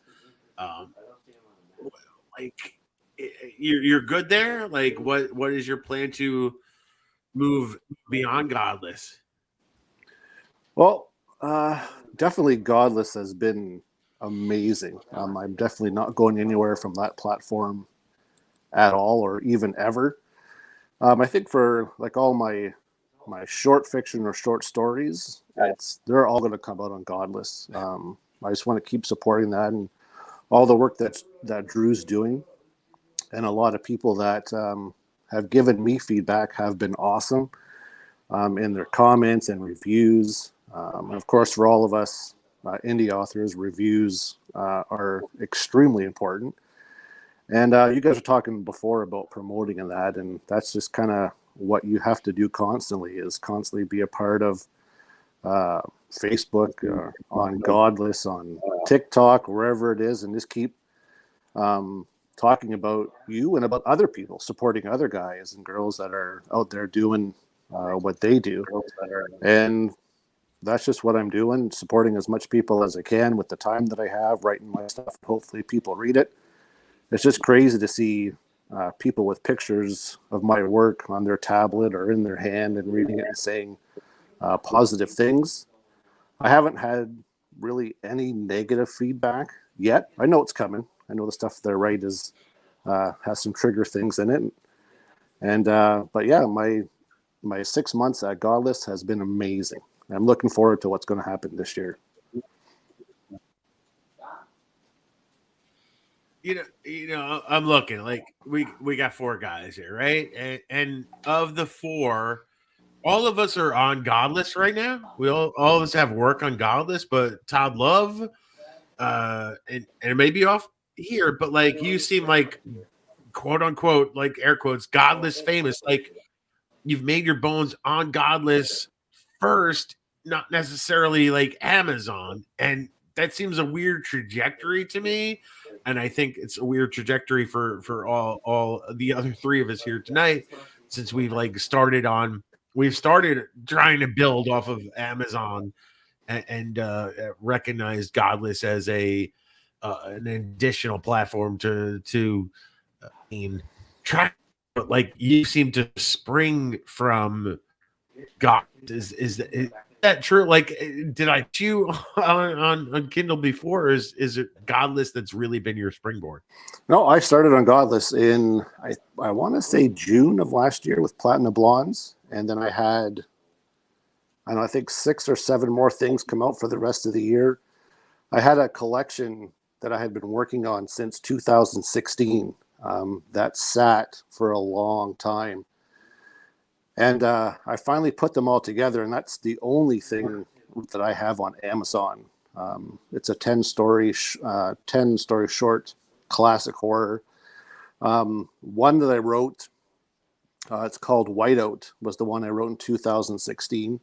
And I get the most comments from that one about a father trapped in a car, his wife in a hospital, in labor, and him fighting to stay alive against the elements and the things that are coming after him. And I get a lot of comments on that it was extreme and tense, and I make him cry by the end of the story. But Godless, I think I have 7 or 8 things on there now, and they're all exclusive to Godless, and they'll stay there. Some of them are free. Some of them, I think you were talking about the prices. I think my most expensive one was 99 cents. So yeah, I love Godless. I know that I've come in at a weird time. Like, the people who I've talked to and the people who have kind of taken me under their wing all come from Amazon, and they're self-published that way, and they're just starting to get on Godless. So it's been from what I'm gathering, a unique experience for me starting, I guess, the other way around.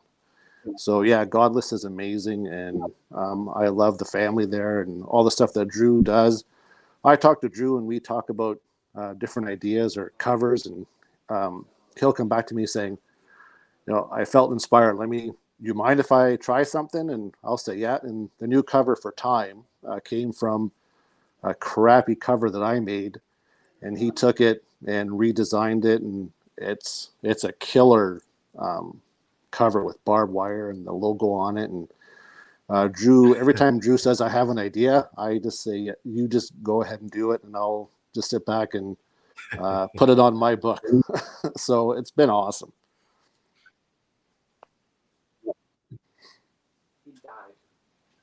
If you ever have a crappy cover for a book and you just don't know what the fuck to do to make it better, just go to Drew Steppen. I got this new book and I'm going to put it out. Here's the cover. And Yeah. Drew can't but help himself to make a better cover for whatever work it is that you seem to be doing. Like he just, he can't put out it. Like he will try to improve on whatever he perceives as a crappy cover. But Todd, what I love is you have such a unique perspective. I mean, I can't even fathom. I don't think Ben or Jay can even fathom from your perspective of like you're starting out. Like I'm jumping off from Godless. It's such a for myself, Jay and Ben. It's such a perverse point of view. Like. And you've had success doing it, like all the Godless promoters, Mary and Christina, the Godless people, the Godless angels, embracing your stuff, and like it's a boost. We have not Joe of point, right? And it's like I think it's what myself, Jay, and Ben like love about Godless, but like the fact that you're jumping off with that from the point of view, and you have 50-cent books and stuff like that from your perspective.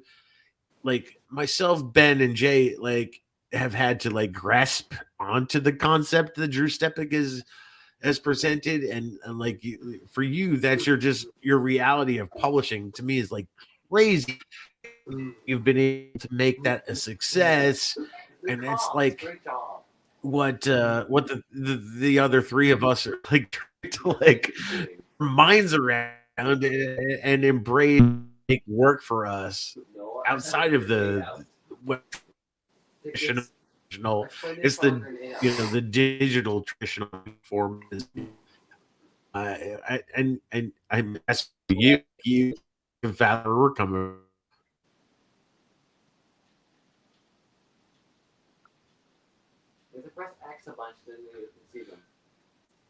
I didn't get that last part. There was a question there. Yeah. I don't know if you had a question at the end there, Frank, but he was talking about how manly I was, and I don't think that was appropriate to where the conversation started. But yeah, Frank, I don't know what you're doing going on. Digressions about how big Jay Strong is, but fuck this fucking. That's really not appropriate for Facebook. That stuff's going to get the song banned.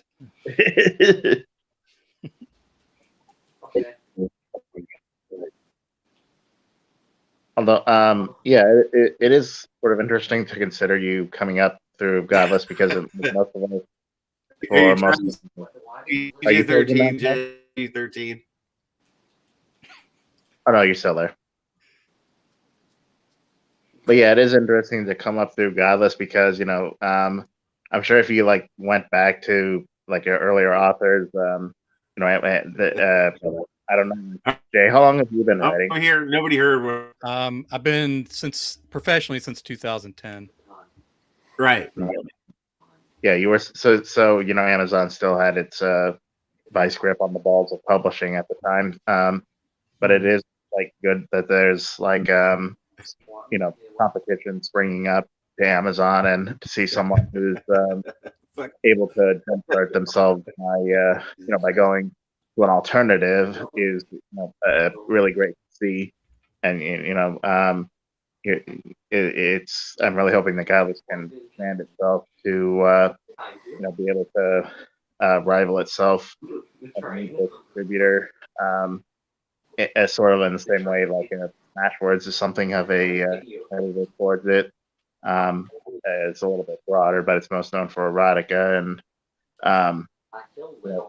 being able to like even make like a professional career on something like Godless would be really awesome. I think being able to grasp new platforms, either early or being able to master them pretty quickly, is sort of the future of writing. Now, guessing which of those platforms is going to last is, a divining that we probably don't have. But that idea of seeing something new, whether it's TikTok or Twitch or Godless or anything along those lines, if you can diversify yourself out into those places, you're going to survive. In the same way as if you were colonizing other planets, your chance of being successful somewhere and remaining successful and surviving long enough to keep going is just increased every time you kind of plant your flag somewhere else.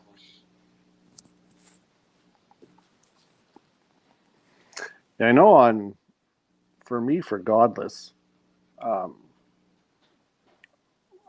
talking to the people who read your books, I know for myself, I've had people contact me, like the Godless Angels contacting me saying, "Do you have stuff coming out? We want to support you, and put a gift card with your book."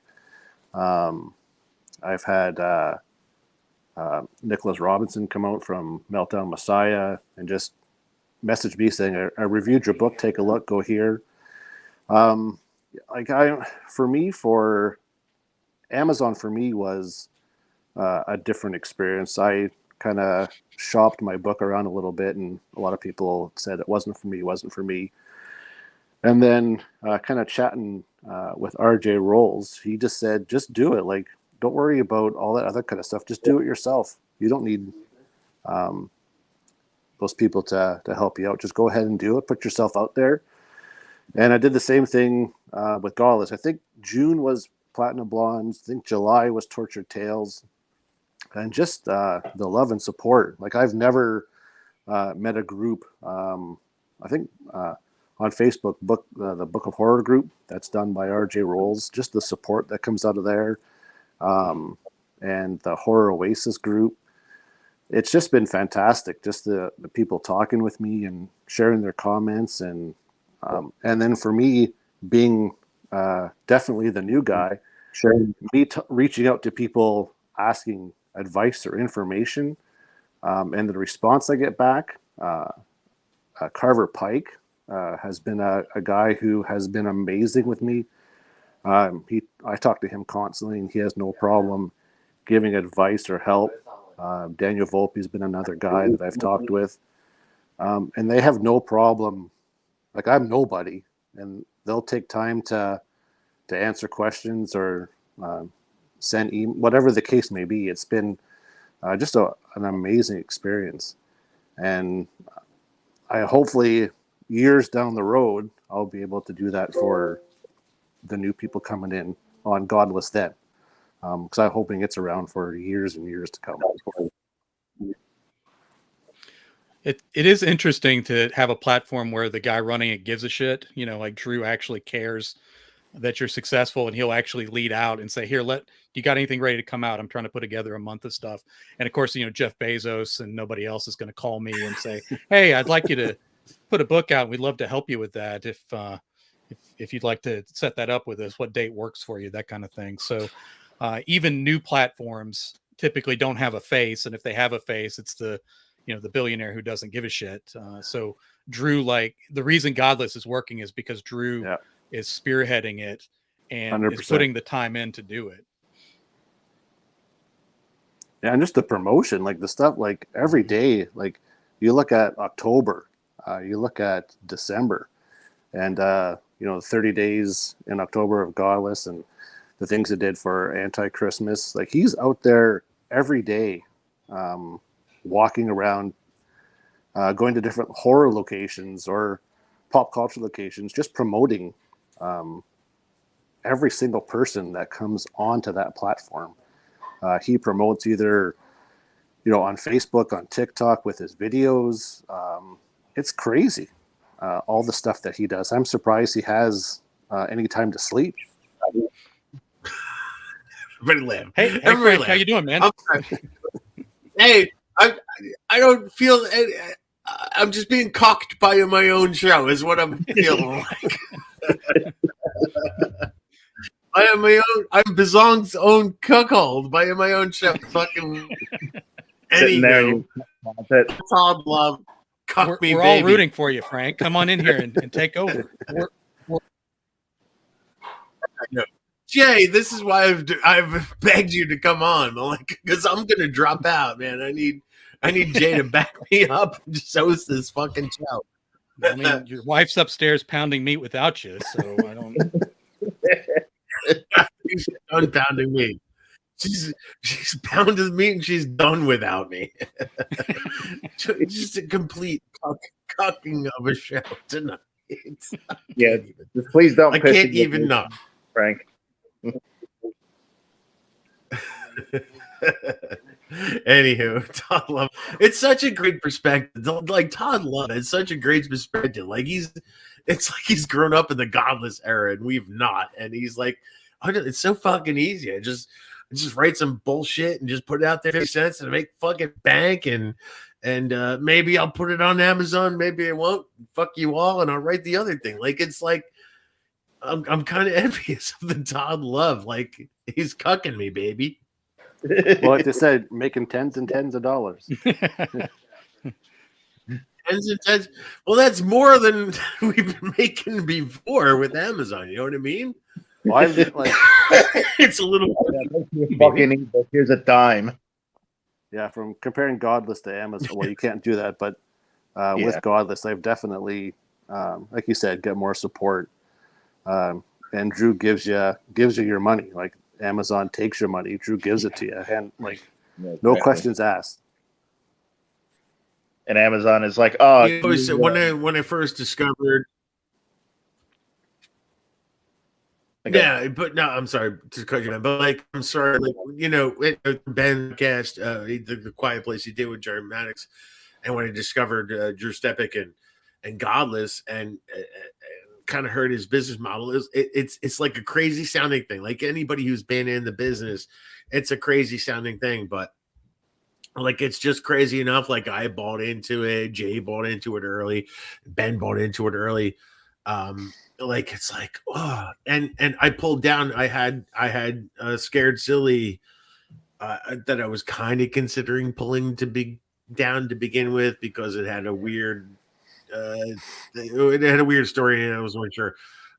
So I rebranded it, put it up on Godless when Godless launched, and I made more money on Scared Silly at 69 cents than I did at 99 cents in its entire lifetime on Amazon than I did in 1 month. You know, in 1 month on Godless, I made more money than its entire existence on Amazon. I was like, okay, I guess I need to be writing to this platform. Like it just became obvious very early on. And, you know, and as I write towards Godless, you know, it became so big so fast. It was like, I can't release enough stuff quick enough on this platform, you know, and that's where like I think you, Todd, like you had that benefit of like I'm able to get stuff out there left and right and benefit from this, and I just wasn't prepared for that sort of model of publishing, and it's a very different model. Like if you can just do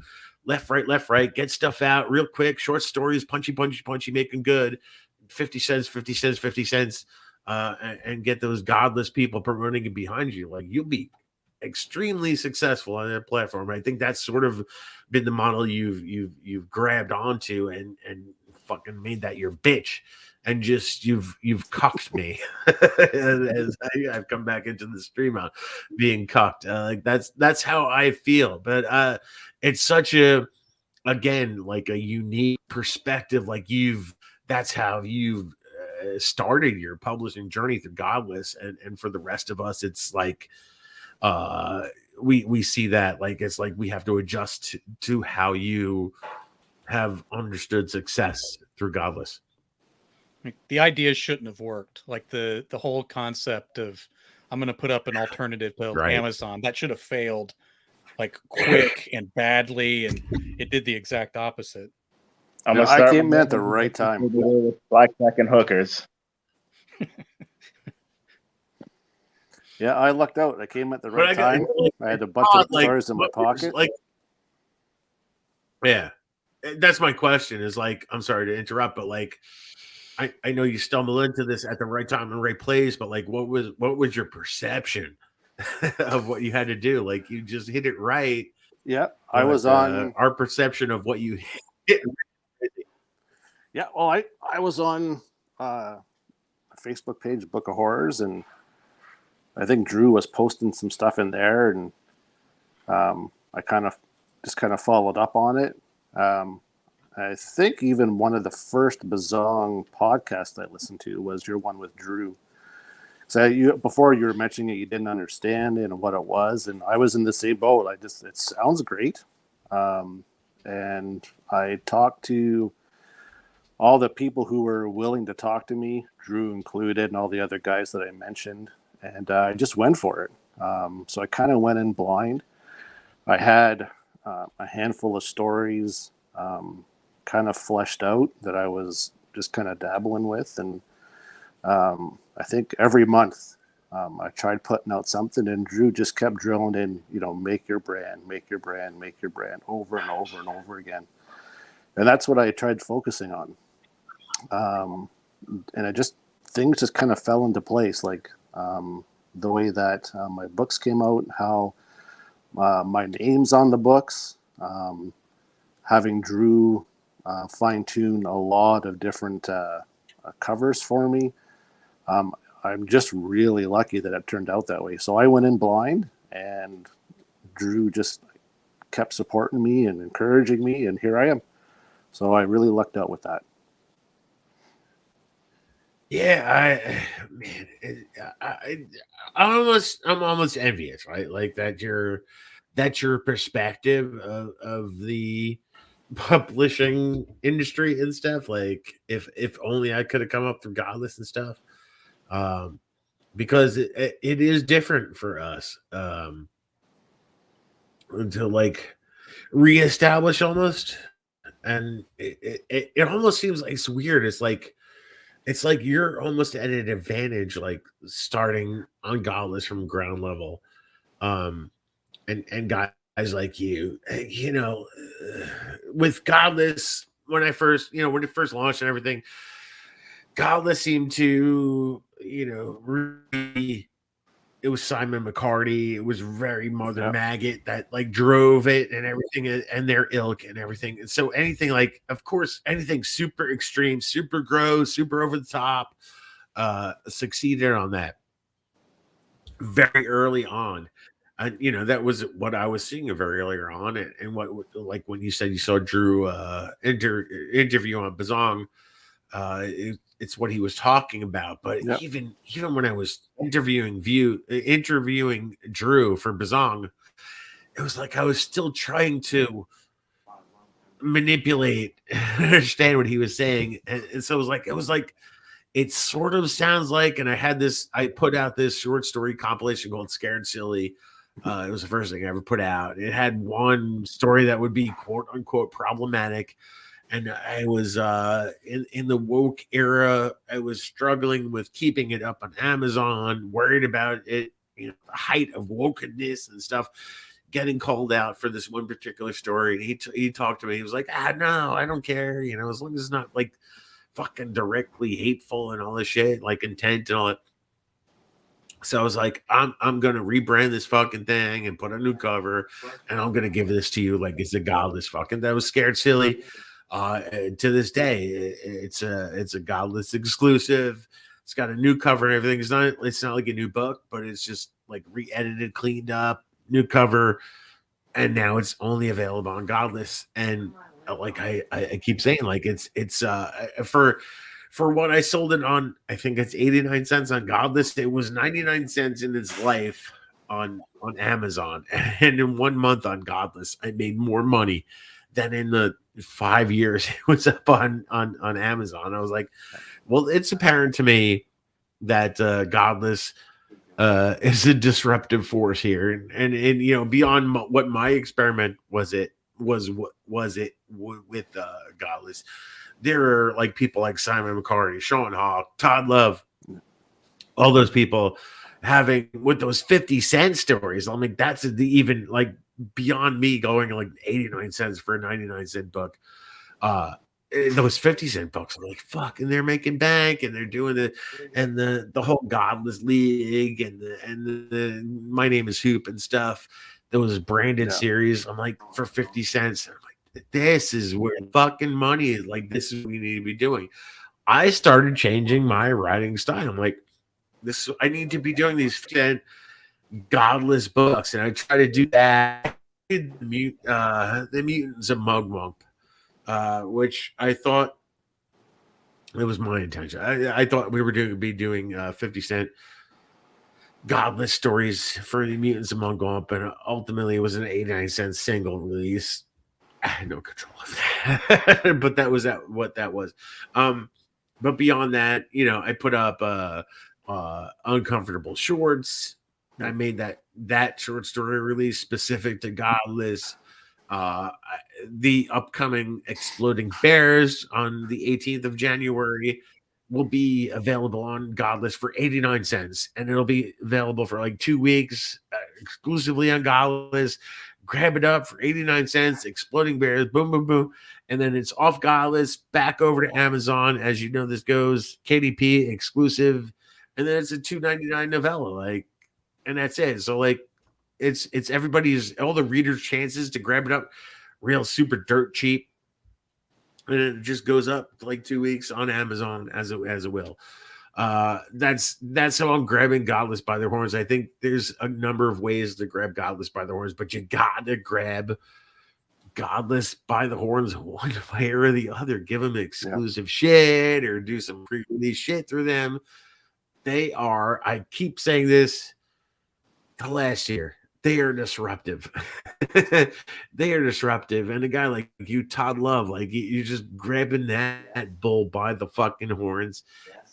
And them. So unique experience with Godless. It's invaluable.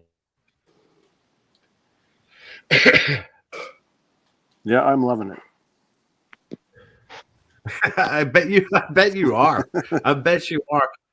But like, you know, again, me and Ben and Jay had a step away. He's done from that. But you know, me and Ben have a different, you know, trajectory, at least trajectory. We've gone through the more class. I say classic, but even what we do is not classic. It's still the digital age.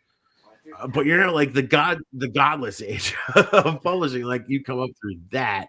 So what is how do you tackle Todd Love going through Godless? But I imagine eventually you have to tackle the Amazon beast. So what is your sort of business plan for moving your work beyond Godless? Well, I think I'm just going to follow in what you guys are doing, eventually get to the point where I put something on Godless for the 2 weeks and do the 99-cent thing and make it available, whatever, 2 weeks, a month later on Amazon for an actual book in the hand type of experience. I've always been a guy who loves having the book. Up until Godless, really, I haven't read much digital. But now it's in the last, I would say, last 6 months, it's 90% of what I've been reading has been off of Godless. There's so much good content. But my plan for this year coming is to definitely still keep putting out the short, quick, extreme, bizarre stories on Godless and leave them there. And then write bigger stories and then do the 2 week and do the Amazon thing. And then hopefully at some time in the year put out a full-length novel. that's my goals for this year. So just definitely a lot more content than last year, and keep pumping it out on Godless until people stop reading. Are you, as far as like, getting into the, obviously launching off of Godless seems to be, a great model for anybody. But as far as like switch over to the Amazon model, whether it be paperback and or Kindle, for you, like, do you see doing like omnibus stuff? Do you see yourself releasing, especially with regard to physical paperback stuff, releasing your work that way in shorter stuff, or do you want to sort of omnibus stuff and make a bigger edition of your shorter Godless work? Yeah, that's kind of the editor that I use the most is Candice Nola, and I've been working on my part 3 to Platinum Blondes, which is called Love Removal Machine. And the first 2 Godless, I think they were around like 7,000 words, kind of around there. But I'm only halfway through this book, and it's already past that so far. So I've been talking to Candice and just saying, what should I do? And she's like, well, make the book into 2 parts. So do your Love Removal Machine part 1 and then part 2, and then throw that on Godless and see what happens. So yeah, it's kind of something that I'm definitely thinking about in the back of my head about doing something like that.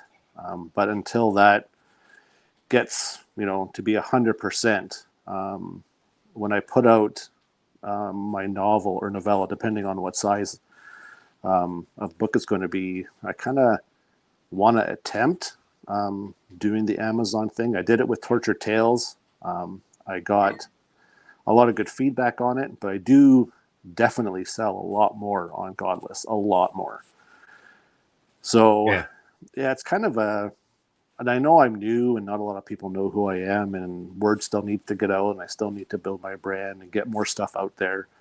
So as time goes, I'll kind of, if I need to change or adjust, I'll do that. And this is all learning for me. So I'm learning watching you guys and talking to guys like Carver Pike and Daniel Volpe and things like that, just to kind of, and listening to the stuff that they put out on Written and Read podcast for new authors like myself, that a lot of the stuff that they have put out there is helping me a lot. Learning from their mistakes and their advice. So it's this year will definitely be my first full year publishing and writing on Godless and Amazon. So we'll see what this year does, and we'll see how I move and pivot from there.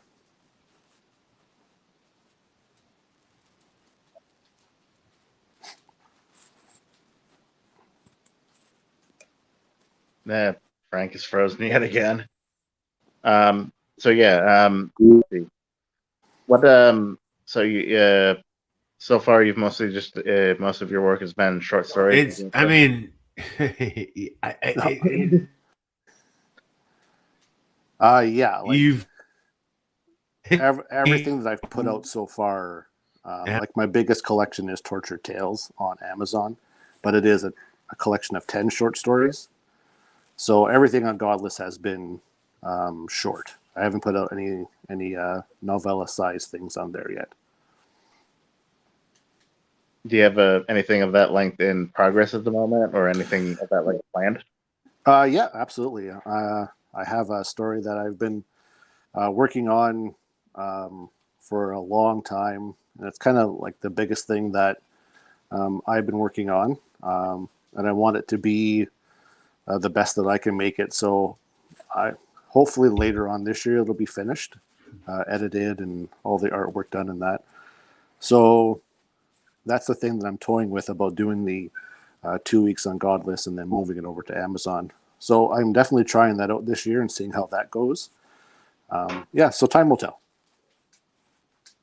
But all the short stuff on Godless has, I have a page on Facebook where I kind of just put out things that I'm working on or things that are coming up, and I'm getting a lot of feedback about people being exciting for it, and it's things that they want to read right away. So I'm very excited about that and getting the feedback from those people and the fans, which is weird to say that I have fans who like reading my stuff, are asking, are you making another book? Is there more coming out? You left it so that there could be more. So hopefully there's more coming. So everything that I have out there right now, there's more coming. That's good to hear. And are there any? Let's see. I think Love was your newest one, if I recall correctly. The new one coming out on the 31st is called Time, and that's a super short, brutal story.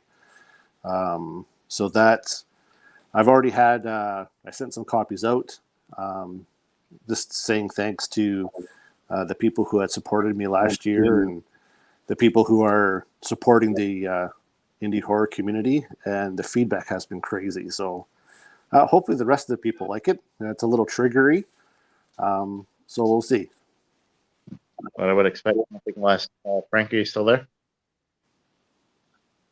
I am still here. Can everybody hear me? Yeah, I can hear you. It's just you're a little laggy. Okay. Yeah, like here's the deal.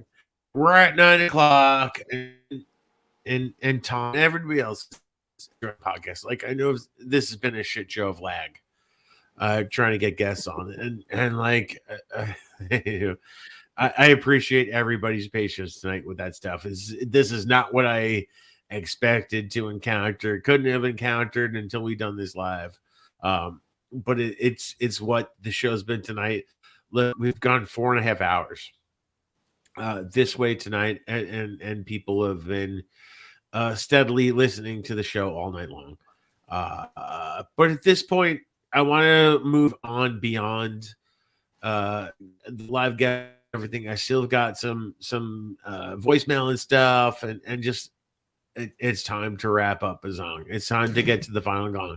So Todd and Ben, I'm gonna let you both go tonight. Hopefully re-grabbing some bandwidth and letting this thing just stream naturally to its end. But Todd Love, Ben Azarte, and everybody who was I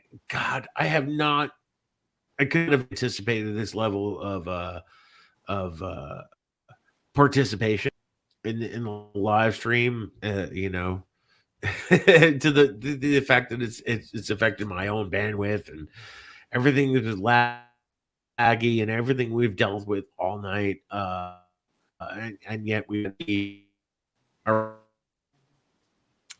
so telling of what Bizzong has meant to people. But to you, Ben and Todd, I'm gonna both let you go now.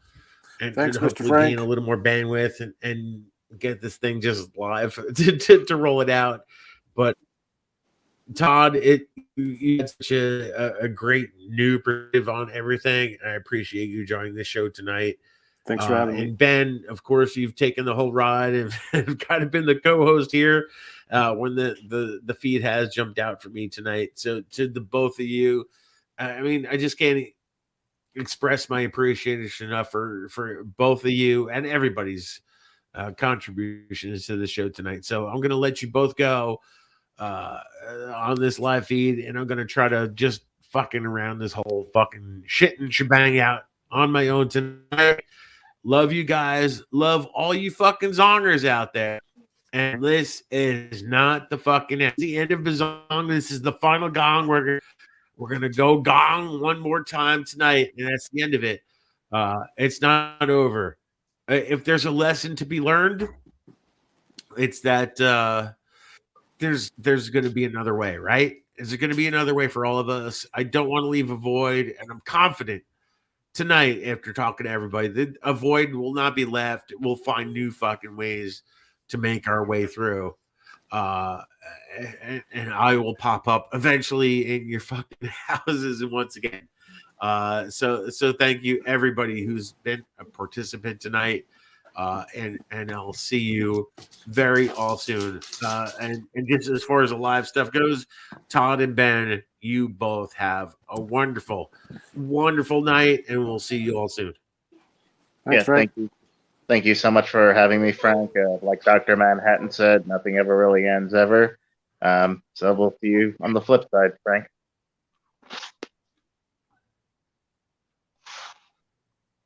Right.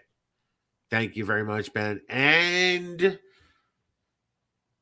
I'm going to let you go as well. Okay. The feed is mine again. It should be a little more manageable from here on out. But I do have some stuff. I did not expect for that live feed stuff to go so well. Oh my God, Zongers. I thought like a couple of people pop in and out here, there, and I would intersperse that with some of these voicemails I have and some of these live or some of these videos I have to play for you. But the fucking live feed just went ape shit all night, which is great. And it was kooky and crazy and laggy, and I know. And Jay Wilburn had so much fun with that. And I'm glad Jay Wilburn. And I hate that I didn't get do a little deep dive with Jay Wilburn. That's like my one real regret tonight and for the life of this podcast. I would have liked to do a tiny little deep dive with Jay Wilburn. Wouldn't that have been wonderful, Vongers? It would have been a little bit wonderful. So, leading up to this podcast, January 8th, 2022, about 2 months ago, sometime in November, I announced that I was going to end Bizzong. And I said, I announced the date, I decided it would be January 8th, like it is tonight. And I just wanted some closure. And I didn't know who would or would not be able to join the podcast tonight. And I asked for those to just sign into Bizzong and share, if they weren't going to be able to be part of the live stream tonight, to just share a voicemail, live voicemail message, a recorded voicemail message that I could play back live here tonight on Bizzong. So that is my intention to have excuse me, as the next segment of this podcast. And as I talk, as I've let everybody go, I'm trying to live these things. But the other thing I envisioned, Zongers, when I started this podcast was that I would have segments. Like I could do an hour or two and have a couple live guests, and then maybe switch to a playback of a Bizzong episode and come back and just kind of do that. But that, I mean, we just said just a stream of live guests tonight, which is wonderful, man. And that's the best possible outcome for tonight. But break, Zongers. So here's what I'm going to do. I'm going to pick up. I started this podcast a little bit early, ahead of 5 p.m. I started about 10, 15 minutes early, playing out episode 1. Episode 1 started with Danger Slater, Bizzong, and I picked it up at 5 o'clock and started this official podcast. So here's what I want to do. I'm gonna let Danger Slater's podcast. We wound up like 9 minutes into it. So here's what I'm going to do. Before I get into these messages, I'm just going to play out more of Bizzong episode 1 with Danger Slater here on the live stream. And you just listen to that for a few minutes. Oh, like 98 backers. Yeah, it was great. I was one of those backers, so I've had an opportunity to already get my hands on I Will Rot You.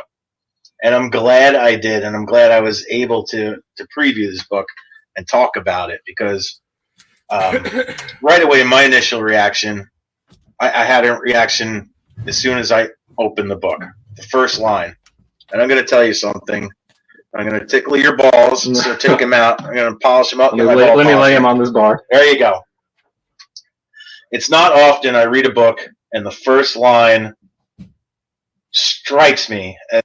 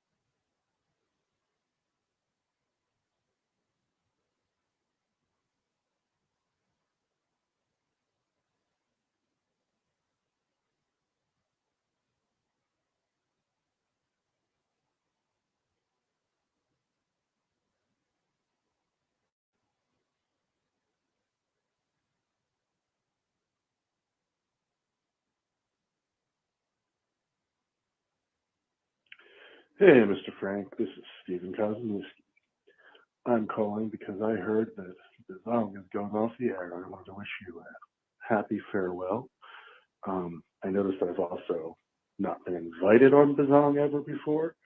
I'm not saying that the two things are related, but obviously the two things are related. So hopefully you'll remember that for the next podcast that you start. But of course, we're all going to miss Bizzong, and we wish you the very best of luck. And thanks for everything you've done for the Bizarro and the horror communities. Thanks. Good luck, buddy. Bye.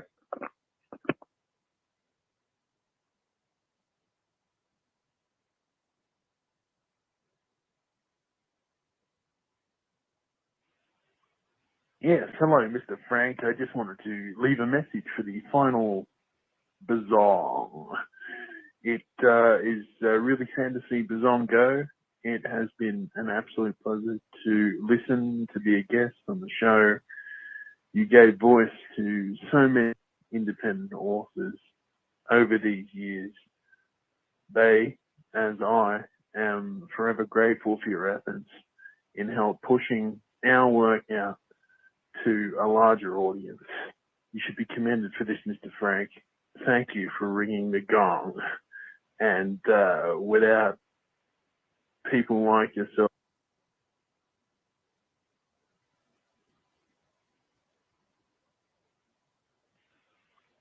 yes, hello, Mr. Frank. I just wanted to leave a message for the final Bizzong. It is really sad to see Bizzong go. It has been an absolute pleasure to listen, to be a guest on the show. You gave voice to so many independent authors over these years. They, as I, am forever grateful for your efforts in help pushing our work out to a larger audience. You should be commended for this, Mr. Frank. Thank you for ringing the gong. And without people like yourself, careers, certainly like mine, wouldn't have been known about if you hadn't have researched us, read us, put us on your show, and given us the time of day. We're all very grateful, Mr. Frank. Keep ringing that gong secretly, silently, maybe, but forever. Goodbye, Bizzong.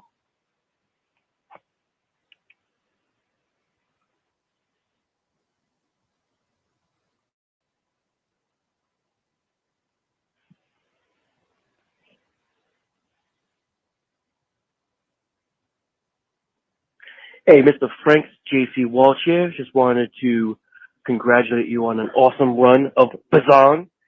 And I think you should celebrate, enjoy the success, and have yourself a beer with a beer.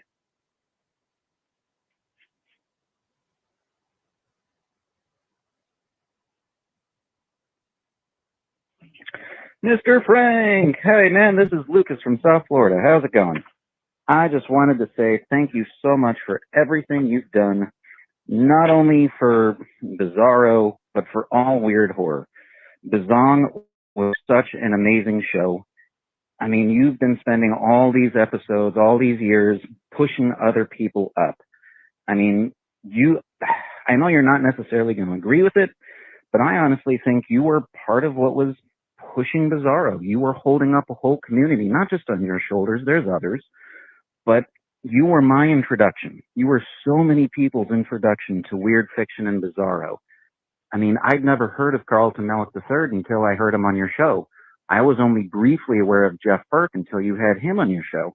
I mean, so many people that you've been pushing up and supporting and moving, and I'm sorry to see Bizzong go. I'm really going to miss it. But you know what? It's time for you to take care of yourself and push your own work and elevate yourself, man. You're a fantastic writer. You're one of my favorite comedic writers. You're your own little brand of bizarre, weird shit, and I love it so much. Congratulations on focusing on yourself and getting your writing out there. Dude, you deserve all the accolades and all the stuff people are telling you, man. You are a wonderful human. Thank you so much. And enough sucking your dick for tonight. Adios.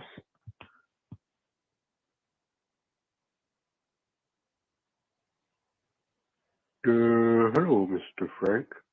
This is Armand Rosabilia. And I just wanted to call to say that I smell like poop. And that's because I like poop. Goodbye, Bizzong.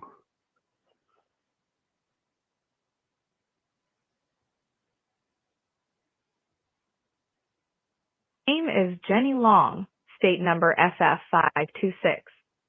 This is a notification from our Department of Tax Debt and Financial Settlement Services. Hey, Frank and Zongers. It's David Agranoff, author of Punk Rock Ghost Story, Ring of Fire, and co-host of the Dickheads podcast. I want to thank Frank for all of his years of service to the Bizarro community and for having me on several times. The Zong will be missed. I really enjoyed my time on the show, and thank you for all your stuff. You were great. Thanks.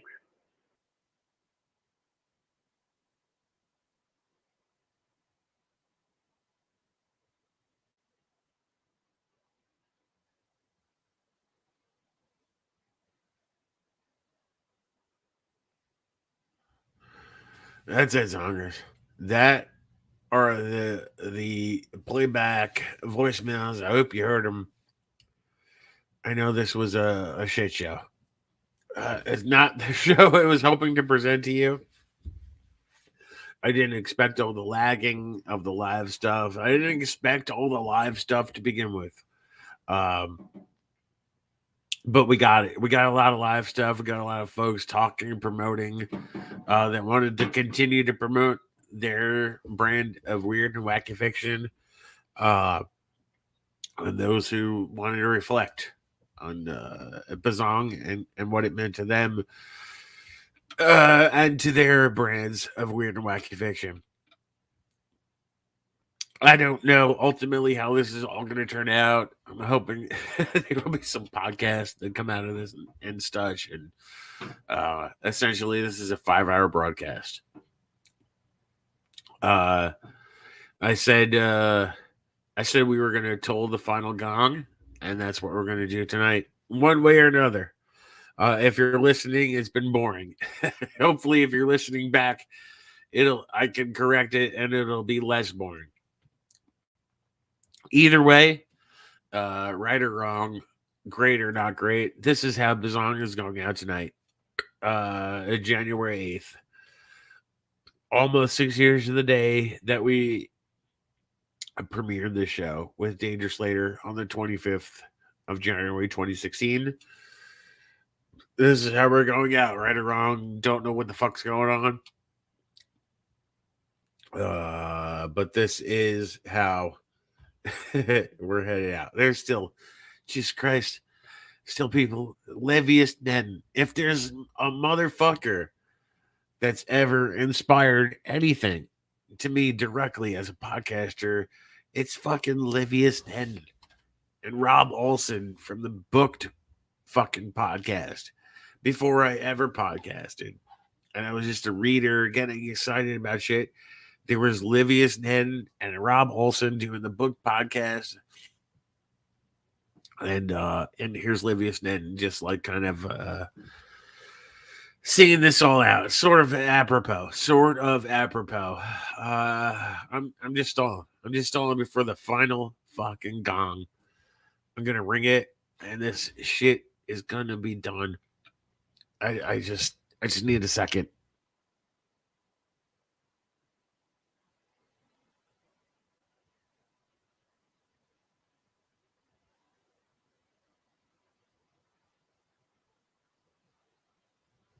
Sorry, Zongers. I had to blow my nose. I'm getting all verklempt over here. Yeah. Livius, I see that you're seeing me. That's fucking awesome. Just personally, what a way to go out with Livius Nedden, a guy that's definitely just podcast wise, fucking totally been an inspiration to me. Not just Bizzong, but books, beers, and bullshit, and everything.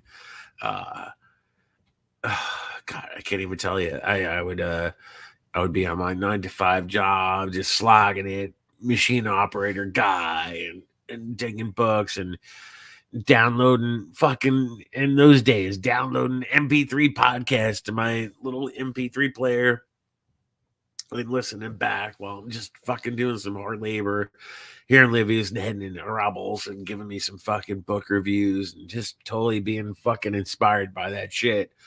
As somebody who loved to review books, just believed in people writing books and stuff like that. And they were never like the Stephen King fucking, they were always champions of the smaller press. And so it's like what I wanted to do. And I started Books, Beer, and Bullshit, and I did that a little bit. But like Bizzong has always been my big giant champion of the little giant guy, like writing the little giant shit that it just needs some fucking attention. And here we are. I'm going out, having Livy's then just being a little gushy of that stuff. It's only a couple of people listening at this point. I apologize. I know this is live stream shit, and like I just thought I was gonna play back an episode, which I don't think played back, and I played some voicemail shit, and it's just nothing has gone the way I hoped it would. But goddamn it, Zongers, we've had a fucking ride, haven't we? 6 fucking years. We grew a fucking thing. I didn't do shit because I couldn't have done this shit without all you fucking Zongers participating and listening and just being there week after week. You've made this spectacular for me. It's time to go, Zongers. We've had that talk about should there be replacements, who's the next David Letterman of Bizzong, and should it go on or not. The fact of the matter is Bizzong ends tonight. Right or wrong, I think it's the right decision. And there's no keeping the brand up. It needs to change. It's a new era of weird and wacky fiction podcasting. It's a new era of weird and wacky fiction. Godless is changing shit. The direction that Bizarro publishers are taking is changing shit. And Mr. Frank is 6 years older than he was 6 years ago. All those things are changing stuff. God, Alicia, I see you there. If there's a moment that I cherish the most doing Bizzong podcast, is I'd been doing the Bizzong podcast for about a year or so, thinking like, nobody's really listening. I'm just doing this to just wax my own balls. And I went to Scares at Care, and I sat in on a live recording of Kelly Owens' podcast, Buttercup of Doom.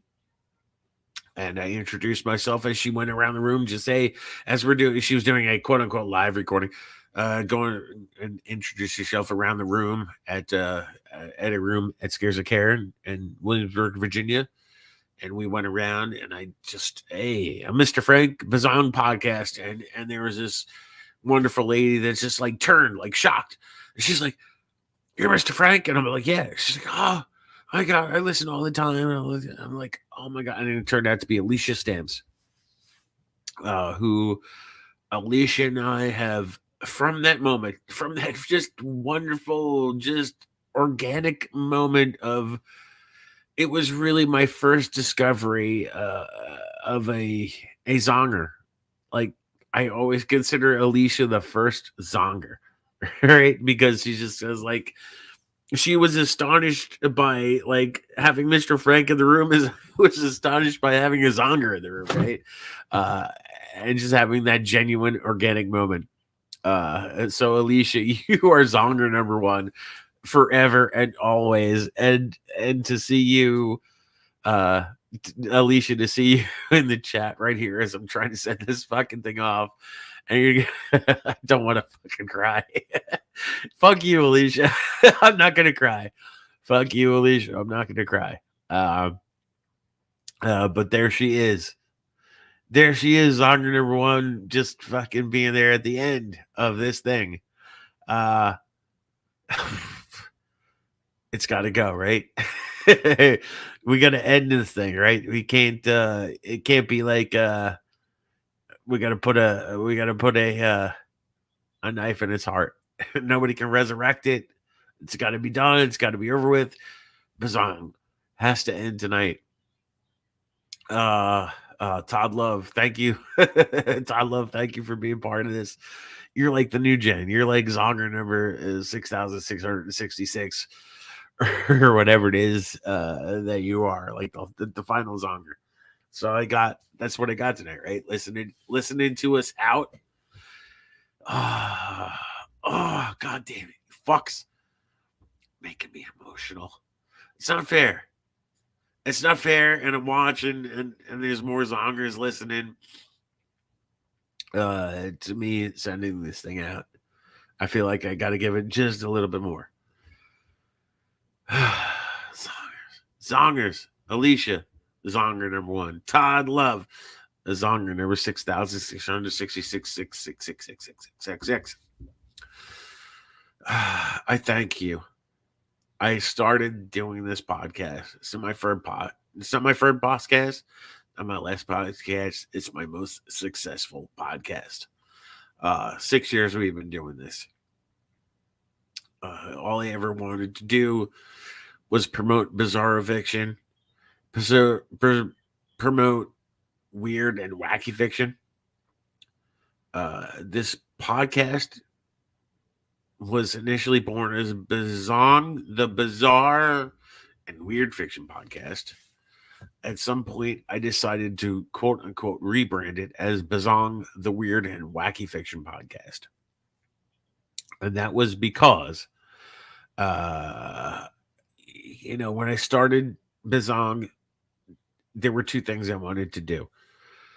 I wanted it to be my writing school, and I wanted it to be my network to finding writers.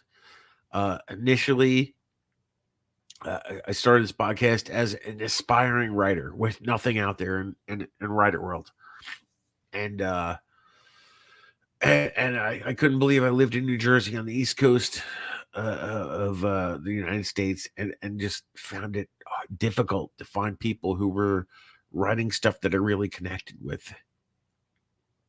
And okay, so I start this podcast not only to connect with people, but to learn with people who would write like stuff, because I knew Bizarro existed, but I just didn't have direct connections with those who wrote that stuff.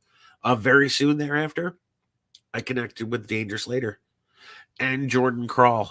Jordan Krall, who wrote Bizarre Fiction, had interaction success publishing with Eraserhead Press. Became disenfranchised with Eraserhead Press, started his own press, Dynatox Ministries / I forgot what the other fucking thing is, something Road Press or whatever, Dunham's Manor. And he would do the CrawlCon, and I just I saw talk about it. I knew Danger Slater, loved Danger Slater. Had some interaction with him through the Books, Beer, and Bullshit podcast. Soon thereafter, I started Bizzong. I was invited to CrawlCon, and my networking with Weird Mac Fiction podcasting began. I met Philip Presti there. I met Lisa Cantorell. I met Christoph Paul there. I met, of course, Danger Slater for the first time. I actually met him in person there. More people than I could count at CrawlCon, and just realize that like networking and everything is like so super big, important, and everything.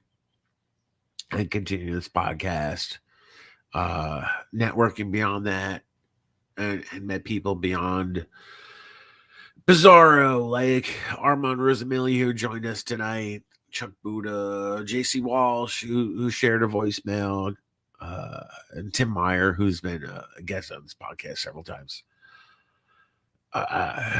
Just becoming friends. My writing school continued talking to everybody. John Skip, Rose O'Keefe, Kevin Donahue, Jeff Burke. I can't even begin to quantify everybody who's taught me the business, writing, inspiration. I can never ever quantify what this podcast, Bizzong, is meant to me personally. But through 6 years and 257 episodes, man, I've learned a lot. And I've grown a lot. My writing has grown a lot, grown better. I've become better at what I do. I've just made such wonderful, fantastic friendships above and beyond all. Wonderful, fantastic friendships from day one through today. Oh my God. So many great friends. And you all know who you are. And we talk, and whether we've met in person or not, like so many great fucking friendships. I hope those continue. I hope the end of Bizzong does not mean the end of our friendships and our connections, however deep they are. Yeah. So we're coming to this. Yeah, I've done all this. I've done it all with you, everybody, whether you're here tonight or not, whether you ever hear this tonight or not. If you participated in Bizzong, like, you're just part of it. So I gotta ring out the Zong, right? I'm just trying to have a fucking moment. Okay, I'm trying to cue up the Zong, the Gong. I had it queued up, but through all our live streaming issues, it had to be unqueued. But I'm working at it while trying to be real. Okay. Oh, Jesus, heaven, Christ Almighty. Get that gong ready, because we're gonna do it for the last time. Here's honors. This is how we brought this show in. It's how we're gonna just end it all. Through everybody who's been able to be here tonight, and just everybody who's been able to be here. Right? That's what we've heard the whole way through. The Bizzong Gong has been the thing. You probably know this as long-standing Zongers, is that the original when Armand Rosamilia said they need a podcast, they need a Bizarre podcast, and I wanted to start this originally as a game show. That's what I wanted to do.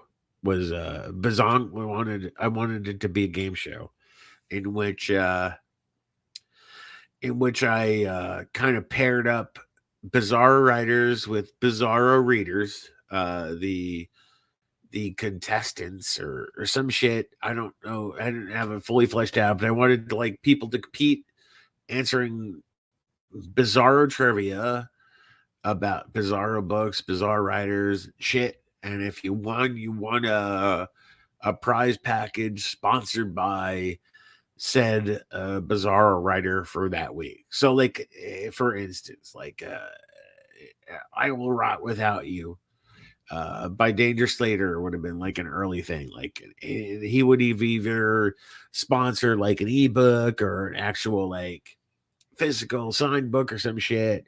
And then I would have had either a guest on to answer live or somebody to like answer for them. And if they gained X amount of points, they either won or lost the prize of like the Danger Slater signed book, right? That was like the idea. And the word Bizzong was a sort of game show word. I'm like, if I'm going to do a game show, I need a game showy sounding thing. And it was like Bizzong. It was like Bizarro. It's like, if we do Bizzong, it just sounds like a game show sounding Bizarro theme thing. That's where Bizarro or Bizzong came from. And then when I decided that the game show concept was just It was like too much work. If you can imagine the logistics of trying to do that week after week after week. So I abandoned that idea early, but I just kind of just liked the name. Like it just rang. Like so it was weird. Everybody, if you listen to the earliest episodes, like like we're just gonna go with this. And if you just keep saying it, everybody's gonna buy into it. And everybody did. And everybody bought into Bizzong for these past 6 years. It's been wonderful. It's been a learning experience. It's been great making friends. But tonight, Zongers gonna ring this on for the final and last time. So, without any further ado, please, for the last time on this show, give us the gong.